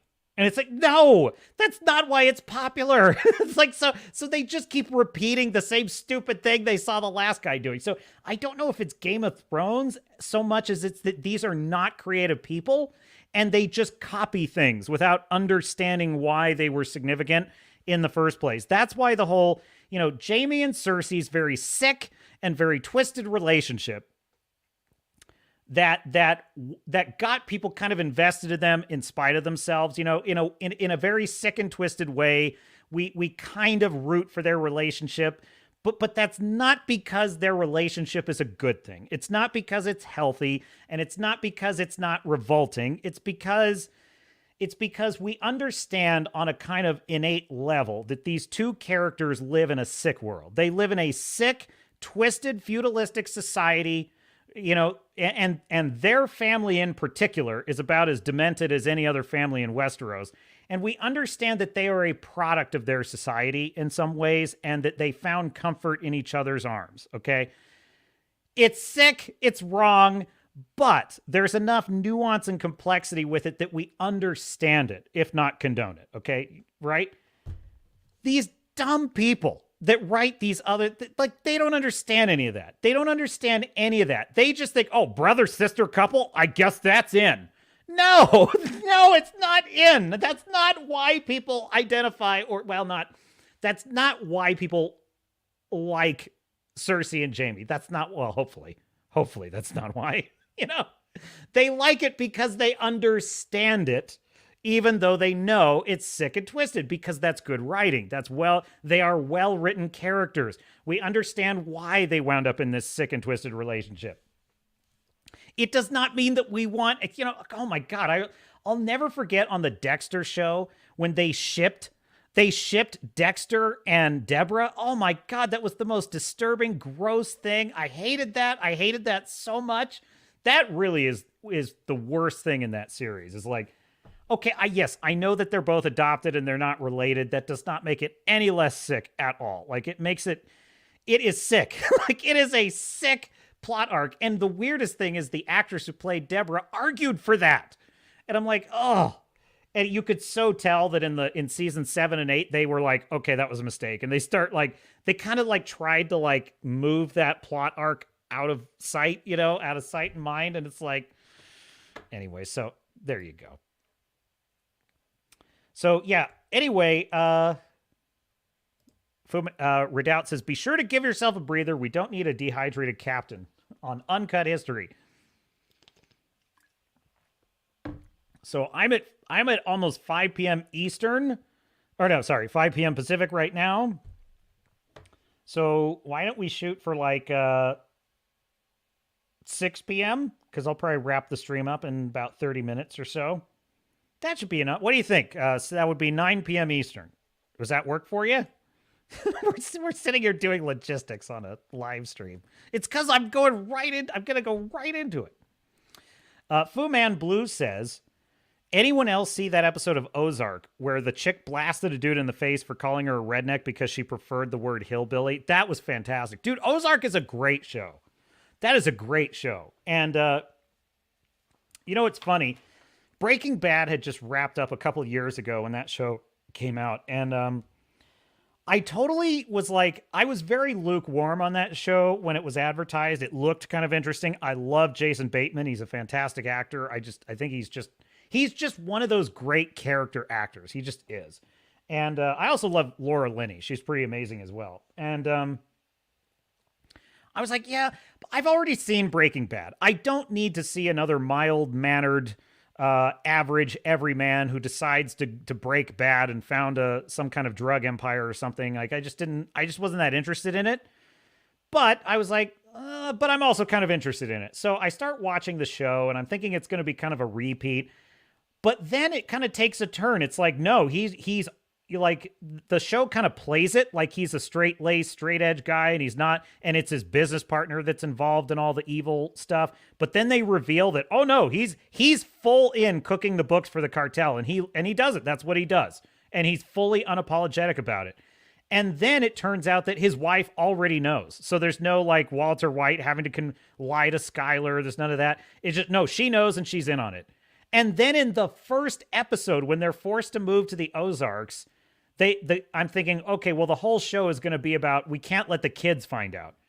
Literally the first time the kids press him, why did we move to the middle of nowhere? What the hell's going on, Mom and Dad? And they're like, okay, sit down, kids. And they just tell them, we are accountants who launder money for Mexican drug cartels. And they just tell the truth. And that's the first episode. And I was like, okay, I am in. Like, that's interesting. That's a totally different approach. And I'm like, okay, cool. And the other thing, too, is like Walter White I'm not knocking Breaking Bad. I just didn't want to see it done over again, is what I'm saying. And so, like, Walter White was always trying to rationalize his actions. You know, he's always trying to lie to himself and to others about why he was doing it. The thing I like about Jason Bateman's character in Ozark is he knows exactly what he is. He knows exactly what he is. He is a competitive criminal scumbag, and he's fine with it. And he has this sort of cold detachment about it that's chilling, frankly. He's a chilling character in that show. He's almost creepy in how, like, he's an accountant, and that's also his morality. His morality is he's an accountant. Everything is a numbers game to him. Running his family, everything is like, okay, you know, he's able to approach every situation like an accountant would approach it, literally when people are getting shot in the head. It's like, which makes him this kind of crazy, he's both charming and chilling at the same time. It's brilliant. His performance in that show is brilliant. And yes, all the supporting characters are great as well, because they don't just do a total snow job on like red state America's a bunch of hayseed hicks. Yes, they are hicks, but they have complexity, and they also have like some cunning, and they also have some surprises in store for the main characters. Who is the character that plays? She's the blonde that plays. It's been a while since I saw it. Julia Garner, who plays Ruth. Ruth, who is a native-born Ozark hick. She is fantastic in that show. She is absolutely brilliant. She's actually probably she's probably my second favorite character after Jason Bateman's character, who is Marty Bird. Of course, Marty Bird. He's got this very polite, charming little name, Marty Bird, you know? He couldn't hurt a fly. It's great. Fantastic show. I highly recommend it. Great ending, too. That's a great point, Melodic Method. Bateman's character is his own foil, business versus family, because he's got kind of both. You know, that's also a good point for like every character should have sort of opposing poles in their personality. Like no exceptions, villains, heroes, doesn't matter. Every character should have at least one aspect of their personality that contradicts another side of their personality, because that's true of all of us. We all have conflicting sides of our personality, you know? And that's what makes a save the cat moment so effective in a show. Like, for example, Shkishkima in Godzilla -1, he's established as a guy who fled his duty as a kamikaze pilot. He's sort of he's basically a coward. He's got that pole in his personality. But then, you know, in other words, he's out to save his own skin, is kind of our first impression of him. Then he gets a baby thrust into his arms who he has no ability to take care of, and he thinks about just leaving the baby behind, but instead, in a brilliant save the cat moment, he can't do it. He picks up the baby and goes looking for the mother. He can't just leave her behind. Well, what that does is it cuts against his personality, because we just saw he's a coward out for himself. Then we see him selflessly save a baby out of pure conscience. And he lets them move in with him, right? So every character needs to have those opposing poles of their personality, because that's what makes them complex. It's what makes them interesting. And the more of those you can stack, the more interesting your character is going to be. Because none of us is a one-dimensional being. None of us are. We all do things that surprise people who know us best. I never knew he had that in him. How often have you heard people say that? Well, that's because we're complicated. People are complicated. We're messy and we're complicated. And so the best characters are messy and complicated, which, by the way, you will not find in Disney Star Wars shows. You will not find messy and complicated characters. In fact, you won't even find characters. you just won't. They won't even have desires. They're just there. They're just there to show you what color lightsaber they have. Anyway. But yes, I do love that about Marty Byrde, that he has one pole of his personality is very responsible father who believes it's important that we all, take care of business and go to school and eat a balanced diet. And then there's this other side of his personality, which is like, okay, kids, there is a threat on our lives. We're in a little bit of trouble here. So what I need you to do is get in the car and we're on our way.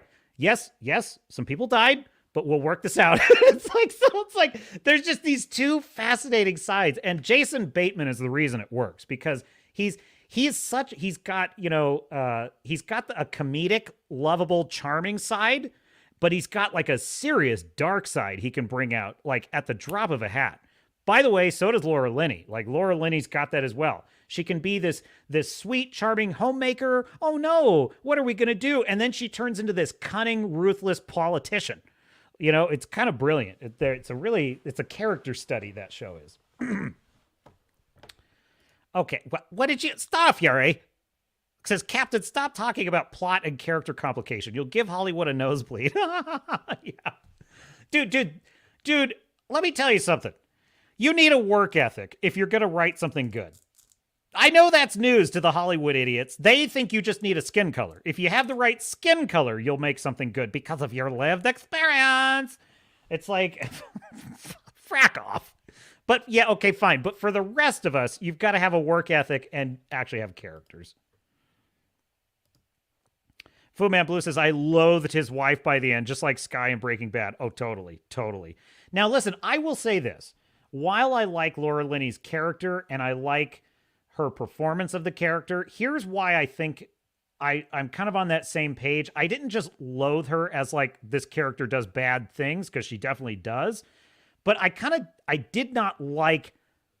just did not like her in like a meta way. And here's why. Because I felt that the show was sometimes trying to praise her for being a girl boss. Because, oh, look, she's getting things done. And it's like, well, never mind that she's murdering people. She's signing off on people being murdered. Never mind that she's rigging elections just so she can get political power. But there's a weird dynamic in the show where the show almost kind of praises her for her ambition as a smart career woman who just wants to, because I think part of it is she argues in the show that the reason she wants to win elections in the Ozarks is so that she can make things better for people, right? In other words, she's rigging elections, but it's so she can do right by people and save them from all the wacko pro-life Republicans that are running everything. And you get the feeling that the show kind of agrees with her. You get the feeling that the show is like portraying all the Republicans as being corrupt, which they are, just being corrupt political actors. But yet it's letting her off the hook for doing the same thing, which frankly tracks, because that is standard leftist thinking. That is the standard leftist thinking. We are going to steal power, use it against you, but it's for your own good and it's because we care. It's because we love you. We love you. But you can't have what you want, dear voter, unless it's what we want. And she is kind of that character, and it bugs the shit out of me. So yeah, I kind of agree. I get what you're saying there. But I do like the kind of competition between her and Marty Byrde on which one is kind of more evil and conniving. I think that was actually pretty interesting.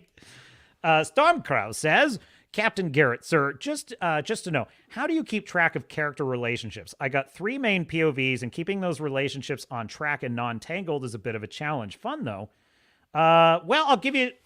First of all, I have a whiteboard, and it gets lots of notes, and whenever I erase it, I'll take a picture of it and save the picture so I don't lose it. I do a lot of whiteboarding, but honestly,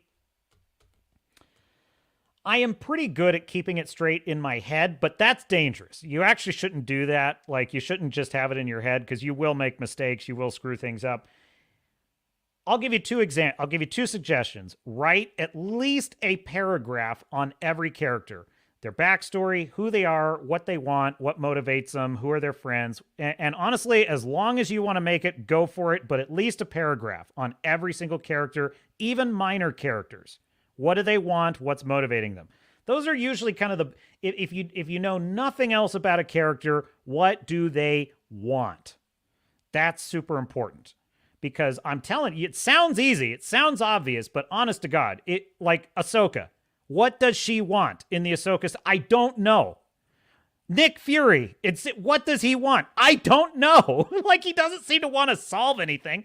Anyway, so my point is being very clear on what a character wants and what they're after, but also, so just write a little, think of it as a Wikipedia. Like, if you read a Wikipedia entry on someone, think of it like that. Just write a Wikipedia on them, keep it by, and then as your story evolves, add to it. Timelines are very good.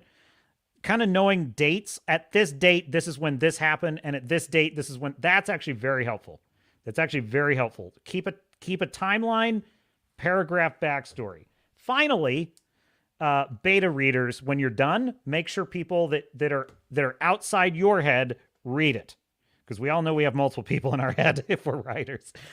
Make sure someone else reads it, because they will spot things. That someone that you trust that's capable of doing this, not your mom, who's just going to love everything. Make sure you give it to somebody who's going to say, why would that character do that?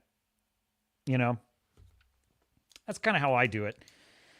But also, I find that you really have got to train yourself to look at your characters as they are not you. That's very important. Your characters are not you. Your desires are not their desires. That doesn't mean that they won't sometimes want things that you would also want in their shoes. By the way, that's true of heroes and villains. Why do we love villains? Because villains get to do the naughty things we know we can't do sometimes. Like beating up a guy who deserves it, right? It's like, you can't really do that. That's a bad thing to do. But villains get to do that. And that, the Joker is fun because the Joker just gets to say, screw the world, watch it burn. It's like, look, we all have bad days. You know what it is? We all have bad days. But in reality, normally, hopefully, we're like, yeah, but we don't really want to watch the world burn. But we do think it's fun to watch the Joker want to watch the world burn. That's fun. So my point is, you are not your characters, and your characters are not each other, right? And so knowing firmly in your mind that your character is someone else, that helps. And what I see with writers that tend to not write good characters is that all the characters, if you just read their dialogue, they all sound the same. They all seem to value the same things. And it's like, for example, I have my character John Sullivan, who he's not an atheist, because back in those days, being a full-blown atheist was rare. Like an avowed atheist, that's a rare thing in the early 1800s. However, there were people that were agnostic or deist, or just generally just didn't talk about God or go to church, non-practicing. Basically, everybody generally believed in God. It was like believing in the sky back then. It just was what it was. So my character of John Sullivan is a kind of low-key atheist. He kind of just, he kind of blames God in a subconscious way for the enslavement of his family. And so he kind of has an animus toward God. He has no time for God. He has no time for religion. His best friend is Ethan Alden, who is a devout Protestant Christian. And he believes in Christianity and all of its messaging, right? Right off the bat, these are best friends, but they have two very opposite ideas about God and faith. Well, that leads to interesting conversations, because John will be hatching a scheme for revenge, and Ethan will be saying, John, the Lord says vengeance is mine, and if you stay on this path, it's going to destroy you, which leads naturally, because I know that John is the way he is, that naturally makes him mad. He's like, oh, not this again. I don't want to hear any more of this crap about, look, I'm trying to save my family here. I'm going to have to break some eggs to make an omelet, is kind of his basic point. So my point is, if you know what your characters believe and you understand that it's okay if they disagree with you, even if they're characters that are heroes that you like, that's okay. By the way, it's okay if you find that a villain agrees with you on something. They don't have to always be a total foaming at the mouth crazy. Villains actually should occasionally do things that are disarming and surprisingly good. You know, that makes them interesting. There's a little bit of light in the darkest characters. There's a little bit of darkness in the brightest characters because that's humanity. You know what I'm saying? Hitler was a vegetarian who hated meat. And he loved animals. He loved dogs. He was very protective of animals. He never liked to see an animal abused. If he ever caught one of his people abusing an animal, they were in big trouble.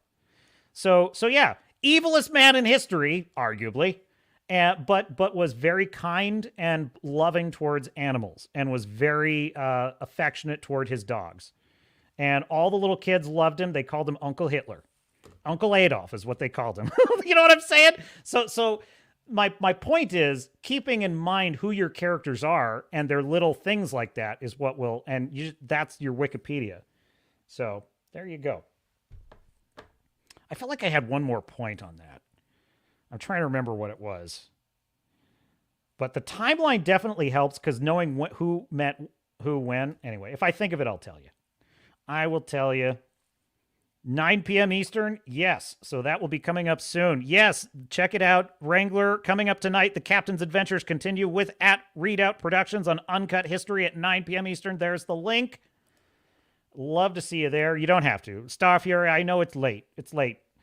We have to send Star Fury off to bed soon.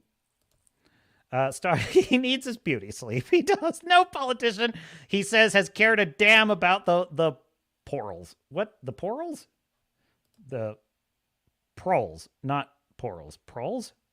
What am I missing? I'm missing something. I'm missing. What has the captain missed? Yeah, yes, and melodic, and remember the gender of all your characters. I will tell you that, you know, if I find that I agree with a character I'm writing on everything, that's a bad sign. Like, the minute that I'm, like, always in agreement with a character, it's like, okay, I am... Well, that is basically fan fiction. That's a self-insert. That's bad. You know, a character should occasionally... Even a character like my protagonist should occasionally say things that would piss me off. And do things that would piss me off. Like, don't do that. I should feel that way sometimes about my main characters, and I do. And what's funny is people will tell me, I really hate it when John did that. I'm like, I do too. I really hate it. It's dumb. He shouldn't have done that. But that's his personality. That's who he is. That's it, and it comes from that's what he wants. That's what's motivating him. God, I wish I could remember that other point that I had because it was brilliant. It was typically brilliant.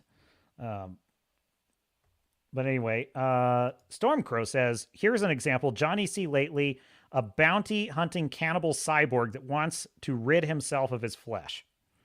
I mean, that's good. That's what he wants. Well, you know, what did the Tin Man want? He wanted a heart, right? What did the Cowardly Lion want? He wanted...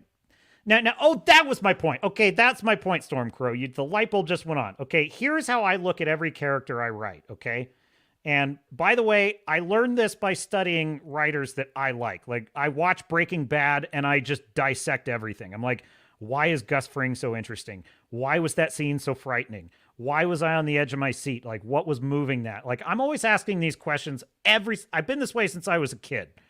Every single story I watch, why do I like it? Why did I think that joke was funny? I'm always analyzing every level of a story. And I guess some of it just seeped in. So what I have noticed is that every good character in fiction, they have a conscious desire and they have a subconscious desire.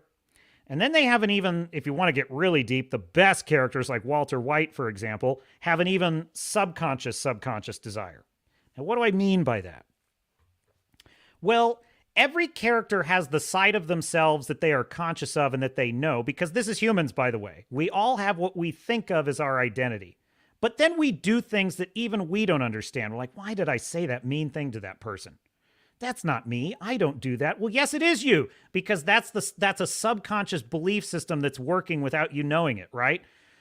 This is why the best characters do things that even they don't understand why they did it. But there is a reason. That's important. It's not random. There is a reason. It's just that they don't know that reason.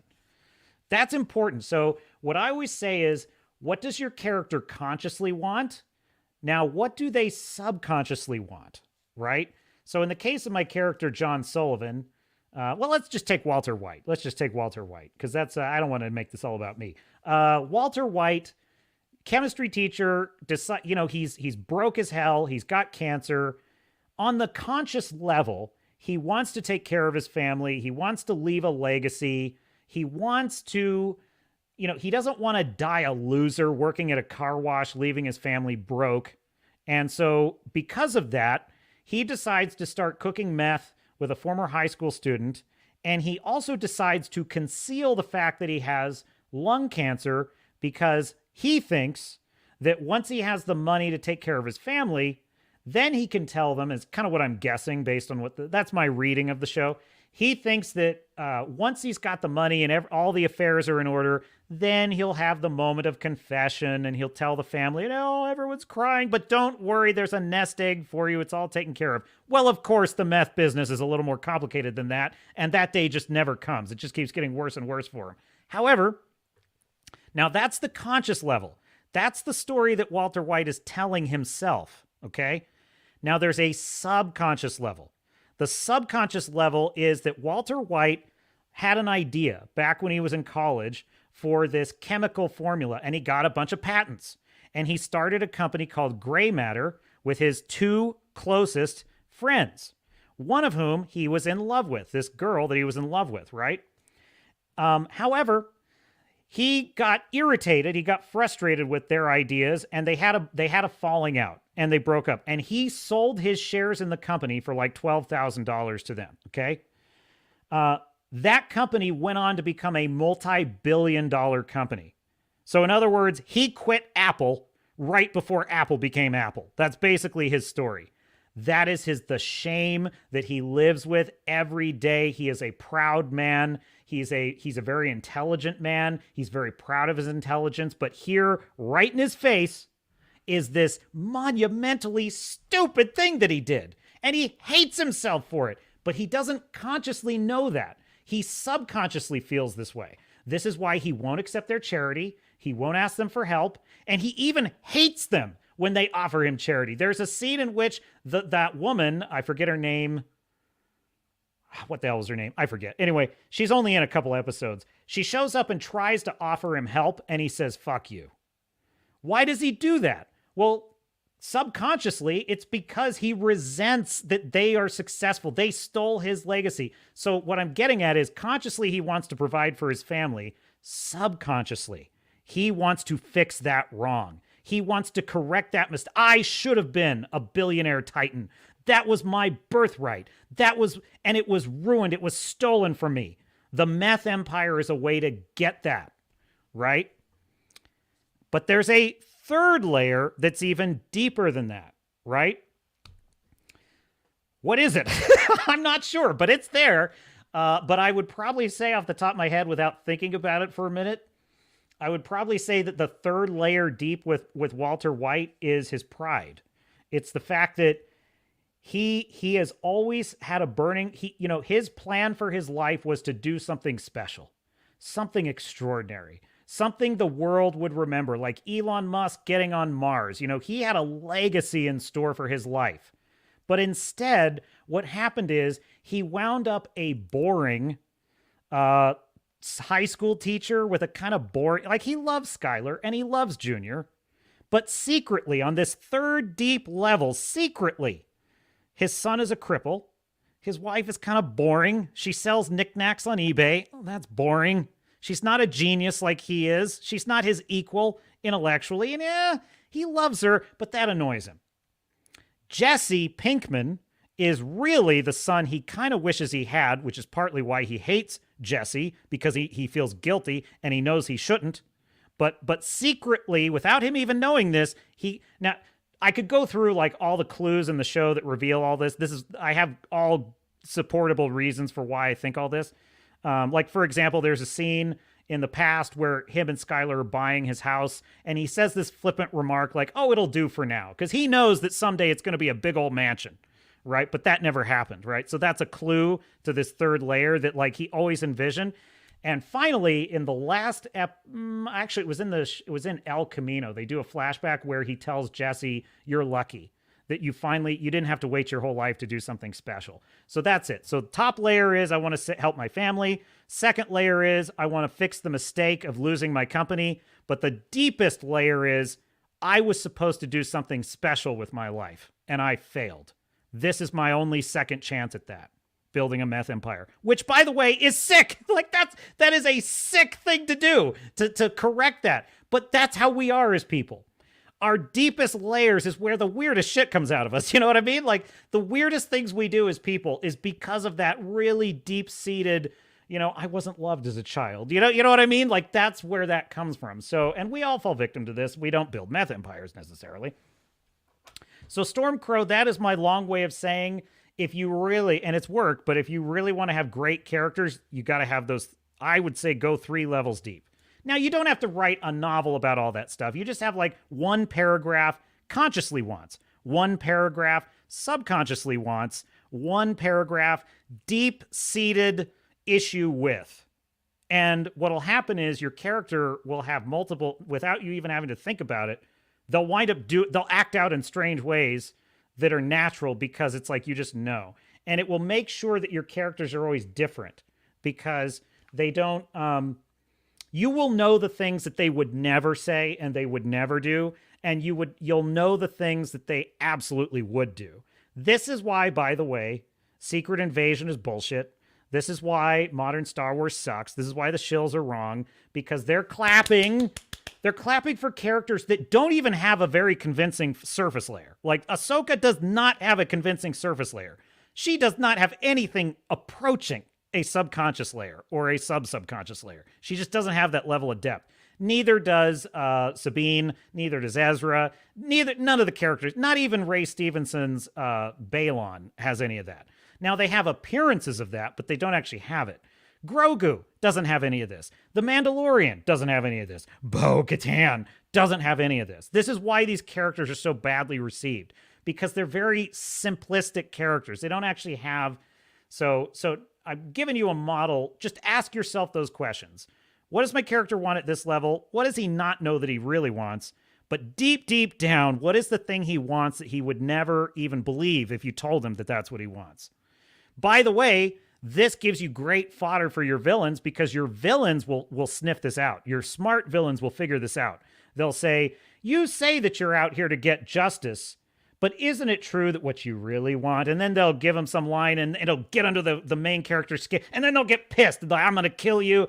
That's where you get great characters interacting, because the author knows those layers. So there you go. That was fun. I love talking shop. I really do. Oh no, stop, Jerry. Just don't do that. Don't do that. I bring that up purely just to illustrate that this is not about story structure. This is real life. Real people are complex. They're complicated. They're not all hero. They're not all villain. The worst people that have ever lived had a disarming, charming, or nice side. That there's something in them that's good somewhere. I mean, barring a few outliers. But also the best, the people we look up to as the greatest people that ever lived, they had their demons. They had their things they were ashamed of. They had their things the mistakes they made. That's just reality. So an author that writes a perfect character, aka a Mary Sue or a Marty Stew, is not writing a real person. That's why Ray Palpatine is such a boring character, because she doesn't have those layers. Right? I want to find my family. Okay, but why? But why do you want to find your family? Because I have to find my family. Well, okay, well, fine. That's a good surface layer. But what's the next layer? What's the next layer? We don't have any of that with those characters. Redoubt says, what is sleep? I don't know, Redoubt. It's not something I do much these days. Goodbye, Eric Marr. Have a good night. I think we're gonna bring in this starship very soon. We're wrapping it up. Melodic Method says, I wish R.A. Salvatore had listened to your advice about villains. He couldn't help but make Jaraxel a good guy, totally ruined potential. That is a very familiar R.A. Salvatore. That's an old name I haven't heard in a while. What did he write? Best known for The Legend of Drizzt. Okay. Yeah, he was a big-time fantasy author. I remember seeing his name on the shelves all the time. Dude, I love villains, but I will tell you, what screws up villains is that people, even fairly talented writers, they'll get hung up on how they want their villain to be scary. I want my villain to be nasty. I want my villain to do bad things. And it's like, that's all fine, but that's the least important foundation. Like that's the roof of the house, but you got to get the foundation in first, which is who are they as a person? And again, those three layers, right? What does the villain consciously want? The villain is on a journey too. People forget this. The villain also has a quest. The villain's quest is at cross purposes with the hero's quest. The villain's quest is, and the biggest problem I see with villains these days is they're just there for shock value. They just, like, perfect example, the show Echo, right? Worst episode of the show is the third episode, right? This Kingpin's thug comes to go pick up Echo to do bad things, whatever. And he shows up, and they just want him so badly to be a Breaking Bad villain that shocks you. And oh my God, he's so evil.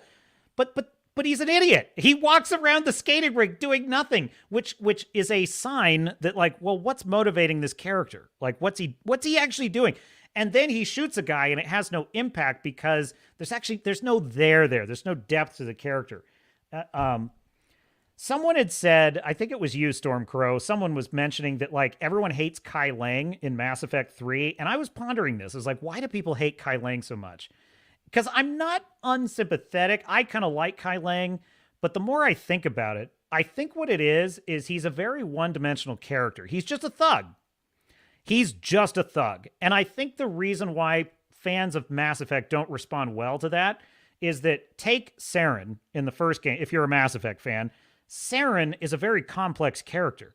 He's not just trying to conquer the galaxy. That's actually the first motive that Anderson has for Saren. He thinks Saren hates humans and he just wants to conquer humans. Well, it turns out that no, Saren is actually trying to save the galaxy by forming an alliance with the Reapers, which is a bad idea, but he believes in it. That's pretty interesting. And so his conversations with Shepard, aka the player, is very fun because he's actually trying to persuade Shepard to agree with him. He's trying to persuade Shepard that, like, look, Shepard, you can't beat the Reapers. Nobody can do it. But I have an idea. We can work with them, show that we're useful, and you can be spared. That's interesting. Then you have the Elusive Man. The Elusive Man has a lot of good qualities. He's trying to save humanity. He believes in protecting people, protecting lives. But it's only later we learn he's got a lot of dark qualities as well. He's willing to do anything, sacrifice anyone. There's no ends. There's no means that are not justified by his ends. So he's a truly sinister character, but it's not always obvious that he is because he's so complicated. Then you get Kai Lang. Kai Lang's just a thug. That's it. He just likes to murder people. Doesn't care why. Just, oh, who do you want me to murder now, boss? Okay, I'll go do it. Now, there's a place for characters like that, but I think the reason it's not well received in Mass Effect is because Shepard deserves better. That's what it is. He is portrayed as a direct, he is a one-to-one rival with Shepard. He can match Shepard, supposedly, in cunning and ability. That's key because Elusive Man doesn't have that. Elusive Man cannot match Shepard on the battlefield, only in the mind battle. But Kai Lang is supposed to be a match for Shepard as an agent in the field. In order for us to buy into that, we have to see a character that is, like Shepard, complex and interesting and badass. And I think the problem with Kai Lang is, he's really not that much of a threat. He's relatively simple to outsmart. You know, he's not that smart of a character. And you beat him. You kind of beat him a lot in the game, so he's not that threatening either. So I think that's what it is. So with villains, complexity is key.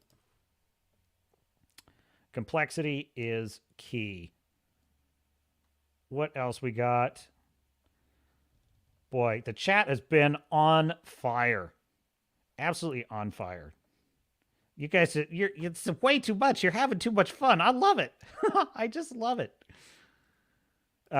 Melodic says, I've read too little of the Star Wars extended universe. I've read basically none. I'm not like the biggest Star Wars guy. I never have been. I really actually got introduced to him late. It was when the original trilogy was re-released in theaters, remastered. That was the first time I actually, since being a kid, I kind of caught snippets of it. I finally watched it all the way through, and I was like, wow, that was great. I was like, that's a great story. That was a lot of fun, you know? And then the prequels came out, and then I was all in. I was all in on the prequels. I kind of got into Clone Wars. I never got super into, like, the extended universe. Now, on Star Trek, it's a different story. I love Star Trek. I just consume all of Star Trek. But I will say, though, that, like, it was the experience of the saga that pulled me in, and I was totally into it. I think Star Wars has so many good qualities. And I was saying, like, what Stormcrow, I think, asked me on a recent stream, if you could buy any nerd property and do whatever you want with it, what would you buy? And I landed on Star Wars because I just think I would want to give it back to the people. You know, like Maximus ruling Rome for a day so he could return it to the people, you know, get rid of all the corruption, then give it back. You're telling me that once you have power of all of Rome, you'll just take your army and leave? I will take my army and leave. That would be me as the leader of Star Wars. Like, once you have all of Star Wars under your control, you'll just restore it to working order and take your lead. Yes, I will. Because the people deserve it. And I was thinking, you know what I would do? Not in addition to getting, like, really talented, passionate people who knew the original lore really well, getting them in the room, firing all the woke scum, the den of scum and villainy that is the woke mind virus, get rid of all them. I would just literally adapt, like, the extended universe. Just adapt it. Done. There, I fixed it. I fixed it. You know, there's, you know, like, the Shadows of the Empire is brilliant. It's I mean, I haven't read it personally, but I know of the story because it's so popular. I played the video game, and so, like, and I had friends that were huge into that. So knowing the basic outline of the story, I'm like, that's a great story right there. So there you go. Starfairy says, Kai Lang fails to have any character depth, no motivation for who he is and why he does what he does. To be fair, see, I actually read the book. I read a book called Mass Effect Ascension, which tells the backstory of Kai Lang while Shepard was dead. Basically, while Shepard was dead, that's when that story takes place. And it actually tells the story of how Anderson fought Kai Lang and shot both of his legs out. And then and that's how he got, like, the artificial legs. And so there is actually you get a lot more about Kai Lang in that book, and it does line up with the game. Actually, you'd be amazed. The games are very faithful to referencing what happens in the novels. Like, it's perfect lineup. It's pretty amazing, actually.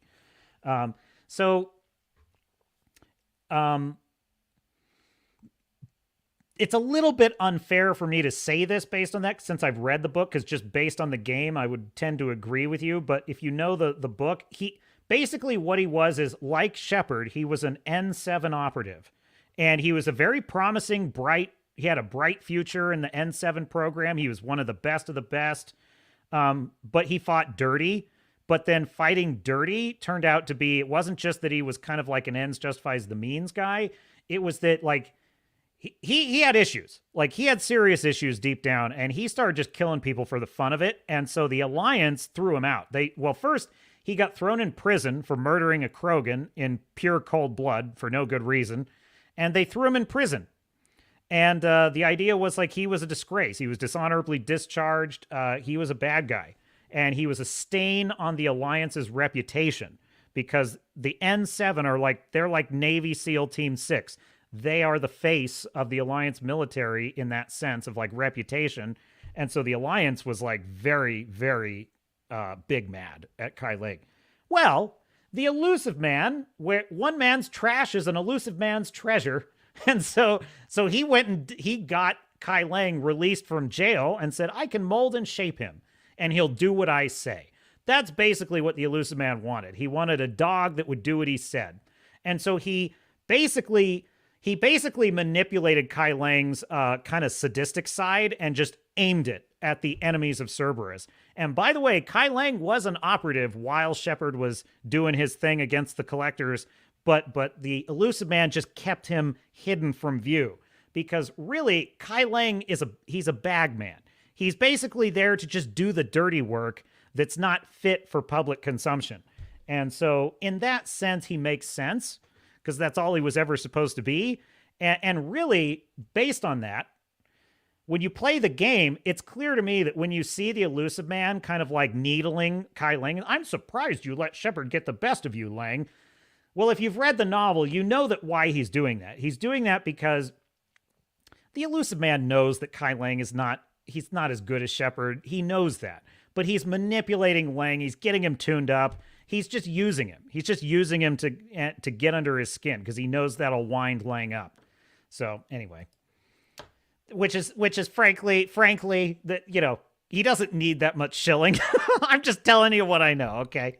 I'm not saying I disagree with you, but they should have had a backstory for Kai Lang when he was saved by the elusive man, giving Kai Lang all his cybernetics, and then he retains him to be the ultimate killer. Yeah, you would have had to read the book for that, which is not a fair ask of the video game audience. So there you go. Yeah, who knew the Star Wars writer's room is a Tatooine cantina, says Staffia, right? And you're exactly... Dude, it's the bar scene. It's the Star Wars bar scene. They're a bunch of loons. They're Looney Tunes. Okay, well, folks, we've had a great stream. Captain's... I guess I'm going to wrap it up. I hate leaving you. I just want to make you're a latchkey audience. I can trust you to your own devices for a while until the next Sunday, I guess. But I always worry. Did I turn off the coffee pot and everything? But did I have anything else? Did I have anything else I wanted to cover? Oh, yes. No. Okay. One last thing, and then we'll wrap it up. Which is, do you remember when the captain had this to say?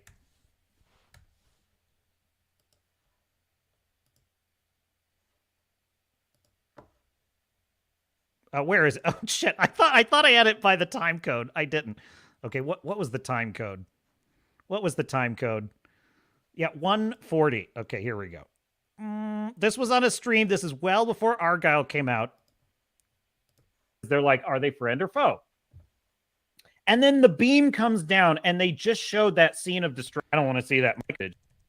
Agree objectively, right, is probably the most handsome actor in all of like Hollywood right now. So, I'm just going to speak for myself here. Okay. This is the ugliest I have ever seen him look. Like what the fuck is this? He looks, I didn't even think you could make this man look unattractive, but they've made him look like a total dweeb. What is this?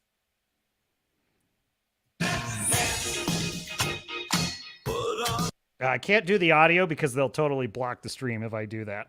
But yeah, just this trailer is such shit. It's such shit. Plot is, it turns out that this character, Bryce Dallas Howard, is basically a cat lady, and these are her James Bond novels that she's writing. And Henry Cavill is playing Argylle. He's basically the Bond type character, right? And it turns out, and I'm going to tell you something. There's a concept in storytelling that Blake Snyder points. Oh, yes, double mumbo jumbo. So I go into that a little bit, but basically my prediction, my prediction on this. I watched this trailer, right? And so aside from the cat thing, like the plot is so stupid. Like now I get it. It's supposed to be a comedy. Fine. Like that's not my objection that it's a comedy and it's doing a cute take on, she's a Bond novelist, but I just think about it and I'm like, see, the problem with this is it's too close to home. That's the problem with it because this movie is, it's marketing itself as a wish fulfillment fantasy, right? It's a wish fulfillment fantasy. It's meant to be kind of tongue in cheek and satirical. Okay, fine. But the problem is it's actually coming across as something sort of pathetic, which is this is what all of these woke, like these woke progressive women writing She-Hulk, this is what's in their heads, right? This is their fantasy. Like, okay, that's it. I can't watch myself anymore. It's getting weird. But anyway, that's getting weird. I'm like, oh my God, I'm getting a feedback here. I'm like, yes, I agree with you. That's exactly right. No, but anyway, so my point is, I predicted, I saw this trailer. I'm like, this is trash. This is absolute trash. And then I'm watching like Geeks and Gamers Daily, and they're like, oh, I'm kind of excited about Argylle. And I'm like, what? And then I was so happy. I was so happy when they get on Friday Night Tights this week, and they're like, oh my God, that thing was torture. And I'm like, I knew it. Fuck you, I was right. Fuck you, I was right. I knew it. I absolutely knew that was garbage. I was like, I'm going to tell you, I watched 40 minutes of this movie, folks. I watched 40 minutes of this. It's you know what? It reminded me of Ahsoka, which is a weird comparison, I know, but it reminded me of Ahsoka because even Henry Cavill, who's a great actor, Sam Rockwell is a phenomenal actor. Bryan Cranston is in this movie, okay? I'm going to tell you, I have never seen such slow, lifeless dialogue, that just no emotion. There's this whole scene where he's supposed to be like James Bond romancing a villain.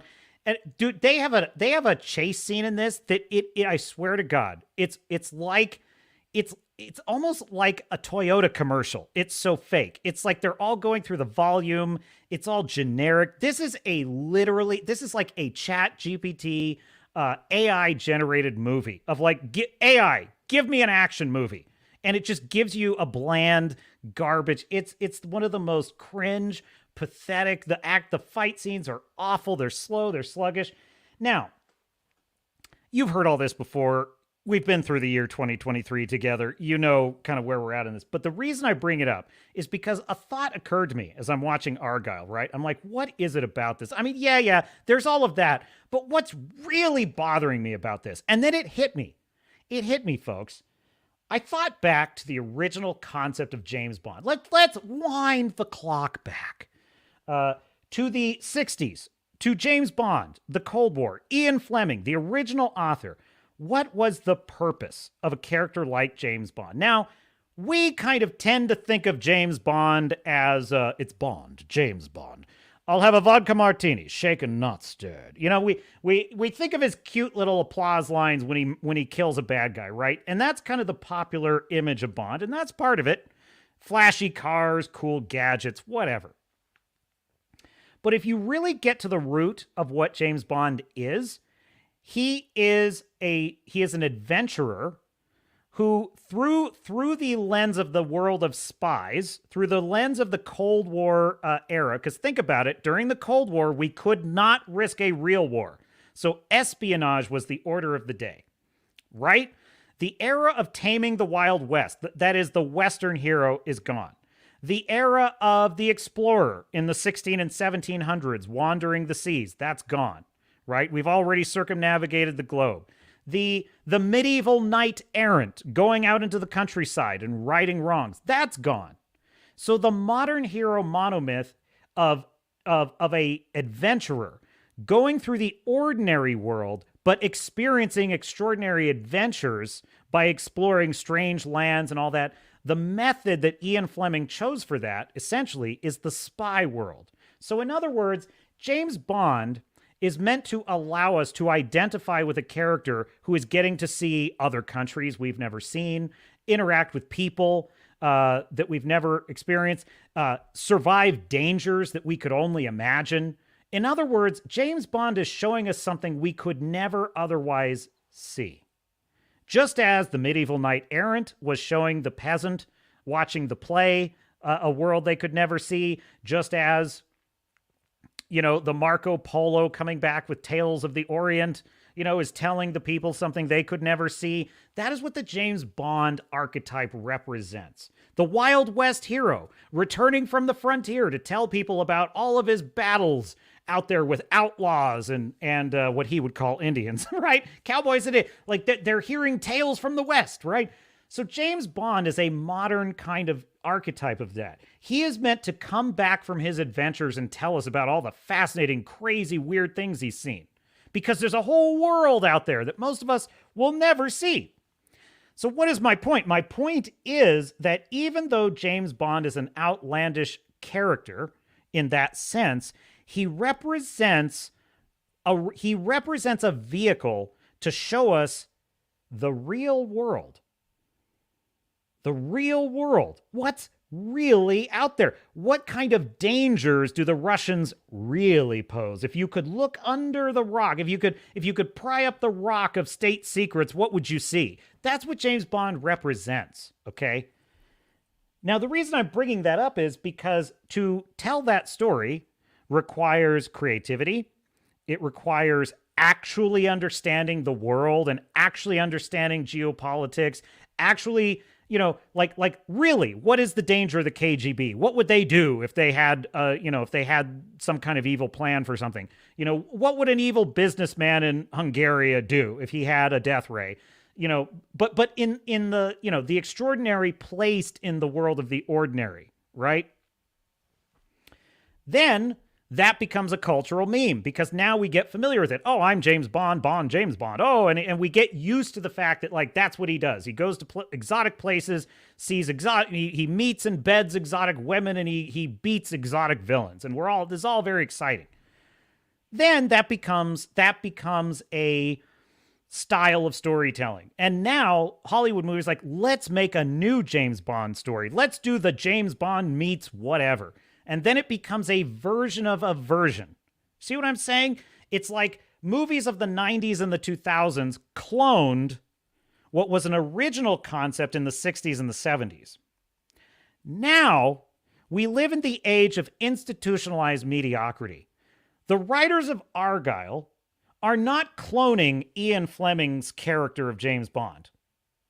They are barely even cloning the 90s 2000s clone of James Bond. They are cloning a cat lady's wish fulfillment fantasy of what a clone of a clone of a clone of the James Bond concept would be like. So what I'm trying to get at is everything in Argylle is referential of the clone of the clone of the clone of the James Bond archetype. Which is why it's barely as interesting as a music video. It's cringe.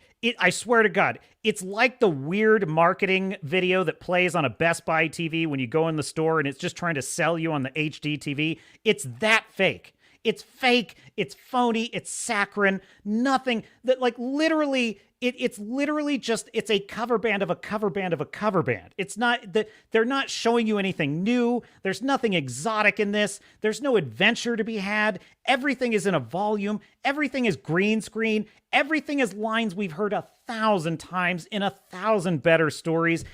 They don't even have emotion and life in their performances in this movie.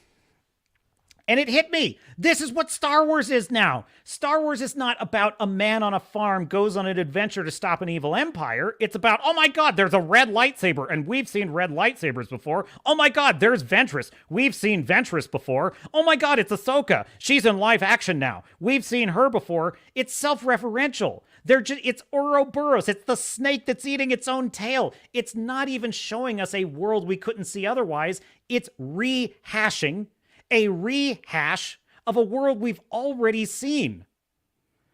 So what I'm getting at is, now, did I know all this consciously when I saw that trailer? No, but it was all there. It was all right there. I could feel it in my bones. I could feel it. I could feel it like an energy field just coming off the theater screen. I'm like, oh, I hate this. I hate everything this is. And that's why, because deep down I sensed it. I sensed this is not right. This is a fake simulation of a fake simulation of a fake simulation of something that was once real. Something that was once real that showed us something fascinating we couldn't see otherwise. This is why Nolan is still a good filmmaker and almost every other filmmaker sucks, because Nolan shows us something we have to go to the movies to see. That's the purpose of storytelling, to show you something you just can't get anywhere else.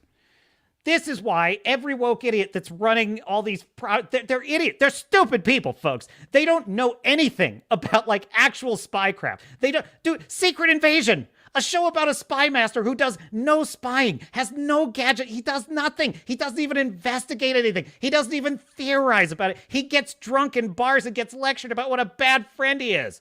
Like, folks, these are stupid people writing this with no life experience. All they know is what they think they know about something that was better before they were born. And I'm sorry to leave you on that.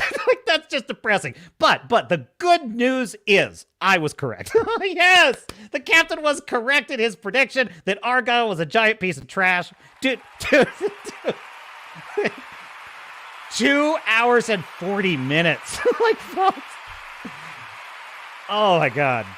It's so bad. So I'm glad you're out there, Argylle, Black Knight, writing the Star Shatter series. I'm glad Ripa, the young Ripa, Eric July is out there. I'm glad that Graham Nolan is out there. I'm glad that everyone in the Iron Age is out there. This is our time, folks. I'm excited. I am fired up. I am happier than I've ever been. I'll tell you, it's like the penny dropped for me on this. I'm like, I was really doom and gloom. They've destroyed Star Wars. They've destroyed Picard and They've destroyed everything. It's like, no. We're looking at this the wrong way, folks. This was always going to happen. This was always going to be the outcome. Success isn't forever, not for anyone. There are cycles to life. Tony Robbins had a I've been on a Tony Robbins kick because I just recently did a conference, but there's basically, as he puts it, there are 4 seasons to life, right? There's a spring, there's a summer that's hot and miserable, but then there's a fall, a time for reaping and abundance, and then there's a winter. There's a winter where it's cold and it's a struggle. We're in the winter of art right now. But guess what that means? That means that spring is coming. We are that spring. Of the Iron Age, we are the spring, folks. New life will sprout from the ashes of the old. It is the death of Star Wars and Indiana Jones and Star Trek, sad though it is, that will be the fertilizer. It will be the fertilizer for the new life that's springing forward. You know, the guy criticizing young Ripa, all he sees is the difficulty in every opportunity. Well, I see the opportunity in this time of difficulty. I see that this was always what was meant to happen. This was always what was intended. Hollywood is old. It's dying. Mainstream journalism, it had its day, like the battleship. The aircraft carrier has put it out to pasture. We are putting them out to pasture. We of the Iron Age, we will build new things. And yes, look, we've got lessons must be learned. Failures will be had. Success and triumph. And the occasional jealous forum post from a guy named Ill-Tempered Tuna. There's no avoiding that. But this is the dawn of a new age, the Iron Age. We are ascendant. We celebrate what we love. We are fans, not anti-fans. We are fans. We are a fellowship. We love science fiction, the real science fiction. We love the great hero motto myth, and it will live again. It lives again in us now, tonight. So this has been the Captain's Cast. I am your host, Captain Garrett, on the Swords and Starships channel. It has been my honor to serve you. And I hope I put on a good show for you. I live to serve. So I think we're going to wrap it up, folks. I think, I have to leave you on. I can't leave you on a note of doom and gloom about Argylle. I don't see it as a bad thing. I see it as, yeah. It's in its death throes.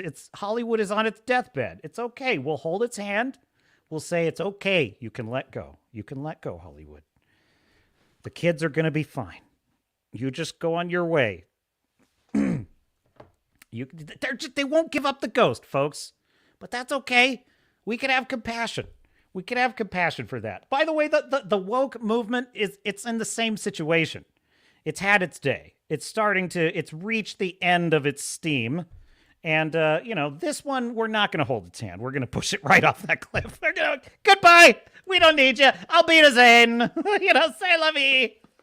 There you go. We'll give it a nice, the woke mind virus is a Bond villain. We're put right in the wood chipper. Anyway, Did I really, Starfury? Nearly fucking 5 hours? Oh no! I can't. Listen. I meant what I said. I started this channel thinking it was about me doing a show on the internet, and I learned that actually it's about a community of you, amazing audience members, sailors and starnauts, as I lovingly call you. It's about us having an awesome time together as fans and building a place that we can hang out and enjoy the things that frankly, any day that George R.R. Martin would like to release a brilliant Winds of Winter book, we would be happy to have it. It's not our fault that day is not coming. So we'll do our own thing in the meantime. We can entertain ourselves. So anyway, and there will be a bonus hour, as Redoubt puts it. So I'm going to log off. Redoubt, I'll reach out to you on the Discord, and just give me 10 minutes. I'm good to go. Give me 10 minutes. I'm back in the fight. So, all right. Well, it's been so much fun. It's been so much fun. I even hung out on a drink with Crazy. How do I have time for all these streams? I don't even know how I have time for all these streams, folks.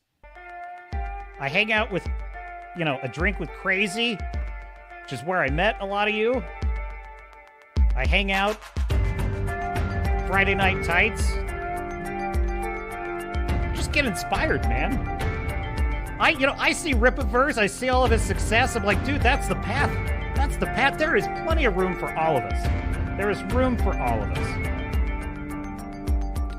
Well, that is the show for tonight. Like and subscribe, share it out there. Turn on that notification bell. That's all the stuff I'm supposed to say. I think, is that all of it, Mr. Producer? That is? Yeah? Now? Okay. All right, everybody. Have a great week. Life is not working against you. Life is working for you. Trust me. Every day, resistance is there. Show up to the job site. You'll get there. And until next time, this is Captain Garrett saying, I will see you out there.